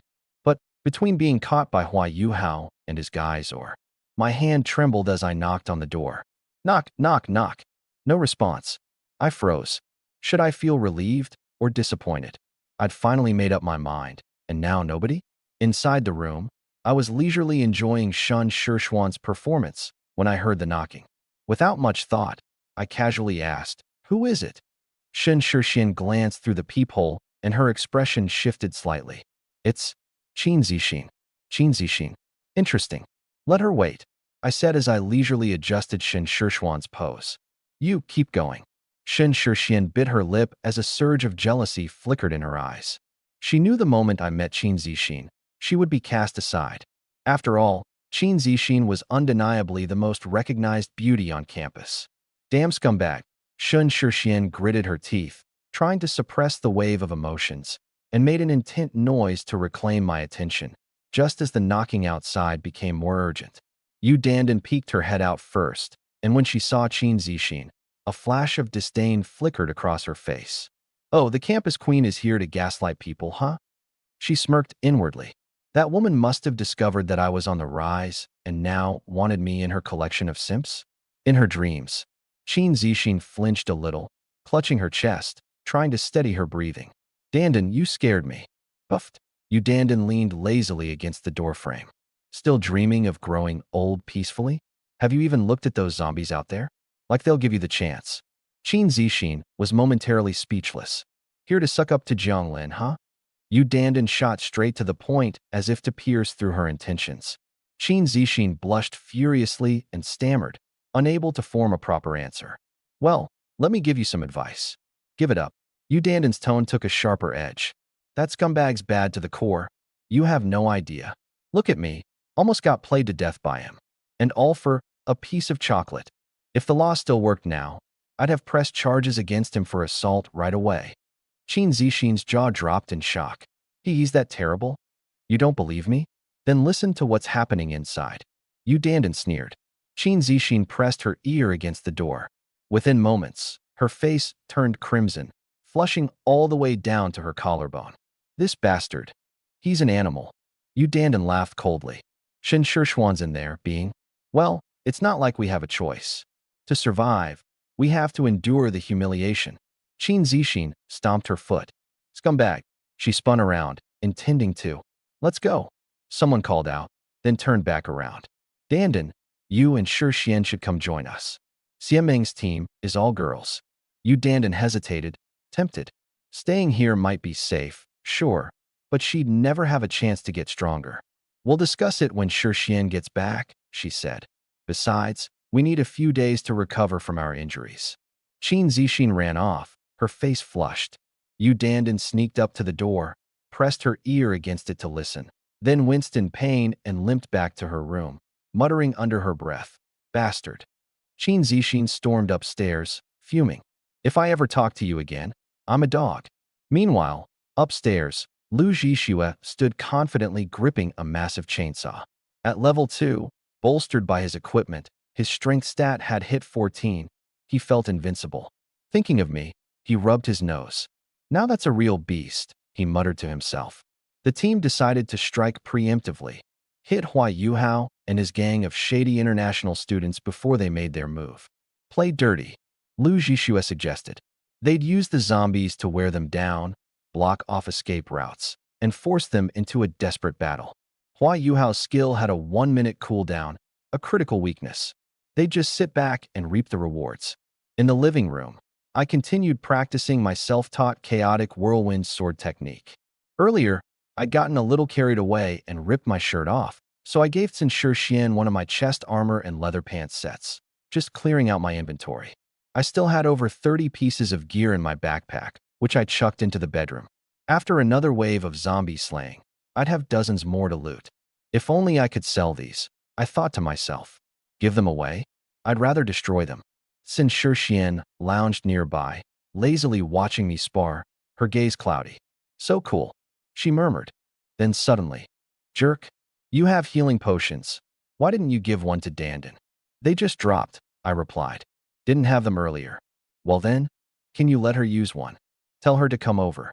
Xin Xian started to get up, then froze, realization hitting her like a brick. "You pervert. What are you planning? Nice outfit, right?" I smirked meaningfully. "Don't even think about trying to bribe me. Aren't you afraid I'll take it back?" She instantly backed down. "I'm sorry." It was all she had left to wear. "There are tons more in the room, including blue tier gear," I said casually. "Blue gear." Xin Xian swallowed hard. With one piece, she could instantly rise to goddess status on campus. "A few more pieces." "What's your deal?" she stammered, her voice dry. I kept spinning my blade in silence, offering no answer. She understood immediately. Still, her legs betrayed her, taking hesitant steps toward the bedroom door. "I won't bow to evil forces," she told herself firmly. But her body disagreed. Peeking into the room, her jaw nearly hit the floor. The place sparkled with a bluish glow. Beast chest armor, leather pants, combat boots. Did this guy loot an entire zombie nest? Beast chest armor blue quality, strength +5. Beast leather pants blue quality, constitution +5. She glanced down sheepishly at her plain white gear. Equipment, stats at 0. Put this set on, and she could solo a mini-boss. Frantically, she pulled up the attribute panel. Xin Xian LV1. Strength, 5 constitution, 7 spirit, 7 speed, 5. Terrible stats. Except for constitution barely passing at average, the rest were downright dreadful. Glancing at the room full of gear, Xin Xian's breath quickened, her eyes reddened. The damn allure. "I'm sorry, Dandan," she gritted her teeth. Faced with an opportunity like this, I just can't resist. After a second of hesitation, her pride was thrown out the window. She spun around abruptly, her face flushing as she glared at me. "I want a full set." I rested my sword on my shoulder, smirking playfully. "Greedy women. I like it. But a full set doesn't come cheap. Name your price." Xin Xian bit her lip and nodded. "As long as I get the gear, you can do whatever you want with us." "Deal. But it depends on your performance. If you don't impress, you'll only walk away with 2 pieces. No backing out." She shot me a glare, leaning against the wall as she stepped out. 2 sets of low-tier gear, that's all it was. But the key was the marketing effect. Women's competitive nature is terrifying. Why should she get to strut around looking all polished and capable of soloing zombies while I am tattered and being chased and bitten? Soon enough, the other beauties would come flocking. Hee hee. I let out a sly chuckle. Hearing about some god-tier health potion, Yu Dandan barged into the room. As soon as the door closed, she froze, stunned by the scene before her. You evil wench, open the door. What kind of weird three-way setup is this? For our future, Sin Shixian retorted, her face reddening, her voice almost shaking. Future, my ass. I leaned back on the couch, patting my lap. Sin Shixian shoved Yu Dandan toward me. You'll get it in a moment. Yu Dandan glared at me. You bastard. What kind of brainwashing crap did you feed her? I'll never let you have your way. Sin Shixian tossed her a beast plate chest piece and explained all the stats. Yu Dandan's gaze locked onto that sweet +5 to strength, and her heart raced. Holy crap, why didn't you say so earlier? If I'd known, I would have knocked out Sin Shixian myself and dragged her here. Forget a three-way, I'd agree to a four-way if needed. I went through hell for 2 days. This scumbag definitely did it on purpose, just to see me beg like this. The more she thought about it, the more aggrieved she felt, and she suddenly teared up. Why the heck did Sin Shixian get instant rewards while I was left to suffer? You bastard, I'll fight you to the death. On the 7th floor, Hua Yuhao leaned against the wall with his eyes shut, ignoring John's provocation entirely. John found it dull. Hua Yuhao had changed. There was now something snake-like and ruthless in his gaze, flashes of cruelty that made John's heart tighten. Hua, bro, what's the deal? John stepped closer. Hua Yuhao opened his eyes, smirking coldly. Your time is running out. Don't forget what happened to Joe. He was vicious, but that guy killed him off. While you're relishing your victories, they're getting stronger. Isn't this just waiting to die? John's heart skipped a beat. Ever since awakening his ability, he had indeed gotten cocky, thinking he was chosen by fate. Waiyua's reminder snapped him back to reality. He was already surrounded with nowhere to run. Do we act now? Waiyua's expression turned sinister. John, there's just the 7 of you. How many people from Dragon Country are upstairs? They're just in a daze right now. But back them into a corner, and even the women will fight like hellions. If you tell them zombies can become food, the ones downstairs won't be nearly enough. John shuddered. Besides a few scattered fools, the rest of these Dragon Country people, once enraged, could tear his group of 7 apart in seconds. Waiyua pressed on with his manipulation. This is the moment when your advantage is greatest. Once everyone starts leveling up, your physical edge will be gone. You'll be crushed like bugs. He crushed a clump of dirt in his hands, letting the dust scatter in the air. Wang Defa and his crew rose in anger. Did you just call us bugs? I'm just stating the facts. Honest words sting, huh? Bugs too offensive? Let's try another word, ants. Waiyua sneered coldly. John held back Wang Defa. Brother Hua is right. We must destroy the resistance now while we can. How do we proceed? Waiyua tapped on the table. A real man hesitates at nothing. Sweep the floors, clearing out layer by layer. Those who surrender become cannon fodder. The rest? Eradicate them down to the last root. All right, let's do it. The group began discussing the details of their plan when suddenly, the roar of a chainsaw echoed from outside the door. Lu Zhixue stormed in with fury, swinging the slasher's chainsaw straight at the steel-reinforced door. With a screech, the door split cleanly in two. Waiyua and Lu Zhixue locked eyes again, sparks flying between them. This time, the tables had turned. Waiyua immediately stood up straight, his expression turning ice cold. Lu Zhixue, you're asking for death. Lu Zhixue smirked. This scumbag was colluding with outsiders, planning not only to kill, but to enslave his fellow countrymen and women? Traitor. Bastard. His gaze swept over John and the group of 7, and his heart sank. That crushing sense of danger earlier, that came from the hulking black man. But this sense of oppression wasn't even remotely close to the overwhelming terror of Jiang Lin. Honestly, when I first knocked on Jiang Lin's door, I wanted to run a million times. My instincts told me that whatever was in there wasn't human. It was a monster, something far beyond comprehension. If I hadn't memorized his unique scent, I never would have believed Jiang Lin could become that powerful. But when Jiang Lin casually tossed me the slasher's chainsaw, it all clicked. There was no way that bastard didn't score a purple-grade weapon. Insane luck. Thoughts raced through Lu Zhixue's head as a smirk of mockery curled at his lips. He pulled out a small hand crossbow and fired without hesitation. Thwack! The arrow shot toward the group of black fighters. He hadn't practiced enough. Time was short, and the bolts were freshly whittled. Waiyua, ever the slimy coward, shouted, "You're dead," but physically recoiled back into the room. exposing only half his body. Typical spineless rat. Without waiting for impact, Lu Zhixue bolted out of there. Huayue froze in disbelief. That was it. The next second, a scream echoed through the air. Black Mike clutched his abdomen and dropped to his knees, a crude wooden arrow impaled in his body. FCK? Damn those Chinese. John roared in rage. The group was still in shock from Lu Zhixue's bloodstained chainsaw, not expecting he would ambush them like this. John charged out in fury, not waiting for the others, who grabbed their weapons and ran after him, some barely dressed. Hua Yuhao's face twitched. A bunch of idiots. They couldn't even recognize such an obvious trap. Roar. The growls of zombies echoed louder and louder, mixed with John's enraged shouting, using others to do his dirty work. It dawned on Hua Yuhao in an instant. Lu Zhixue intentionally sabotaged the gate to let the zombies wear them down. So that's where your harmless act went. Smart, but underhanded. This wasn't his fight. Time to leave. Without hesitation, Hua Yuhao turned toward the balcony. FCK? Where do you think you're going? Mike, clutching his abdomen, staggered to his feet, glaring furiously. I'm heading out. Like hell you can stop me. You failure, Hua Yuhao sneered coldly. Traitor, you've been lying to us. That bastard out there must be your accomplice. Idiot. Hua Yuhao couldn't be bothered with someone already half dead.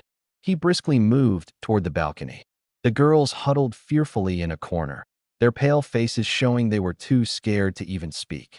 Mike, gripping a short knife, stumbled at Hua Yuhao, bloodlust shimmering in his crazed eyes. I'm going to kill you. Hua Yuhao stood on the balcony, surveying for a way down before smirking. First, though, he turned back, mockery dripping from his expression. If you're so desperate to die, let me help you out. I told John we should have killed you long ago. Ha ha, that's hilarious. I'm not some saint, but at least I'm still human. What the hell are you? Mike's eyes turned bloodshot, his entire body quaking. He knew he was a dead man, but he wasn't going down alone. He was taking Hua Yuhao with him. Bang! With a single swing of his bat, Hua Yuhao caved in Mike's skull like it was nothing. The man didn't even get to twitch before collapsing. Trash, Hua Yuhao spat in disdain, glancing once at the lifeless body before making for the balcony.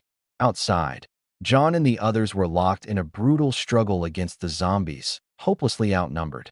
Hua Yuhao grabbed onto the rain pipe and began lowering himself down. Every step was a strain, every movement a reminder of his injuries. But the excruciating pain only magnified his hatred. Just wait for me. Next time, I'll show you what true cruelty looks like. I need a cleansing talisman, healing medicine. I'm not going to die here. Meanwhile, Lu Zhixue and his group were barricading the stairwell with miscellaneous debris, watching coldly as John and the others battled the swarm of undead. That big black guy is tough. He's ripping zombies apart with his bare hands. What about that bastard Hua Yuhao? That snake's always scheming. If he saw Mike go down, odds are he's already bailed. Shame these zombies are all low level. Lu Zhixue sighed quietly, disappointed, as he leveled his crossbow at John. Thwack! FCK. John took an arrow to the back, but roared in fury, tearing apart a zombie with his bare hands. He spun around toward the staircase. More zombies swarmed up, already 7 or 8 of them. Another of his brothers went down, tackled and ripped apart by the undead. FCK. Overwhelmed with rage, John triggered his ultimate ability, Berserker Mode. His body swelled to 3 times its original bulk, muscles ballooning like they were pumped full of air, turning him into a monstrous grizzly bear-like figure. But with his transformation came a complete loss of reason. He was now a vicious killing machine driven solely by instinct. 2 zombies lunged at him. John's blood-red eyes glared fiercely as he lashed out, his massive hands grabbing their heads like they were tiny dolls. With no effort, he lifted them into the air. Reaha! He tilted his head back and unleashed an ear-splitting roar before slamming the zombies hard into the ground. Bam! BM! Their skulls shattered like overripe melons, splattering the surroundings with gore. The girls screamed in terror, backing away rapidly. Lu Zhixue assessed the situation and realized things had spiraled out of control.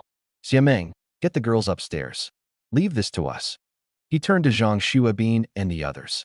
John's lost his mind. He might start attacking anyone near him. You all need to get out. Old Lu, are you insane? You're going to take him on alone. No.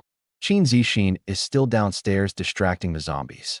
If we run, what's going to happen to her? Plus, the experience orbs on the ground here are enough for him to level up. If he does and recovers his sanity, his power will skyrocket. Combine that with Hua Yuhao, and we'll stand no chance.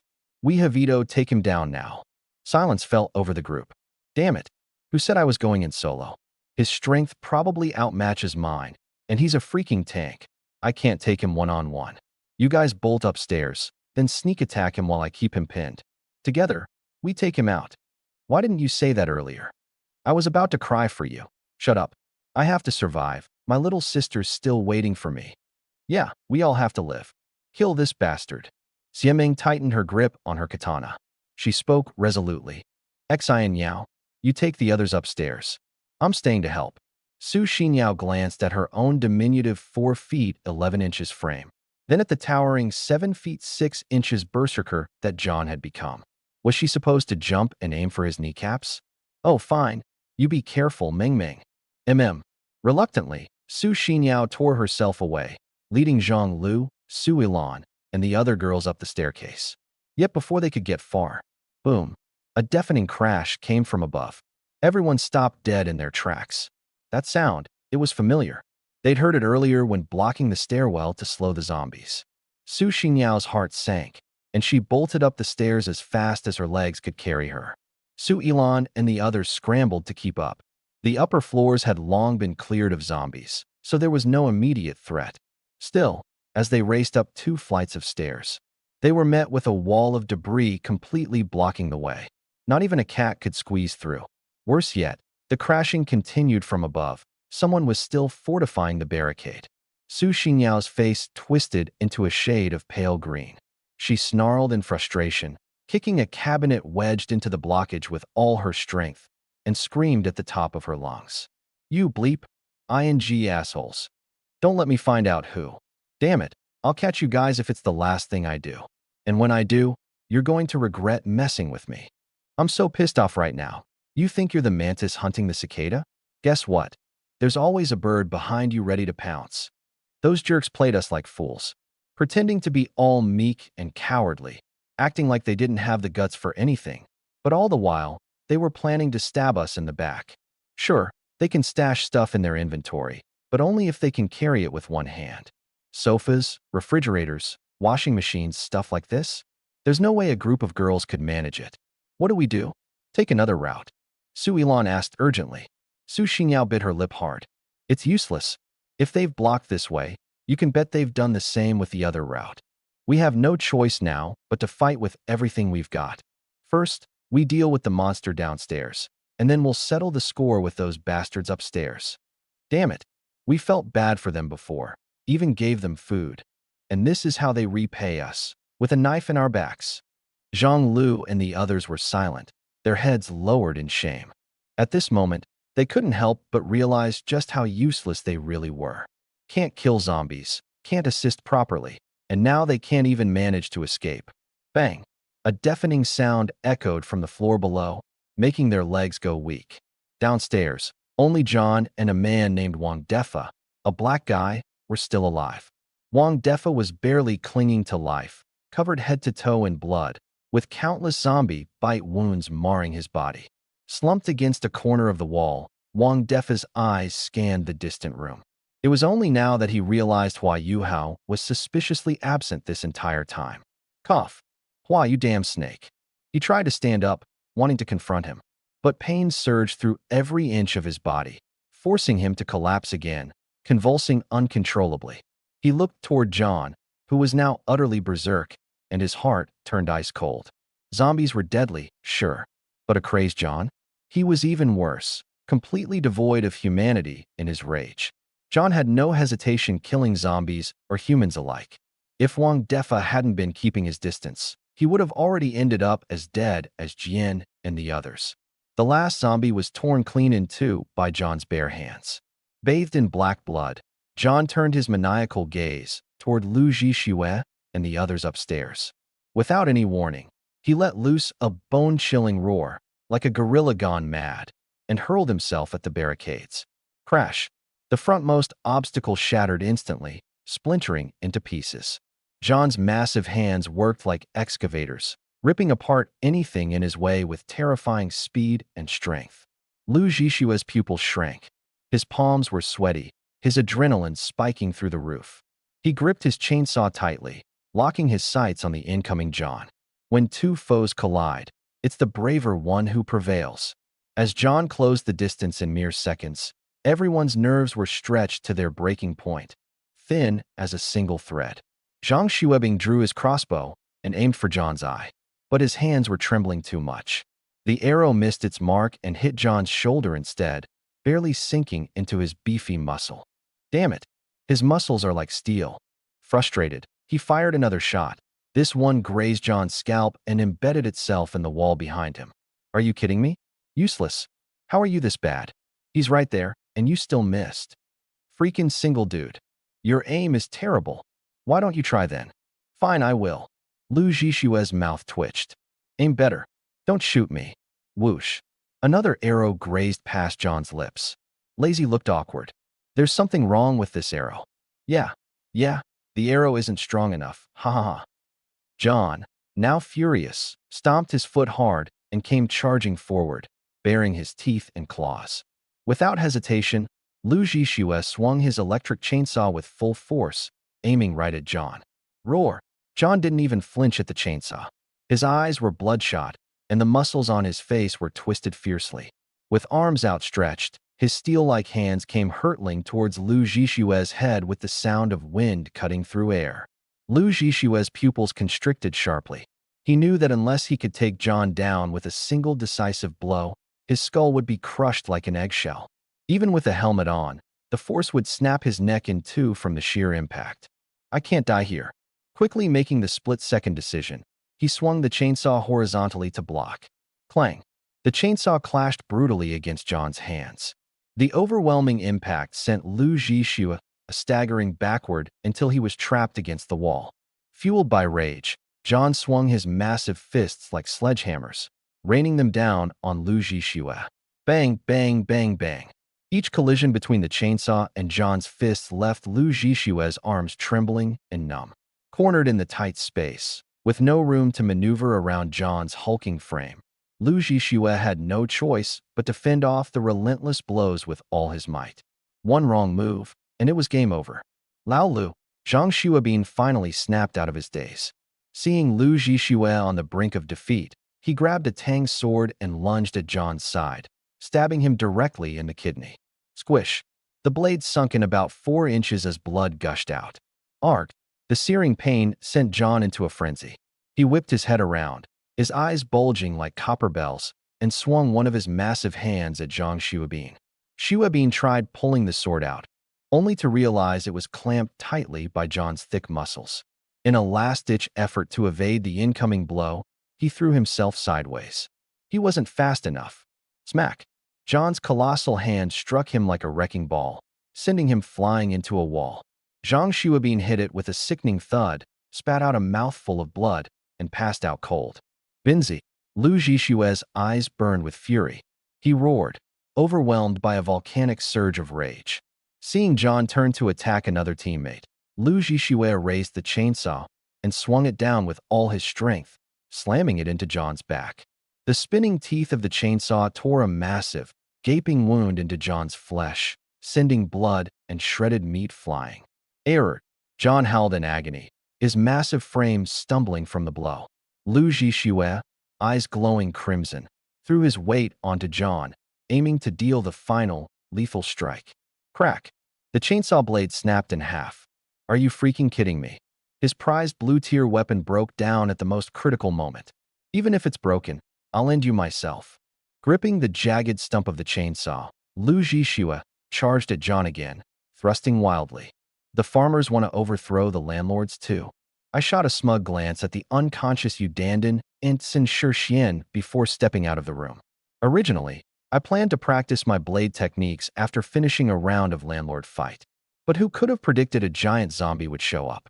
There's no way I can sleep tonight without getting rid of it first. If I could just get some purple tier gear, or even a skill book, that'd be awesome. Downstairs, Bursts of chaotic chatter floated up. Are we sure about this? Isn't this going a bit too far? What's done is done. Don't act all righteous now. Lu Zhixue and his gang forced us out. That was basically sending us to our deaths. If we're dying, they're coming with us. Given those screams, they're probably done for. When the time comes, all their gear and supplies will belong to us. Ha. I think that's Zhang Shuabin yelling down there. Let's hope he barely clings to life. I'd love to take him out myself. But what if they're still alive? Alive? They're definitely crippled now. And we have way more people. You think we're losing to a bunch of half-dead losers? Hearing footsteps approach, everyone upstairs looked up. I stood at the staircase, running my eyes over the group. About 15 or 16 people, a mix of men and women. Some looked familiar, others were strangers. I glanced briefly at the blocked-off stairway and muttered in frustration. You guys are really making this tricky for me. If it's so tricky, then don't stick your nose in it. Go back to where you came from, or don't blame us for being rough. At the front of the pack, Chun Zijian boldly stepped forward. Clearly, he thought they had the upper hand. After all, it was just me against them, 17 in total. Even subtracting the 8 women, it was still 9 against 1. How could they possibly lose? What irked him even more was the fact that I was better looking than him. He couldn't let that go. Not bad, kid, he sneered. I glanced over Chun Zijian. Tall and skinny, not a shred of muscle on him. Who gave this guy the audacity? My gaze sharpened like a blade as it swept through the crowd. A few familiar faces from school quickly averted their eyes, unable to meet mine. The rest kept their focus on the autumn leaf blade in my hand, their eyes glinting with greed. The deep red hilt and glowing orange blade. It was leagues better than the rusty scraps they were holding.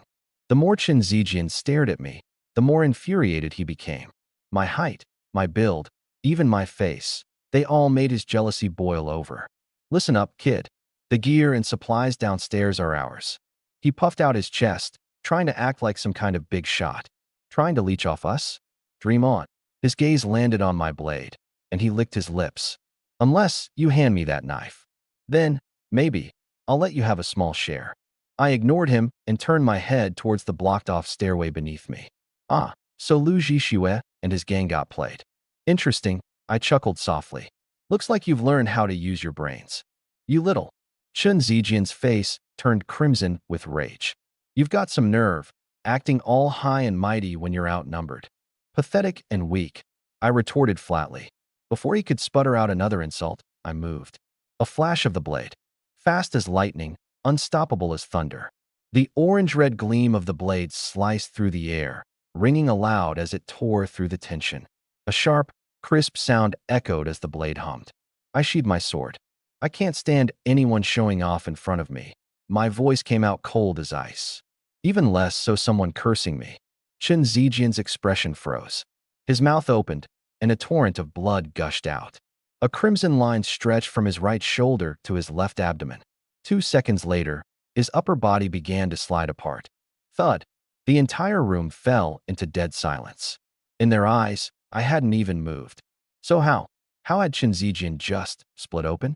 Zijian, Kai Qingqing shrieked, her cries cutting through the stillness. Her eyes were bloodshot as she glared at me. Why you killed him? He insulted me. I replied. For just a few words? Her voice was laced with disbelief. Of course. I shrugged. If you think it's unfair, feel free to call the cops. Kai Qingqing was on the verge of breakdown. In this desolate place, where could she even find police? You monster. What? Looking for revenge. My cold gaze locked onto hers, and she collapsed to the floor, trembling, shaking her head furiously. And no, I thought you two were inseparable. Wouldn't you want to join him? I know, please, Slash. The autumn leaf blade pierced through her heart. Don't worry. I'm very sentimental, I smirked darkly. Since you can't bear to part with him, I'll reunite you two. I curse. Blood spilled from her lips as she fell lifelessly to the ground, her eyes wide open in anger and disbelief. I turned to the rest of the group. Clean up the hallway before I get back. Got it. They all trembled in silence, too scared to make a sound. Just as I began to leave, a voice broke the tension. Why did you kill her? Everyone froze and turned to stare at Jean Chong in astonishment. At this moment, someone still dared to speak out? A brave soul indeed. The crowd immediately parted, leaving Jin Chong standing all by himself. What did you say? I halted and turned to face him. Jin Chong's face was filled with grief and anger. She begged you. Why did you still kill her? Oh, I chuckled coldly. Her boyfriend didn't protest. Why are you so upset? What? Were you two having an affair? Everyone exchanged glances. Chun Zijian was in two halves now, incapable of saying anything, let alone protesting. And yet, Jin Chong's reaction was definitely worth scrutinizing. Completely ignoring the other's stares, Jin Chong walked forward to Kai Qingqing's corpse, dropped to his knees, and gently cradled her in his arms. Seriously? Everyone gawked in disbelief. From behind, he looked unmistakably like a proper simp. I lifted my autumn leaf blade. Yet Jin Chong simply stroked Kai Qingqing's face with tender care, his expression filled with deep emotion. A shiver ran down my spine. Holy SHD, you're even more twisted than I am. Love? To me, it's nothing more than hormones playing tricks on people. But this guy in front of me? A certified masterclass simp. Fine, I'll grant your wish. Slash. One clean strike, piercing through both their hearts. The rest of the room collectively shuddered, standing rigid as boards. As I kicked Chen Zijian's corpse aside, looking around at the group, I asked, so, anyone else feel like bonding on a deep level? Silence. All right then. Put those two lovebirds in the same room. Their undying love is so moving. It almost killed me from the sheer emotion, I said with mock enthusiasm. Then, without hesitation, I walked over to the window and leaped out. The moment I disappeared from sight, the room collectively sighed in relief. God, that scared me. Who even was that guy? That's Jiang Lin, my classmate. The guy's a freaking monster. And you didn't latch onto him? That's a golden opportunity. Are you nuts? He's the type to kill without blinking. My head staying on my shoulders. Thanks. You girls don't see the big picture. If I were a girl, I'd be working on seducing him by now. Can you stop with this nonsense? What about the stairway situation? Who cares? It's not like he can kill all of us, right? Exactly. If he's so strong, why is he wasting time terrorizing regular folks instead of dealing with zombies? What a loser. But seriously, we need to clear the stairway, or we can't get to the supplies. Several guys exchanged glances, their intentions clear in their sly smirks. They dragged Jin Chong and Kai Qingqing into a room together. BM, the door slammed shut, and muffled laughter and playful jeers filtered through. The girls in the group frowned in obvious disgust. Animals. They can't even leave corpses alone. I clung to the 8th floor exterior wall with one hand, watching the scene unfold below me. John was riddled with weapons, his body a patchwork of wounds, barely holding together. Lu Zhixue and the rest of his group were scattered, beaten, and barely standing. A total mess. Not cool, old Lu, I called out with a sly grin. Borrowing equipment from me just to form a raid party for a boss fight? I actually thought we were buddies. And here you go, leaving me out. That hurts, man really does. Spurt. Blood erupted from Lu Zhixue's mouth like a crimson fountain. His eyes widened in shock, then locked onto me with an expression caught somewhere between disbelief and joy, like he couldn't decide if I was real or just some delirious vision in his final moments. You've got to be kidding me.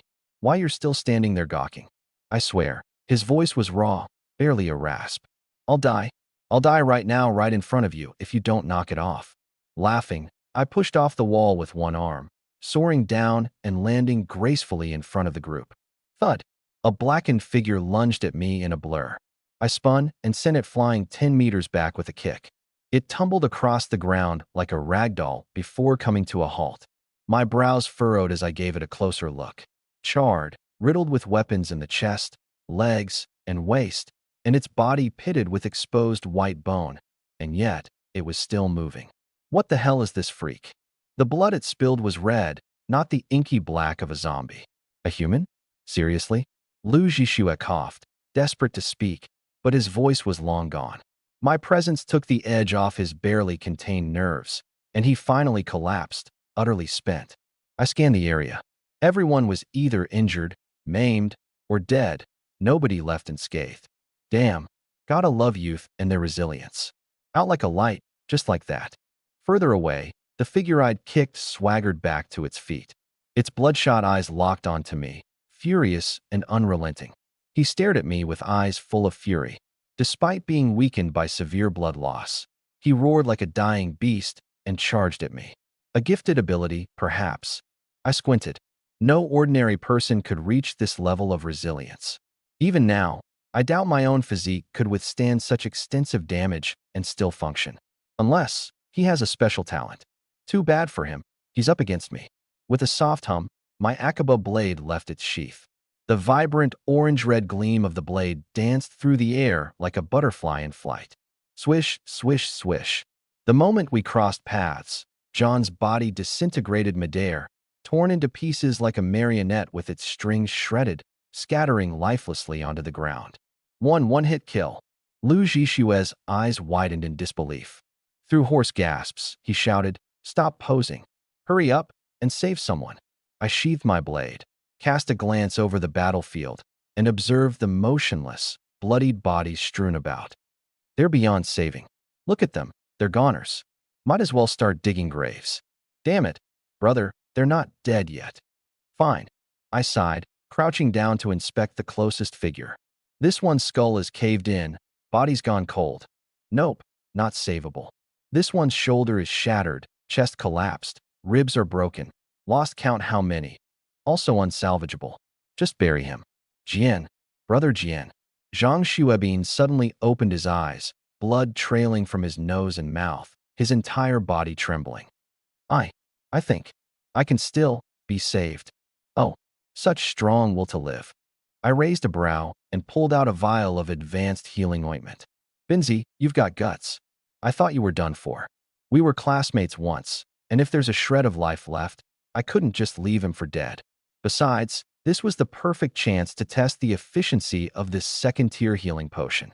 I pried his jaws open and carefully dripped some of the potion into his mouth. Crack, crack, crack. The sound of bones realigning echoed from within his body. Fractures mended, collapsed structures rebuilt, and flesh regenerated at a rapid pace. Fascinating. For a first-tier fighter, a second-tier potion seemed almost miraculous. Thank you. Thanks so much, Lu Zhishue exclaimed, overcome with emotion. Don't forget, you owe me 1 bottle of third-tier medicine in return. His face froze in shock. Third tier? You extortionist. He hadn't even seen a first-tier potion before. But fine, for a brother, third tier it is. Hold on, you're walking off? I haven't even had my turn yet. When he saw me crouching in front of Xiameng, Lu Zhishue immediately understood. Damn it, prioritizing a girl over your bros, huh? Morality? What's that? Does it come with thighs as flawless as hers? In an apocalypse, who cares about morality? A man needs nothing more than raw instinct and unyielding courage. Hey there, miss. Need help? Xiameng's pale face flushed.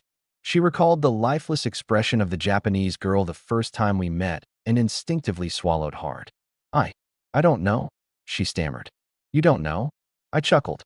Your leg's broken into 3 pieces, and you don't know? Her face turned beet red as she buried her head into her chest. She couldn't feel her legs anymore.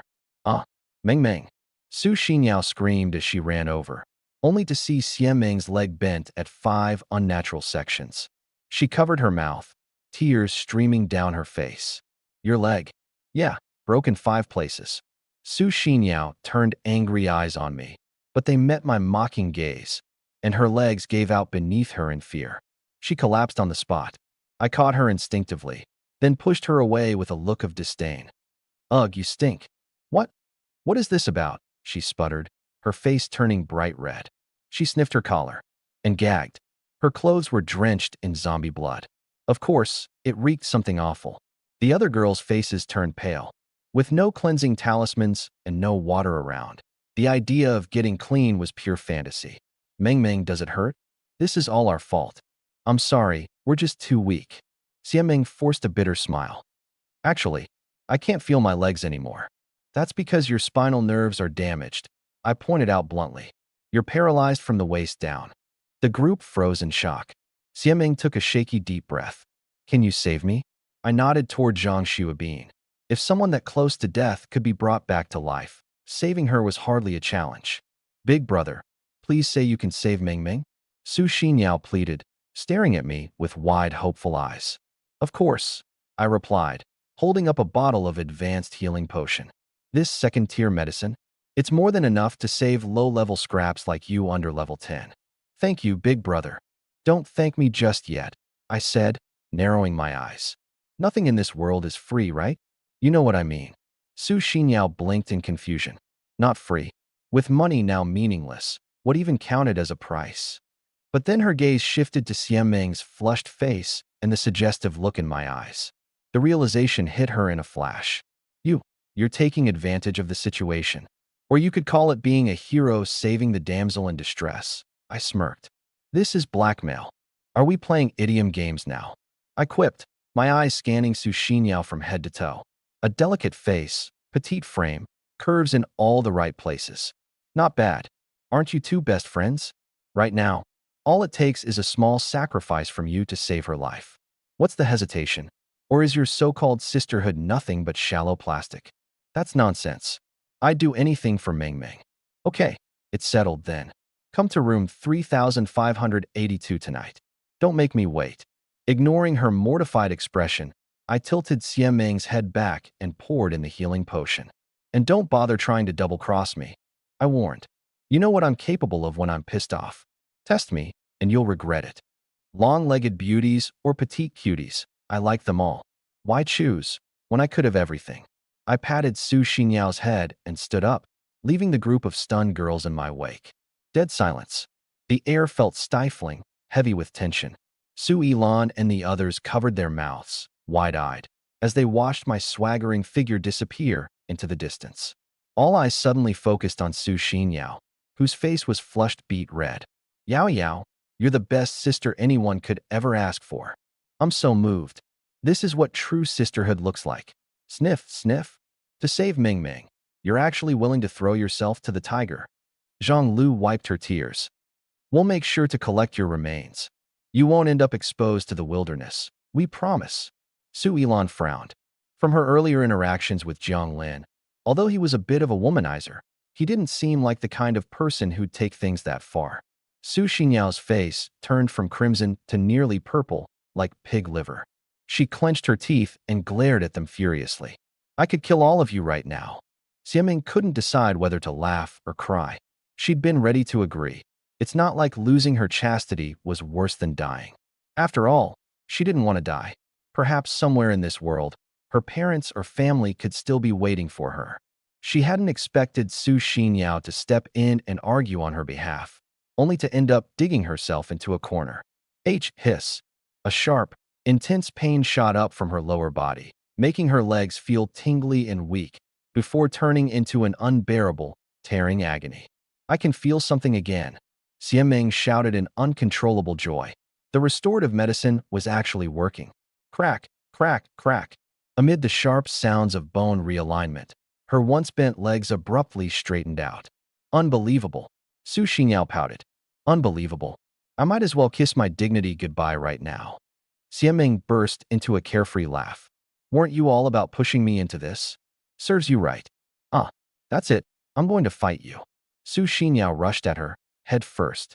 Xiameng quickly hugged her. All right, I'll go. It's no big deal anyway. Just close your eyes, and when you open them, it'll all be over. Su Xinyao tilted her chin up. Meng Meng, how do you even know about this? You're supposed to be the innocent one. Did you secretly study up? Get lost. But he specifically named me.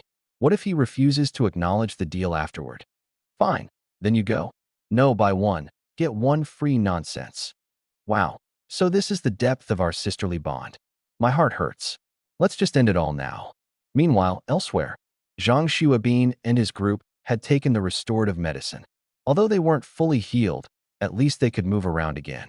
But even so, heartbreak was written across all their faces. Lei Zi, Xiao Wang, and Xiao Li were all dead. A bullet to the head, instant death. By the time Zhang Xuabin arrived, their bodies had already gone ice cold.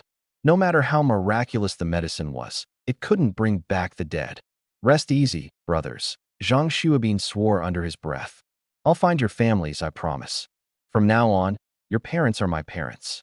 Same with me, echoed 5 voices in unison. Zhang Xuabin carefully stored the 3 bodies into his bag. Perhaps this game world had some sort of revival item? If it existed, how amazing that would be. The weight in his heart felt unbearable, like he was carrying a massive stone. I'm still too weak. Lu Zhixue appeared the most guilt-stricken of all. After his chainsaw, which granted him a 5-point strength boost, had been destroyed, he was utterly helpless against the frenzy of violence. John was in deep trouble. If it weren't for his brothers risking their lives to save him, he would have been long gone. This was all his fault. If only he were as strong as me. Would our brothers have had to sacrifice their lives? I'm sorry, Lu Zhixue said in a low voice. What are you talking about? We're brothers. This is the end of the world. Death is normal. Don't beat yourself up too much. If we had abilities, we would have taken down that dark bastard with a single punch. Lu Ji, you have to stay strong. Otherwise, our brothers would have died for nothing. Who knows? Maybe there really is a revival token out there. If you can't keep going, Lu Ji, maybe Zhang Xuebin should be the new leader. Piss off. Lu Zhixue shot Zhang Xuebin a glare. You? Worthy? Only if I'm dead. Amid everyone's banter, a glimmer of hope ignited in his heart. If revival tokens really existed, that would be great. Zhang Xuebin smirked. Don't be so sure about that. Seeing me approach from afar, his eyes sparkled mischievously.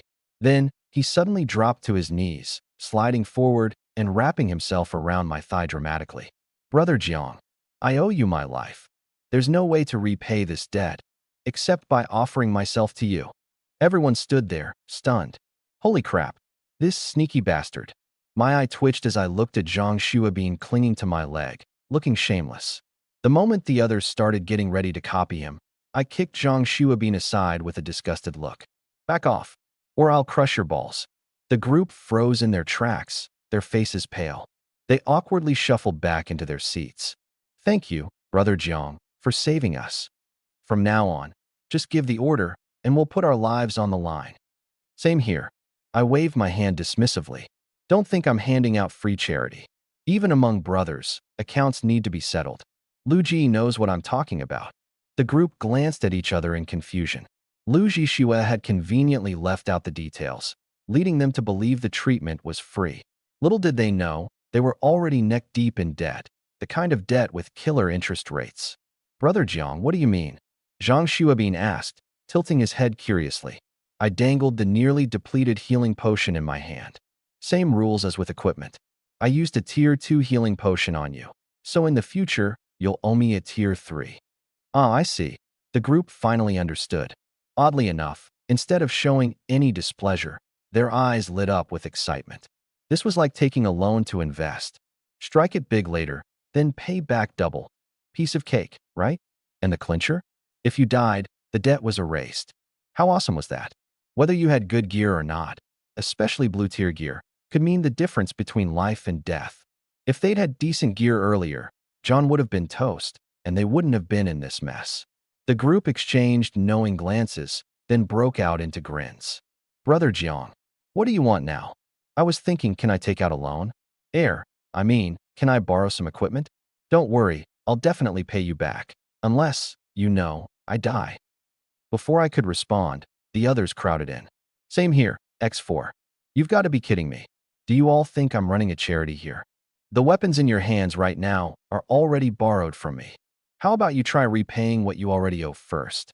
I'm seriously questioning your ability to pay me back. Now get lost. Move out of the way, Zhang Xuebin. I'm heading downstairs to take out some zombies. I shoved past Zhang Xuebin and his group, cursing under my breath as I made my way down. Hey man, wait up. Lu Zhixue grabbed hold of me in a hurry. What now? Seriously? Don't tell me you forgot. Forgot what? Look at me. I'm still lying here in a mess. Patch me up, will you? For the love of, I haven't even gotten to enjoy it myself yet. And here y'all are using it all up. I tossed him the very last bit of healing powder left in my pack. That's it, it's all I've got. Remember to pay me back with third-tier stuff.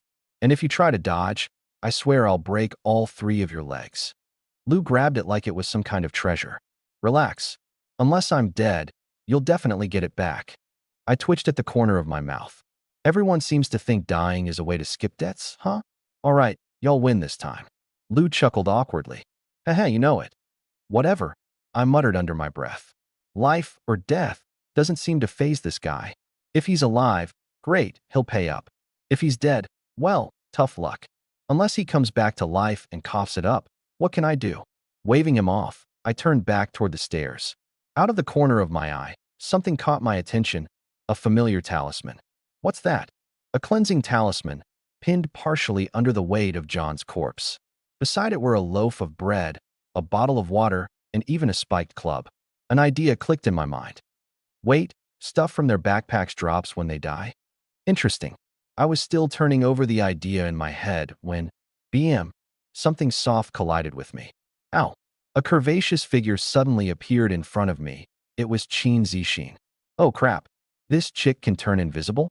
Before I could even say anything, a dark shadow darted out from around the corner, cursing loudly. FCK? Damn girl. Where the hell are you running off to?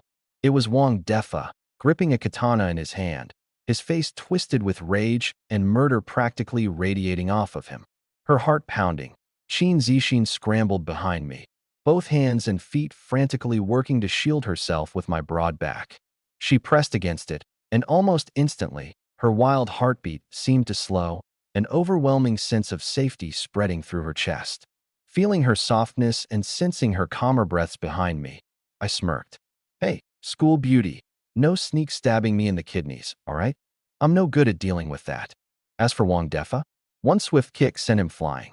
The safety Qin Zixin felt morphed into something else entirely. Her cheeks flushed a bright red as blood rushed to her face and down toward her collarbones. Clenching her teeth, she looked like she could just strangle me right there and then, but didn't even know where to begin to explain herself. After all, she had stabbed Hua Yuhao once. That little smear on her record was one she'd never managed to shake off. Grinding her teeth, she clapped my shoulder a little too firmly. As long as you don't try anything funny with me, I won't stab you. But if you do, I swear, I'll kill you dead. I laughed hard, throwing my head back. Ugh, what's that supposed to mean? Do you think I'm some shameless BTCH too? Hey, it's fine. I actually like shameless women, especially ones as pretty as you. Go to hell. Her chest rose and fell with frustration, and she shot a swift kick at me as her face burned brighter. I just shook my head, turning toward Wang Defa, who was laying not far away, coughing up blood. So does this guy. What the hell are you doing? Trying to strong-arm me. Qin Zixin frowned, shooting an annoyed glance at Wang Defa. He's in cahoots with Hua Yuhao. I was downstairs luring zombies, gathered a ton of them nearby, but since I couldn't stray too far, I came up here to check the battle. Then I saw a bunch of loot everywhere, and while I was picking them up all excited, this guy suddenly yelled FCK. Scared me half to death. He was heavily injured and couldn't move at the time. I ignored him. Qin Zixin's petite face tensed up in irritation as she gritted her teeth. Then this bastard called over 4 women. Those 4 bees treated him like he was their long-lost dad and started cursing me out like crazy. I couldn't fight 4 mouths with just one. Then they even wanted to get physical. I couldn't take on all 8 hands myself. She punched the air angrily. But if it was one-on-one, I'd beat the crap out of them, no doubt. And now, this jerk followed me here. I chuckled, but don't you have 2 mouths? Curse them right back. You little jerk. Qin Zixin glared at me angrily, cheeks flushed. They had 8 mouths. I'd have been outshouted and crawling into a corner in no time. I struggled to suppress my laughter. She wasn't wrong there. But then I spotted the flaw in this story. Wait a second. How are you taking so long to pick stuff up? No, I wasn't. She bristled. Those zombies weren't even killed by me. Loot dropped by someone else has a 5-minute protection timer. After that, you still have to pick them up piece by piece. I didn't see anyone nearby. How was I supposed to know this guy was just playing dead? Ah, got it. I nodded, tucking away this tidbit of info. All right, you head upstairs. Everyone else is up there. I'll handle this guy here. Be careful then. Oh, is the school bell actually worried about me? I'm honored. Get lost. Qin Zixin stomped away in embarrassment, her face red with fury. She swore she'd never speak to me again, or else she'd be a little puppy. I dropped my amused expression as soon as she left. Qin Zixin having some sort of stealth talent. Now that was unexpected. Initially, I thought Hua Yuhao had tried to force himself on her and got killed for it. But now, it seems like he was taken by surprise instead. Not that it mattered. Against overwhelming strength, no matter how stealthy she was, She couldn't come close to touching me. I strolled toward Wang Defa, peering down at him. That earlier kick was tougher than I intended. It left his chest sunken and his ribs cracked in multiple places. Clutching his chest, Wang Defa groaned in pain. His face, dark to begin with, had turned ghostly pale. He had never expected things to go so wrong, barely managing to level up and heal his injuries, only to find himself in this deadly situation again just for trying to chase after a girl. If he had known, he would have left right away. Man, beauty truly is a curse. Cough, cough. This is all just a misunderstanding, my friend, he stammered, his face twisted in fear as he looked up at me. I meant no harm to that lovely young lady. I just wanted to make friends. You know, more friends, more opportunities. I love the Dragon Nation, and I love Dragon Nation people even more. Look at my name, Wang Defa. I'm a good guy. I slowly lowered the foot I'd raised, my lips curling into a grin. A friend? Huh. You're a funny one, haha. You know, to be honest, I don't have many friends. Are you sure you want to be my friend? Yes, yes, absolutely. From now on, we're best buddies. Wang Defa's excitement lit up his face. But suddenly, he coughed up blood from his wounds and gasped. Friend, I'm hurt. Help me. No problem, I said with a cheerful smile, lifting my glimmering autumn leaf blade. My friend, let me help you find peace. Wang Defa blinked in confusion, questioning if he'd heard me wrong. Find peace. What's that supposed to mean? Surely, he means help me recover, right? Schlink. The blade pierced his throat, blood gushing out in torrents. WHY.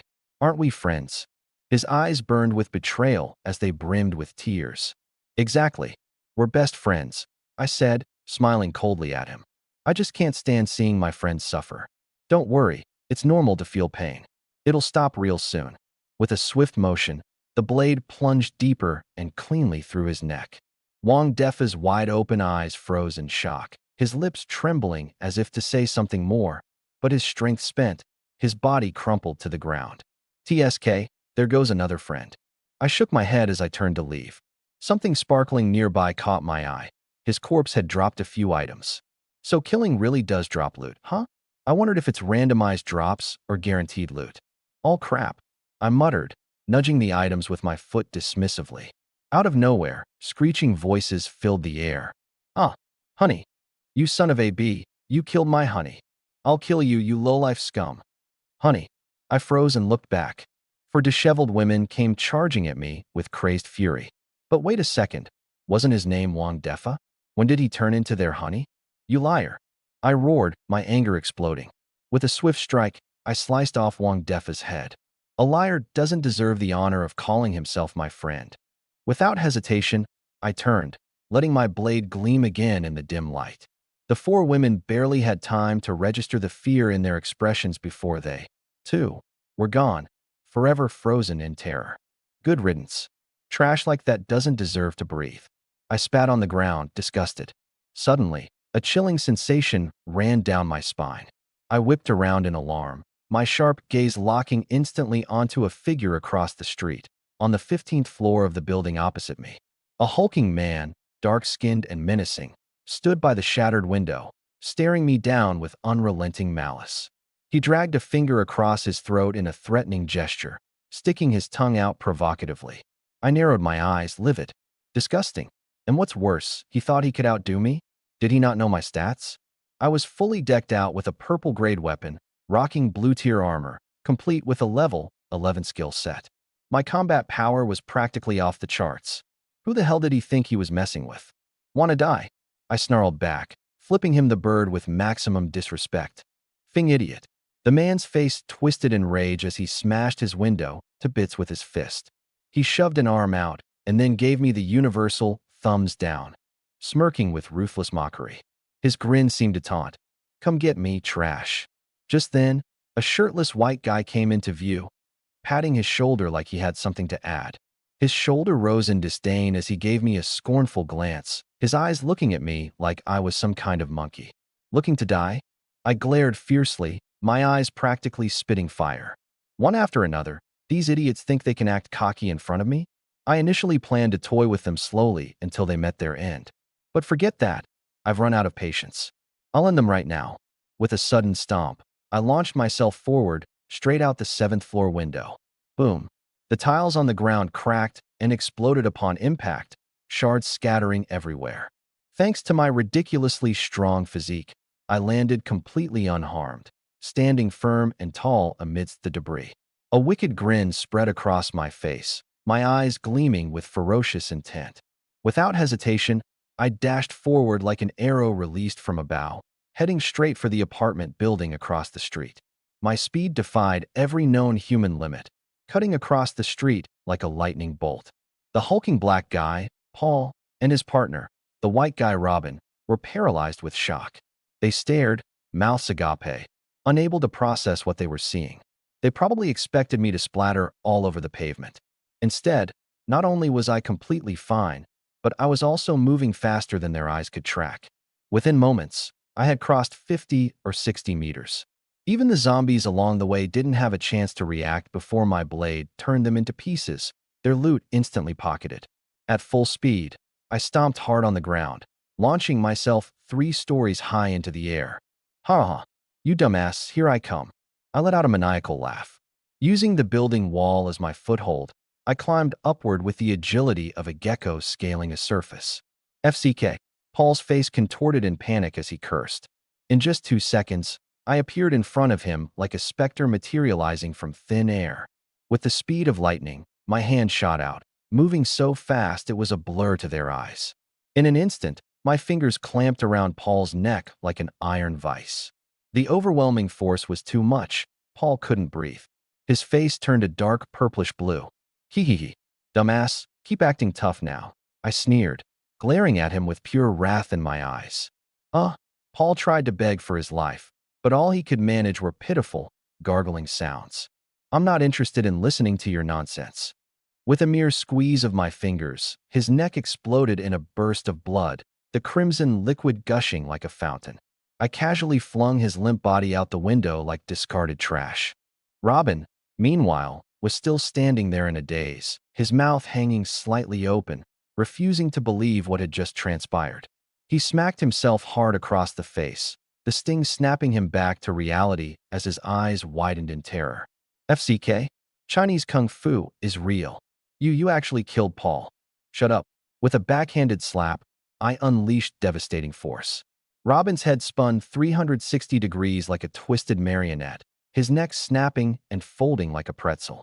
His limp body careened against the wall before collapsing in a heap. Trash. You dare show off in front of me? Courting death. I had thought they might possess some kind of overpowered abilities like John, but it turns out this was all they had. As Robin died, a loot pile appeared on the floor next to his lifeless body. Scratching my head, my gaze shifted to the window. In all that excitement, I'd accidentally tossed Paul out.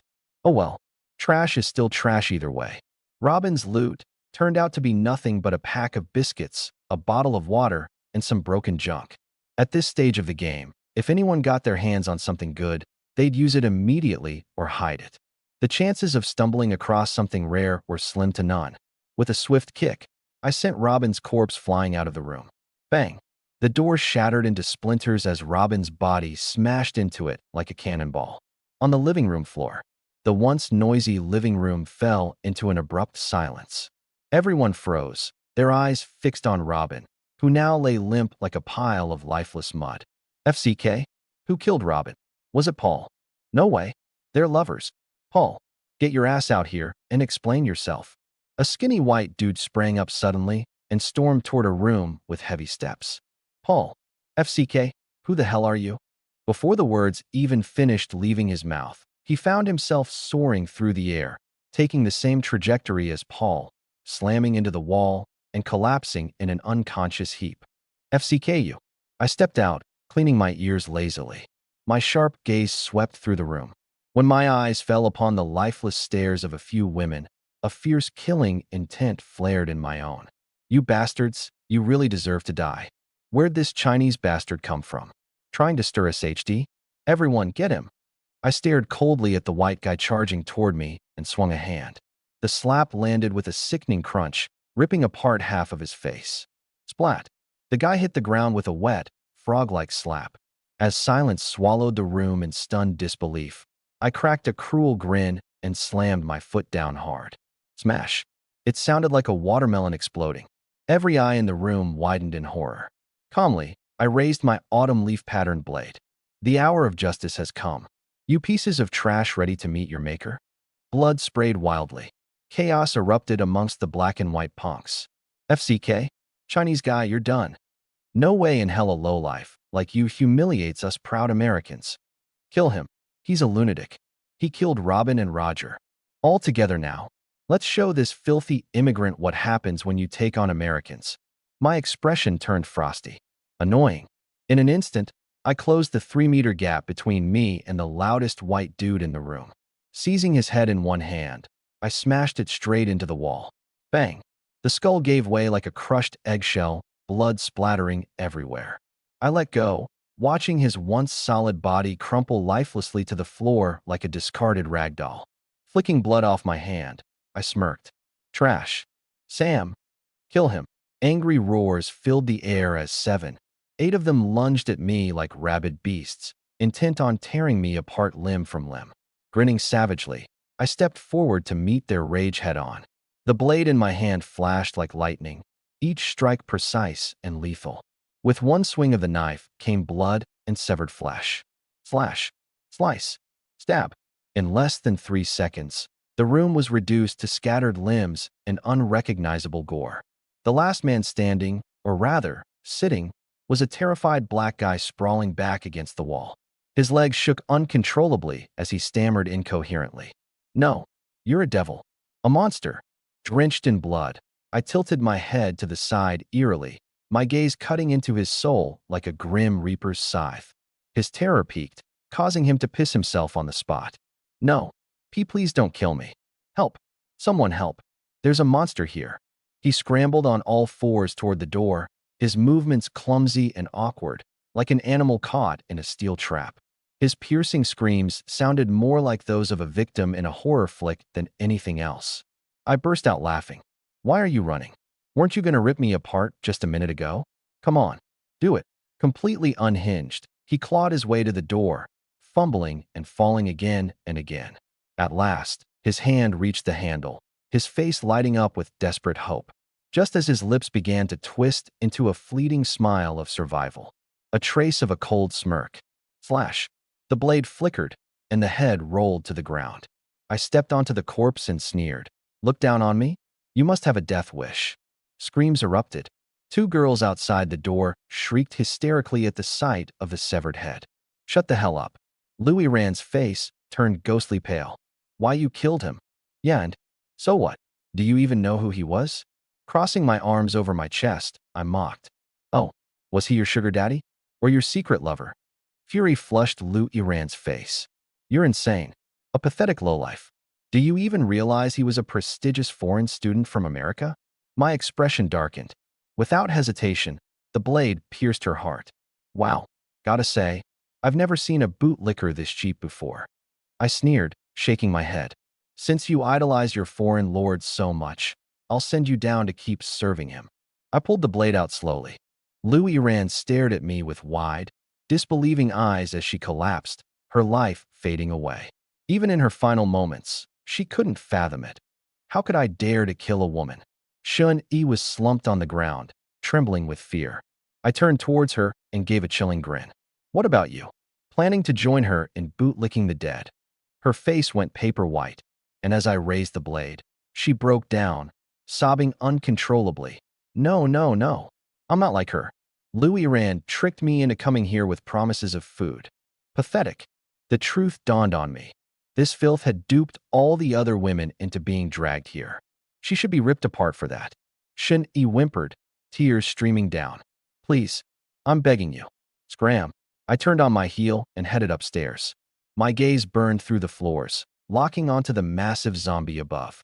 You better put on a good show for me. Shun-Yi remained frozen in fear. Only after confirming I had left did she shakily get up and glance into the room. Blood painted every surface. Dismembered limbs littered the floor. A sight straight out of hell. But her eyes sparkled when she spotted the scattered food, water, and weapons amidst the gore. Hell, this was heaven. Her stomach growled ferociously. Compared to hunger and the looming threat of death, What were severed body parts? If it came to that, meat was meat. She snatched up a bloodied biscuit and crammed it into her mouth. Spotting water and chocolate near Lu Iran's corpse, rage flared within her. Worthless bitch. With a vicious stomp, she ground her boot onto Lu Iran's face. This woman had tricked her into coming here to be sold off, like livestock. Dying like this is far too good for you. After scavenging everything useful, Shuni glanced at the other girls who were mentally shattered, then gritted her teeth and left the building. Save them. She could barely keep herself alive. How could she possibly help someone else? Meanwhile, Lu Jishue's group, having recovered slightly, glared at the blocked-off staircase, seething with rage. Those bastards deserve to die. Zhang Xuebin cursed, gritting his teeth. If it weren't for the barricades, Lei and the others wouldn't have died. Are they all dead? Su Hao asked coldly. What? You think I left some alive for next year's festivities? Zhang Xuebin spat. His eyes were reddened. Su Hao gave a bitter smile. There are over 30 people upstairs. Are you really planning to kill them all? It's easy to say harsh words, but taking action is a completely different matter. Everyone looked toward Lu Jishue. Without a change in expression, he unsheathed his katana. I'll handle it myself. His voice was calm, yet it carried an icy, bone-chilling edge. He began walking upstairs, clearing debris along the way. Suddenly, Qin Zixin called out, Yu Dandan and Xin Shixian are on the 35th floor. Don't harm them. Lu Jishue paused for a moment. The 35th floor? Isn't that where that bastard Jianglin is? In an instant, he understood Qin Zixin's hidden meaning. Yet, he wished he didn't. That beast. He admitted it. He was envious, even jealous. The anger he initially felt was completely overtaken by jealousy, his grip on the blade trembling slightly. He really wanted to cut someone down. Su Yilan gently tugged on Qin Zixin's sleeve. How do you know they're on the 35th floor? Qin Zixin's expression stiffened. She couldn't just admit she saw them when she was looking for Jianglin herself, right? Hastily adjusting her hair to cover up her tension, she replied, I ran into them by chance. I even invited them to join us. Oh, I see. Su Yilan nodded without further questioning. Though more people might bring complications, courage tends to swell in numbers, especially for women. When facing monsters like zombies, most people are naturally gripped with fear. Forget direct confrontation. Even running into them around a corner could scare someone senseless. Of course, not everyone was welcome to join. At the very least, Yu Dandan and Xin Shixian were acquaintances, which was better than dealing with complete strangers. Seeing that Su Yilan had stopped probing, Qin Zixin subtly sighed in relief, quickly changing the subject. Xiameng, how are you feeling now? Much better. I can move freely again. Xiameng flexed her arm. The medicine's effect is still working. I should be fully recovered by tomorrow. That's a relief, Qin Zixin said with a sigh. If we had known that black guy was that strong, we should have begged Jianglin for help back then. Don't mention that jerk. Su Xinyao suddenly shrieked, her face red as an overripe apple. Qin Zixin was taken aback. Jianglin had just saved everyone. The medical supplies were his, too. Without him, they'd all be dead by now. With this kind of life-saving deed, why was she acting like she'd eaten gunpowder? What happened? Xiameng covered her mouth and giggled. Don't mind her. She's worked up because she has to spend the night with Jianglin. Qin Zixin. The other women burst into laughter. Su Xinyao stomped her foot in embarrassment, yelling, You're all bullying me. Then she ran off. Still processing the new information, Qin Zixin asked, Wait, what do you mean by spend the night? Su Yilan averted her eyes, her expression shifting slightly. Jianglin's medicine wasn't free. His condition was physical repayment. It was originally supposed to be Xiameng, but Su Xinyao jumped right into it on her own. Jianglin's strength gives him the ultimate say. Tonight, someone has to go. It's not Xiameng, it's Su Xinyao. Qin Zixin was utterly flustered. That scumbag is really something else. But what's with Su Yilan's jealous tone? Oh right, this woman has a serious case of admiration for the strong, and she's a sucker for good looks too. Jianglin is currently the strongest and, to top it off, he's attractive. He's basically her dream guy. Suddenly, a scream erupted from upstairs. Qin Zixin's expression darkened. Lu Jishue had made his move. The death of Lei Zi and their group had completely pushed him over the edge. I turned the corner and immediately ran into a massive zombie. But someone had already gotten there first. 5 people were engaged in a fierce battle with it. The tall, skinny guy leading the group seemed to have an ice-based ability. With a wave of his hand, frost formed all over the massive zombie's body, slowing it down significantly. The others seized the opportunity to attack, but their damage was pitiful, like scratching an itch. Zombies don't have health bars, and the only way to kill one is with a headshot. With the level of damage they were doing, they'd need an entire day to take it down. Leaning against the wall, I watched the show. Pretty amusing, actually. The massive zombie was running around in circles like a dog being teased. Hit once, and it'd cry out loudly. Hit again, and the cycle would repeat. Once I'd had enough fun spectating, I picked up my autumn leaf blade and started walking over. Stop right there. One of the young men at the edge of the group blocked my path. I glanced at him, saying lightly, "Good dogs don't block the road." His face darkened, though he forced a laugh. "Bro, we're fighting this boss. Can't you just—" "Nope." He was at a loss for words. "Come on, man, leave some room for future encounters. Not planning on meeting you again." "Why you? That's just not right." Wang Yifei was so flustered by my comeback, he couldn't even argue properly. He cursed me internally but didn't dare to voice it aloud. The cold sensation creeping along his neck warned him that if he really talked back, his head might not stay attached to his body much longer. He rubbed his neck nervously. "Bro, we've been fighting this thing for so long. Now you come to steal it? That's just wrong.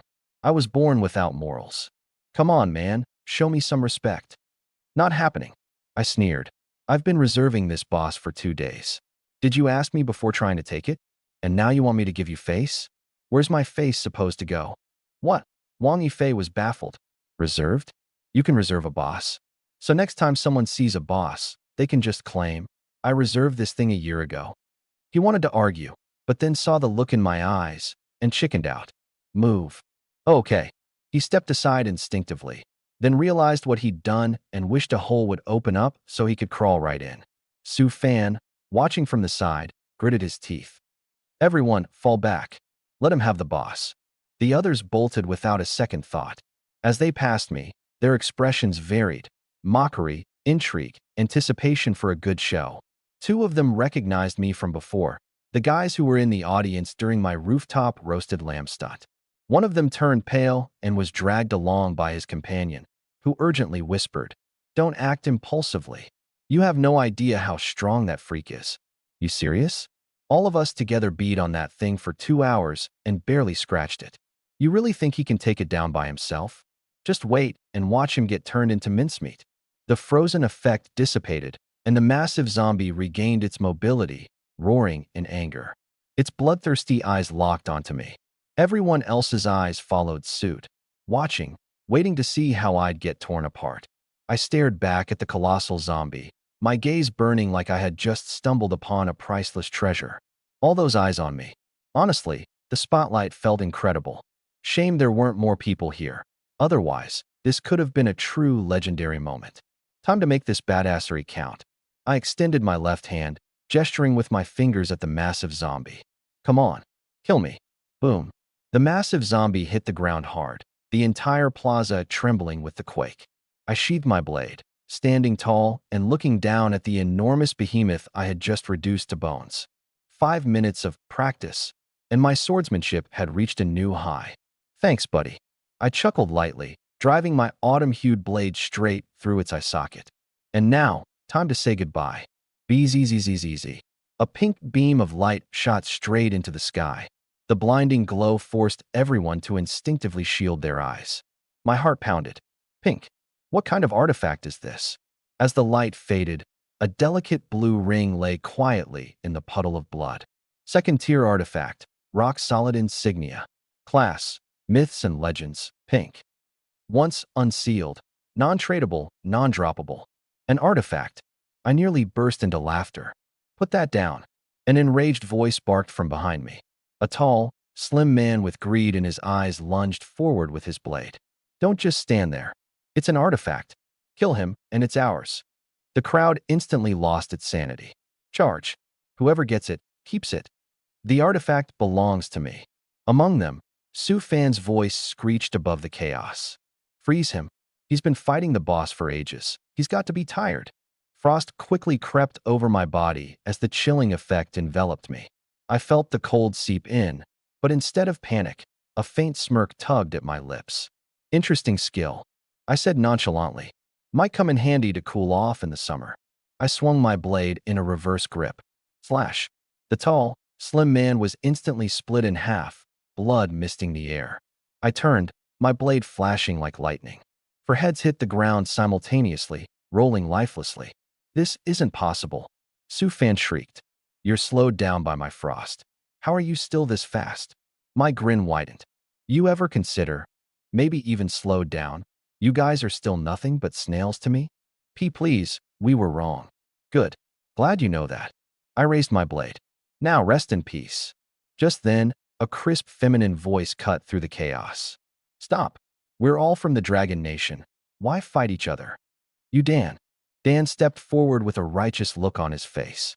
Sure, we wanted to kill you, but let's put the facts aside for a moment. Are you really without fault? If you hadn't stolen our boss, that artifact would have been ours. I froze for a moment, then burst into laughter. Put the facts aside. I shook my head, chuckling. Girl, your logic is something else. What do you mean I stole your boss? I glanced around at the group. Did this boss have your name engraved on it? Or did you deal most of the damage to it? I pointed at the corpse on the ground. They tried to kill me for loot. Now they're dead. That's what they get. If any of you feel like trying your luck, go right ahead. Su Fan's face turned as white as a sheet, and he quickly backed away. Misunderstanding. It's all just a big misunderstanding. Zhang Feng directly dropped to his knees. Boss, have mercy. We didn't know better. I let out a cold snort and slipped the cragstone seal onto my finger. A pink shimmer flashed briefly and disappeared. Get out of here, I said, waving them off. Next time I catch you lot scheming, you already know what'll happen. As if granted a pardon, the group scrambled out, stumbling over each other to escape. Only Udandan remained, glaring daggers at me through clenched teeth. What? Still not convinced? I smirked, watching her with an amused expression. You're just a butcher, she spat angrily. A butcher? I laughed at that. In this world, kindness doesn't keep you alive for very long. Remember this, little girl. I turned and walked away, my voice drifting behind me. If you want to live, stop relying on the kindness of others. Leaving the plaza behind, I found a quiet corner to examine the ring. The attributes of the cragstone seal were still question marks, but I could feel the immense power sealed inside. It appeared to be locked by some sort of condition that needed to be fulfilled in order to unleash its true potential. What's the condition to unseal it? I muttered, turning the ring over in my hand and sinking into thought. Just then, a system notification chimed. Artifact level equipment detected. Would you like to spend 100 experience points to view the basic attributes? 100 experience points? At level 5, I only had around 500 experience total. But for an artifact? Worth it. Confirm, I replied. Cragstone seal, sealed. Defense, plus 50. Constitution, plus 20. Special ability, Cragstone body, locked. Unseal condition, defeat 100 elite tier monsters, 0 out of 100. I sucked in a sharp breath. Even in its sealed state, it gave me 50 extra defense and 20 constitution. Fully unsealed, just how strong would it become? Elite tier monsters. Those would be a step above regular zombies, but weaker than bosses, right? 100 of them. It's going to be a grind, but definitely doable.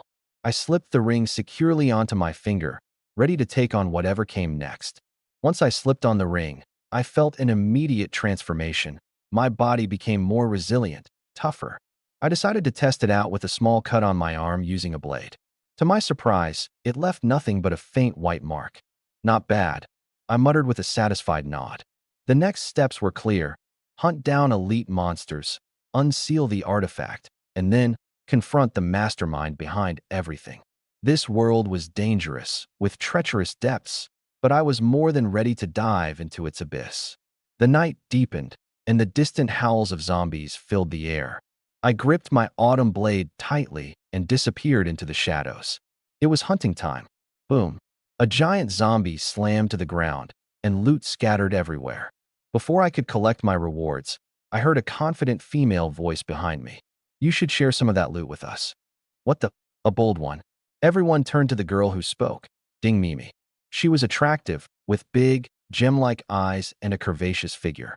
Even though her clothes were filthy and she looked disheveled from head to toe, she still radiated the allure of a mature woman. Unsurprisingly, she had at least 30 or 50 guys pining for her attention on a regular day. Maybe that's why her confidence was through the roof, especially when dealing with men. Even now, facing someone like me, someone who had just cut down a horde without hesitation, she stood with her head held high and walked right up to me. This boss was originally ours, she declared, puffing up her chest. You took the kill. That's bad enough. And now you're hoarding all the drops? Don't you think you should share at least some of it with us? Her tone was soft, syrupy, her gaze flirtatious. We're classmates, right? You guys should be protecting us girls. That's your honor as men. Besides, you're already strong enough. You don't really need all of this, do you? Yeah, exactly. Another girl piped up, her voice even haughtier. The way you fight is so brutal. Killing without hesitation? Way too much. You owe us an apology right now. The third girl took it a step further, practically baring her fangs as she made her demand. Not just an apology. You need to hand over that artifact ring, or this won't end here. The scene fell deathly silent. I twitched slightly, a vein throbbing in my temple. Well then, aren't they confident? Ding Mimi still had some redeeming qualities, some charm, at least. But the other two? A prominent, square jawline on one. The other had crooked teeth, a gaping mouth, and rolls upon rolls like she hadn't stepped off a couch in years. Yet here they were, acting like queens and daring to talk about dividing up my hard-earned loot. 3 days without a bath, reeking of filth, their makeup so heavy it looked like it was done in the dark, and they had the nerve to target my artifact? Were they suicidal? I made a wave to collect every last piece of loot into my inventory, and then turned sharply to look at Su Fan and the others. Anyone who takes these 3 idiots out for me, I'll let them live. The group exchanged uneasy glances, hesitating. No takers. I sneered coldly. Then you can all die together. Slash. I moved like a phantom. The autumn blade sliced cleanly through the air.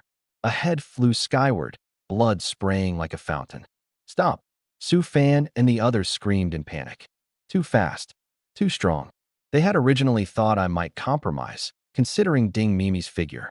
Who would have expected I wouldn't even spare her a second glance? Sorry, but we're left with no choice. Su Fan gritted his teeth. You're insane. Ding Mimi and her 2 companions turned pale. Wait. Brother, don't kill me. Ding Mimi finally panicked. I'll do anything you want, just don't kill me. I rolled my eyes. Did they really think I was some kind of garbage disposal? Before my time-traveling days, I might have humored their nonsense for amusement. But now that I'm unmatched, why settle for a bus ride when I can drive a Maybach instead? Su Fan and the others' eyes turned bloodshot. I gave you food and drink, and I couldn't even get a single touch? Now suddenly, you're willing to give everything to Zhonglin? Keep your word, or… Su Fan gritted his teeth. It's either us or them. Us or them. Trash like this dares to challenge me? You've got 10 seconds. If you don't kill them, you all die. I began counting down. 10, 9, 8. By the time I got to 7, Su Fan and his group made up their minds. They raised their weapons and struck down. Bang, bang, bang. Screams echoed back to me. 1, 0, time's up. I glanced at the scene on the ground, shaking my head in mock sorrow. What a pity, they're not quite dead yet. What? Su Fan immediately looked down in panic. Sure enough, Ding Mimi was still twitching on the ground. Without hesitation, he struck again, stabbing her deeply in the chest. You won't die a good death. Ding Mimi gasped out her final breath. Now she's dead. Su Fan snarled, glaring at me. Ha ha. I clapped and laughed heartily. Yes, she's dead now. You were 2 seconds late, but what can I say? I've always been too kind-hearted. All right, I'll let you pass this time. I slowly raised my autumn leaf blade. Which is why, this means you all deserve to die more. You liar. My friends, you killed your own comrades. How can I trust you not to come after me later? I shrugged nonchalantly. In case you plot some revenge against me down the line, it's only fair I send you off now, as a tribute to these 3 poor girls. What the? Su Fan was filled with rage. I said I'd spare you, didn't I? And I have. My face grew cold. That doesn't mean I can't kill you now. What? You think I'm supposed to let you go and live in constant fear of you forever? Murderous intent swept through the air like a tidal wave of blood and corpses. Su Fan and his team froze on the spot. Their hatred melted into sheer terror. Attack him, Su Fan roared. I slow. Crack, crack, crack. A freezing blue ice spread quickly over my body, slowing me by 30%. Not bad, I silently acknowledged. But precisely because of skills like his, people like this can never walk free. If a guy like Su Fan ambushed me someday during another fight, it'd be game over. The rest of his team charged forward, weapons raised high. Go to hell, you fool. The hefty leader swung his spiked club, his eyes filled with smug triumph. So much for that cocky act. Thought you could show off. Well, you're done for now. That artifact is about to be mine. Wait, where'd he go? The fat man suddenly felt a strange lightness in his body as the world around him spun. He saw his own body collapse, the horrified expressions of his comrades, the looming ceiling above him. Am I dead? His consciousness faded into eternal darkness. Blood sprayed across the air. Severed limbs flew in every direction. The autumn leaf blade in my grip transformed into the scythe of death itself, cutting down lives with every swing. These fools charging at me. Fragile, like scarecrows made of paper in the face of a storm. Pathetic trash. Su Fan's face had gone deathly pale, his entire body trembling like a leaf. His wide eyes stared at the carnage, lips quivering but unable to form a single word. His underlings couldn't even give me a reason to catch my breath. Thud, thud, thud. I walked toward him through a crimson puddle, every step leaving blood-red footprints on the ground. No, please, I beg you, I was wrong. Su Fan's legs buckled, and he collapsed to his knees. Spare me. I'll never cross you again. Pathetic. Where's all that bravado from a minute ago? Scram. I waved dismissively. Su Fan scrambled to his feet like he'd been granted a royal pardon, stumbling and crawling in his desperation to flee.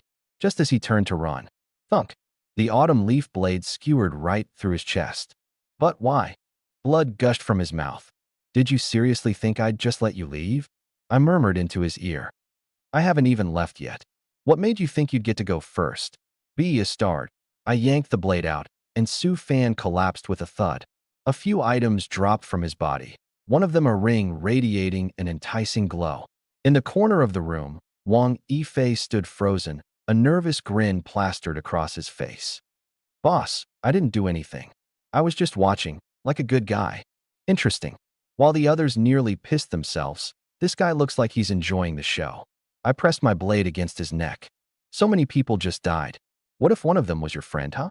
What if one day, you start thinking about revenge? Sir, I swear to you, I wasn't close with any of them.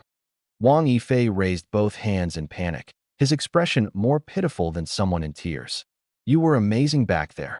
Seriously, a true man among men. I scrutinized him closely, this punk's acting. His heartbeat steady, not the slightest ounce of fear in him. A clone, maybe? Or some quirky life-saving skill. Whatever, I said finally. I'm in a good mood today. I'll let you off the hook. I fiddled with the stone mark in my possession, and a notification popped up in the system. Would you like to unbind and unlock it? Once unbound, the equipment will become non-tradable and non-droppable. Seriously? What a pointless question. Of course, I'm unlocking it. Stone mark has been. Tier 2 artifact. All attributes plus 30. Rock shield. Recovers 1 point per second, with a maximum of 5,000 points. Blocks all attacks except true damage. The corners of my lips couldn't help but curl upward. 5,000 points of shield. Coupled with the terrifying boost to all attributes, I'm now standing at the apex of the food chain. Name, Jiang Lin LV 11. Strength, 73. Constitution, 64. Spirit, 51. Speed, 51. These stats are absolutely overpowered. Ha! I couldn't hold back as I burst into laughter, tilting my head back. The surge of power coursing through my body made every cell brim with exhilaration. Wang Yifei stood nearby, his jaw practically on the floor. I could sense the shock in his eyes. What had already been a pretty strong me had now grown so powerful it was suffocating. But I quickly reined myself in. No room for being reckless. Su Fan's Frost Slow debuff had already served as a stark warning. Who knows what twisted abilities are still lurking out there? And if I run into something with true damage? Well, 5,000 shield points would amount to nothing more than a decoration. Stay low-key. Gotta play it cool. Boss. Wang Yifei suddenly dropped to one knee. Little bro Wang Yifei is ready to charge through hellfire and high water for you. Cut that crap. I rolled my eyes. Hellfire and high water? You expect me to believe that? This guy clearly had secrets, but you know what? It doesn't matter. In the face of absolute power, tricks and schemes are nothing but paper tigers. Time to uncover more mysteries in this post-apocalyptic world. Just trying to spice things up and show loyalty in a formal way. Wang Yifei scratched his head with an embarrassed grin. Tisk, I snorted. If you're really loyal, spill the beans about your talent. Don't tell me you're just relying on sheer guts. Wang Yifei froze, rubbing his nose awkwardly. After a brief hesitation, he gritted his teeth and said, Boss, sharp as always. Yes, I do have a talent, cloning technique. I can produce one clone of my current level every day. Each clone shares my memories and is essentially another me. He paused and sighed.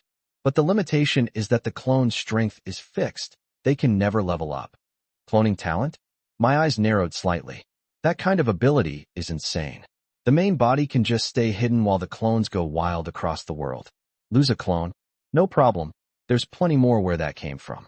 Wait a minute, thousands upon thousands of clones. So for his wife, wouldn't that mean?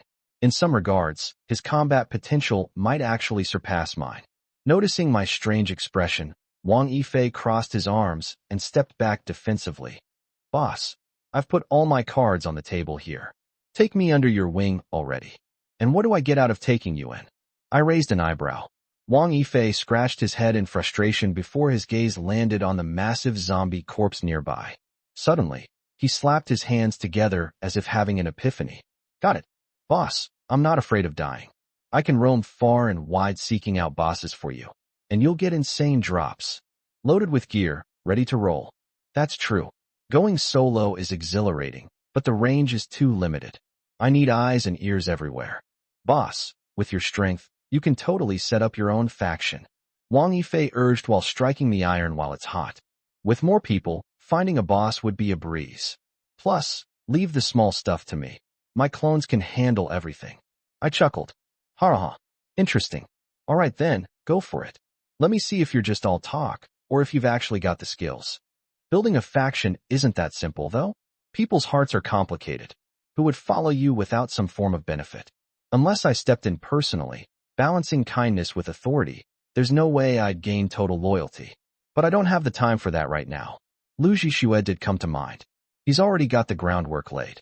But, unfortunately, he's too familiar with me, and it wouldn't be easy to play hardball with him. Wang Yifei, on the other hand, is perfect. A stranger. Not obedient. Kill. Talking back. Kill.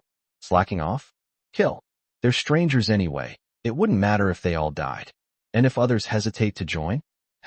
Just spread the word that I'm handing out gear here. They'll all come running like stray dogs to a bone. I pointed to the pile of gear on the floor. This is your startup capital. I'll toss in 5 experience pills too. Within 2 days, I want this entire building's survivors under your command. Think you can do it?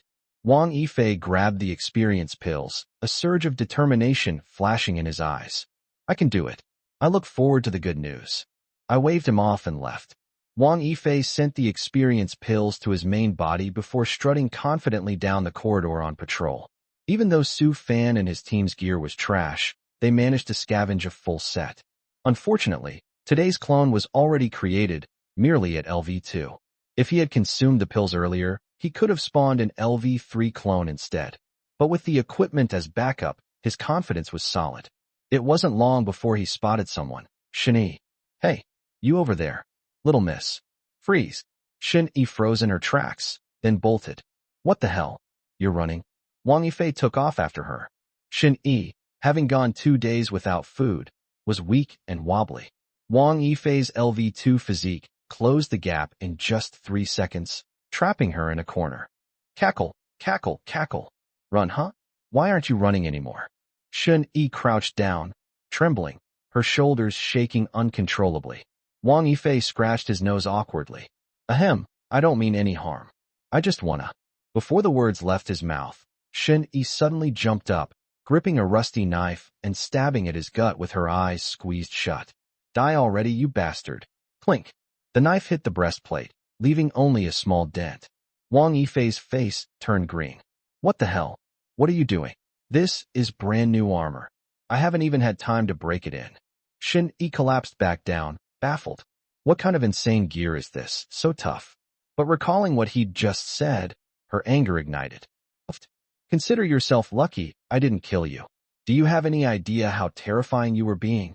Bang! You. Wang Yifei's finger trembled with anger. If it wasn't for the fact that I don't argue with women, if it were my big bro, he'd have chopped you into pieces by now. My short temper. Fine, you've got spirit, you're feisty. I like it. Scram. Shin Yi glared at him fiercely, shouldering him out of the way as she stormed past. Wang Yifei licked his lips and hurried after her. Hey, don't go. I'm seriously inviting you. It's too dangerous for a girl to be out here alone in the apocalypse. I'm Wang Yifei, 19 years old. Don't let my age fool you.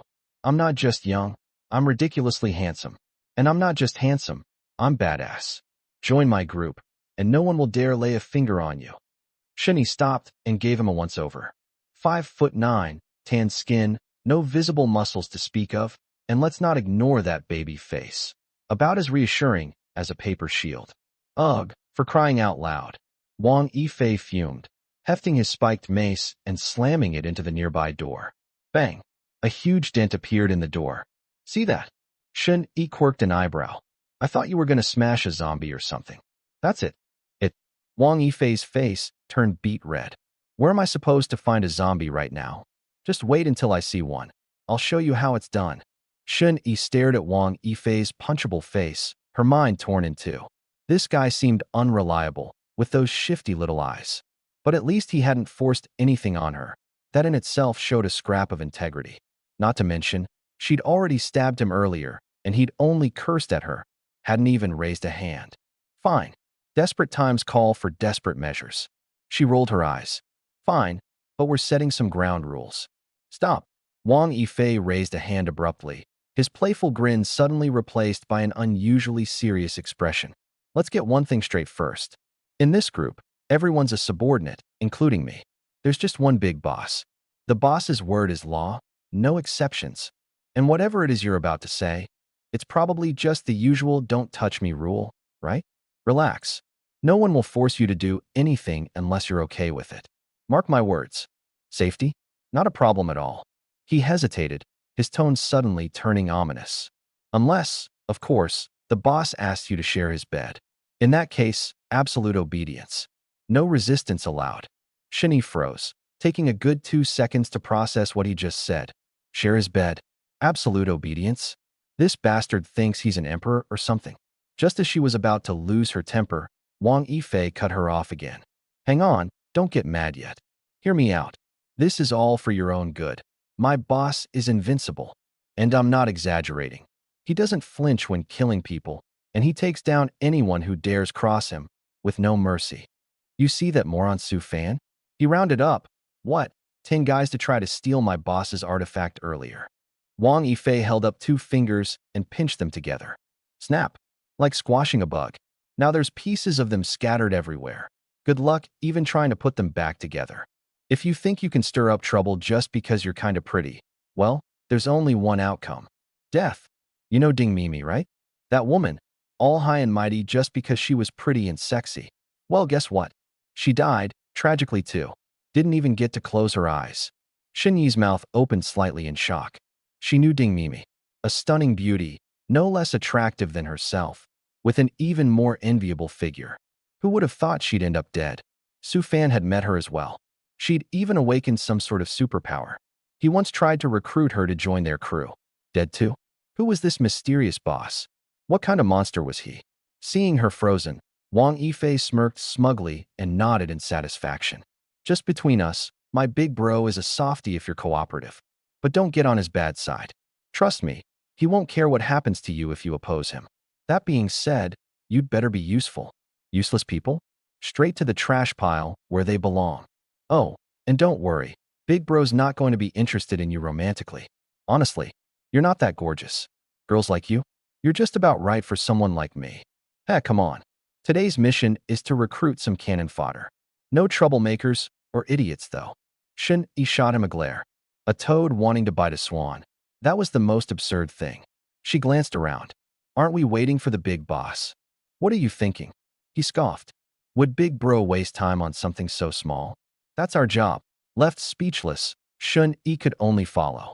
As she hurried to catch up, she silently speculated about the mysterious Big Bro's identity. The two figures quickly disappeared down the corridor. On the 18th floor, I sat cross-legged on the sofa, excitement bubbling over as I rubbed my hands together. The spoils from the giant zombie were laid out in front of me. The most eye-catching prize? That massive piece of meat. Snowflake-like marbled patterns spread perfectly throughout. It was enough to make my mouth water. M12, grade Wagyu beef. Holy crap, what a find. This was highest tier food, the best loot yet. M12, grade was practically on par with A5 Wagyu. If only I could conjure some rice too. I hadn't eaten in 2 days. But the beef would have to do. Placing the meat to the side, I prepared to fry up a steak for a taste test. Next, my eyes fell on 2 weapons. Second tier Razor Battle Axe, blue grade common. Strength +9. Second tier Wolf Fong Compound Bow, blue grade common. Strength +7. Useful, but not impressive. They didn't stand a chance against my autumn leaf blade. As for the compound bow, I couldn't even shoot. It might as well be a toy. Backpack expansion scroll. Effect. Increases backpack capacity by 10 slots. Hell yeah, this is awesome. Without hesitation, I used it, expanding my backpack to 120 slots. With my insane drop rate, I could easily fill my inventory after cutting down a horde of zombies. These 10 extra slots would make looting much more convenient. Finally, there was the grand prize, a purple tier item. I thought it was a skill book, but instead, it turned out to be a card. Alright, let's see what you are. Deconstructor Profession Certificate. Used to unlock a secondary profession. Deconstructor. Use? Yes/no. Deconstructo? Like breaking down equipment. If it let me dismantle gear, then absolutely a good thing. But should I make the transition now? What if an even cooler job card drops later on? You can only switch jobs once, right? Wouldn't that just be a massive waste? Easy. The attribute panel flickered briefly, and a line of small text appeared at the bottom. Sub-profession slots, 0/3. My eyes narrowed. This scene felt oddly familiar, just like when the game reset back then. After that reset, I gained my dual talents. And now, could it really be because I'm a transmigrator? Or do we all get 3 slots by default? I stared at the panel, then burst out laughing. Whatever, man. Life's about enjoying these moments. Maybe my long-awaited cheat power finally showed up. With 3 sub-profession slots available, what was there to hesitate about? I chose yes. The job transfer card dissolved into golden light. A warm surge coursed through my body, and then nothing. I patted myself down thoroughly, but there was no noticeable change. Opening my attribute panel, I saw a new line at the bottom. Sub-profession, Disassembler LV1, 0/1000. There's levels and proficiency involved. I reached for my spiked club. Disassemble. A white light instantly enveloped the weapon. Oh, this looks fun. Extending my arm fully, I held it as far away from myself as possible. 2 seconds later, the spiked club vanished, leaving a stone in my hand. Proficiency +1. Wait, that's it. All that light and fuss, just for a lousy rock. Reinforcement stone. Function, used to enhance equipment levels. Reinforcement stone. I picked up the autumn leaf blade and pressed the stone against it. Enhance for me. No reaction. Ugh. Crap. Looks like enhancing equipment will require dropping a reinforcement specialist job card too. Oh well, can't be too greedy. With my 100% drop rate, I'll farm enough bosses sooner or later to get everything I want. For now, I'll stockpile reinforcement stones and prep for a huge payoff down the line. Just praying that the enhancement success rates aren't miserably low.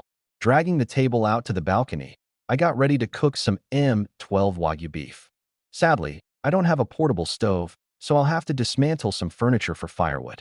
Meanwhile, Wang Yifei was leading Shun Yi toward Li Jinren's room. Xiao Fei, is Big Brother in there? Shen Yi asked. Along the way, she'd been prying for information about Big Brother from him. From everything she gathered, This so-called big brother resembled the man who had saved her too much. Hey, call me Fei Ji, Wang Yifei exclaimed, clearly irked. You think you can just meet Big Brother whenever you want? Our goal right now is to recruit cannon fodder. Otherwise, it's us who'll die out there.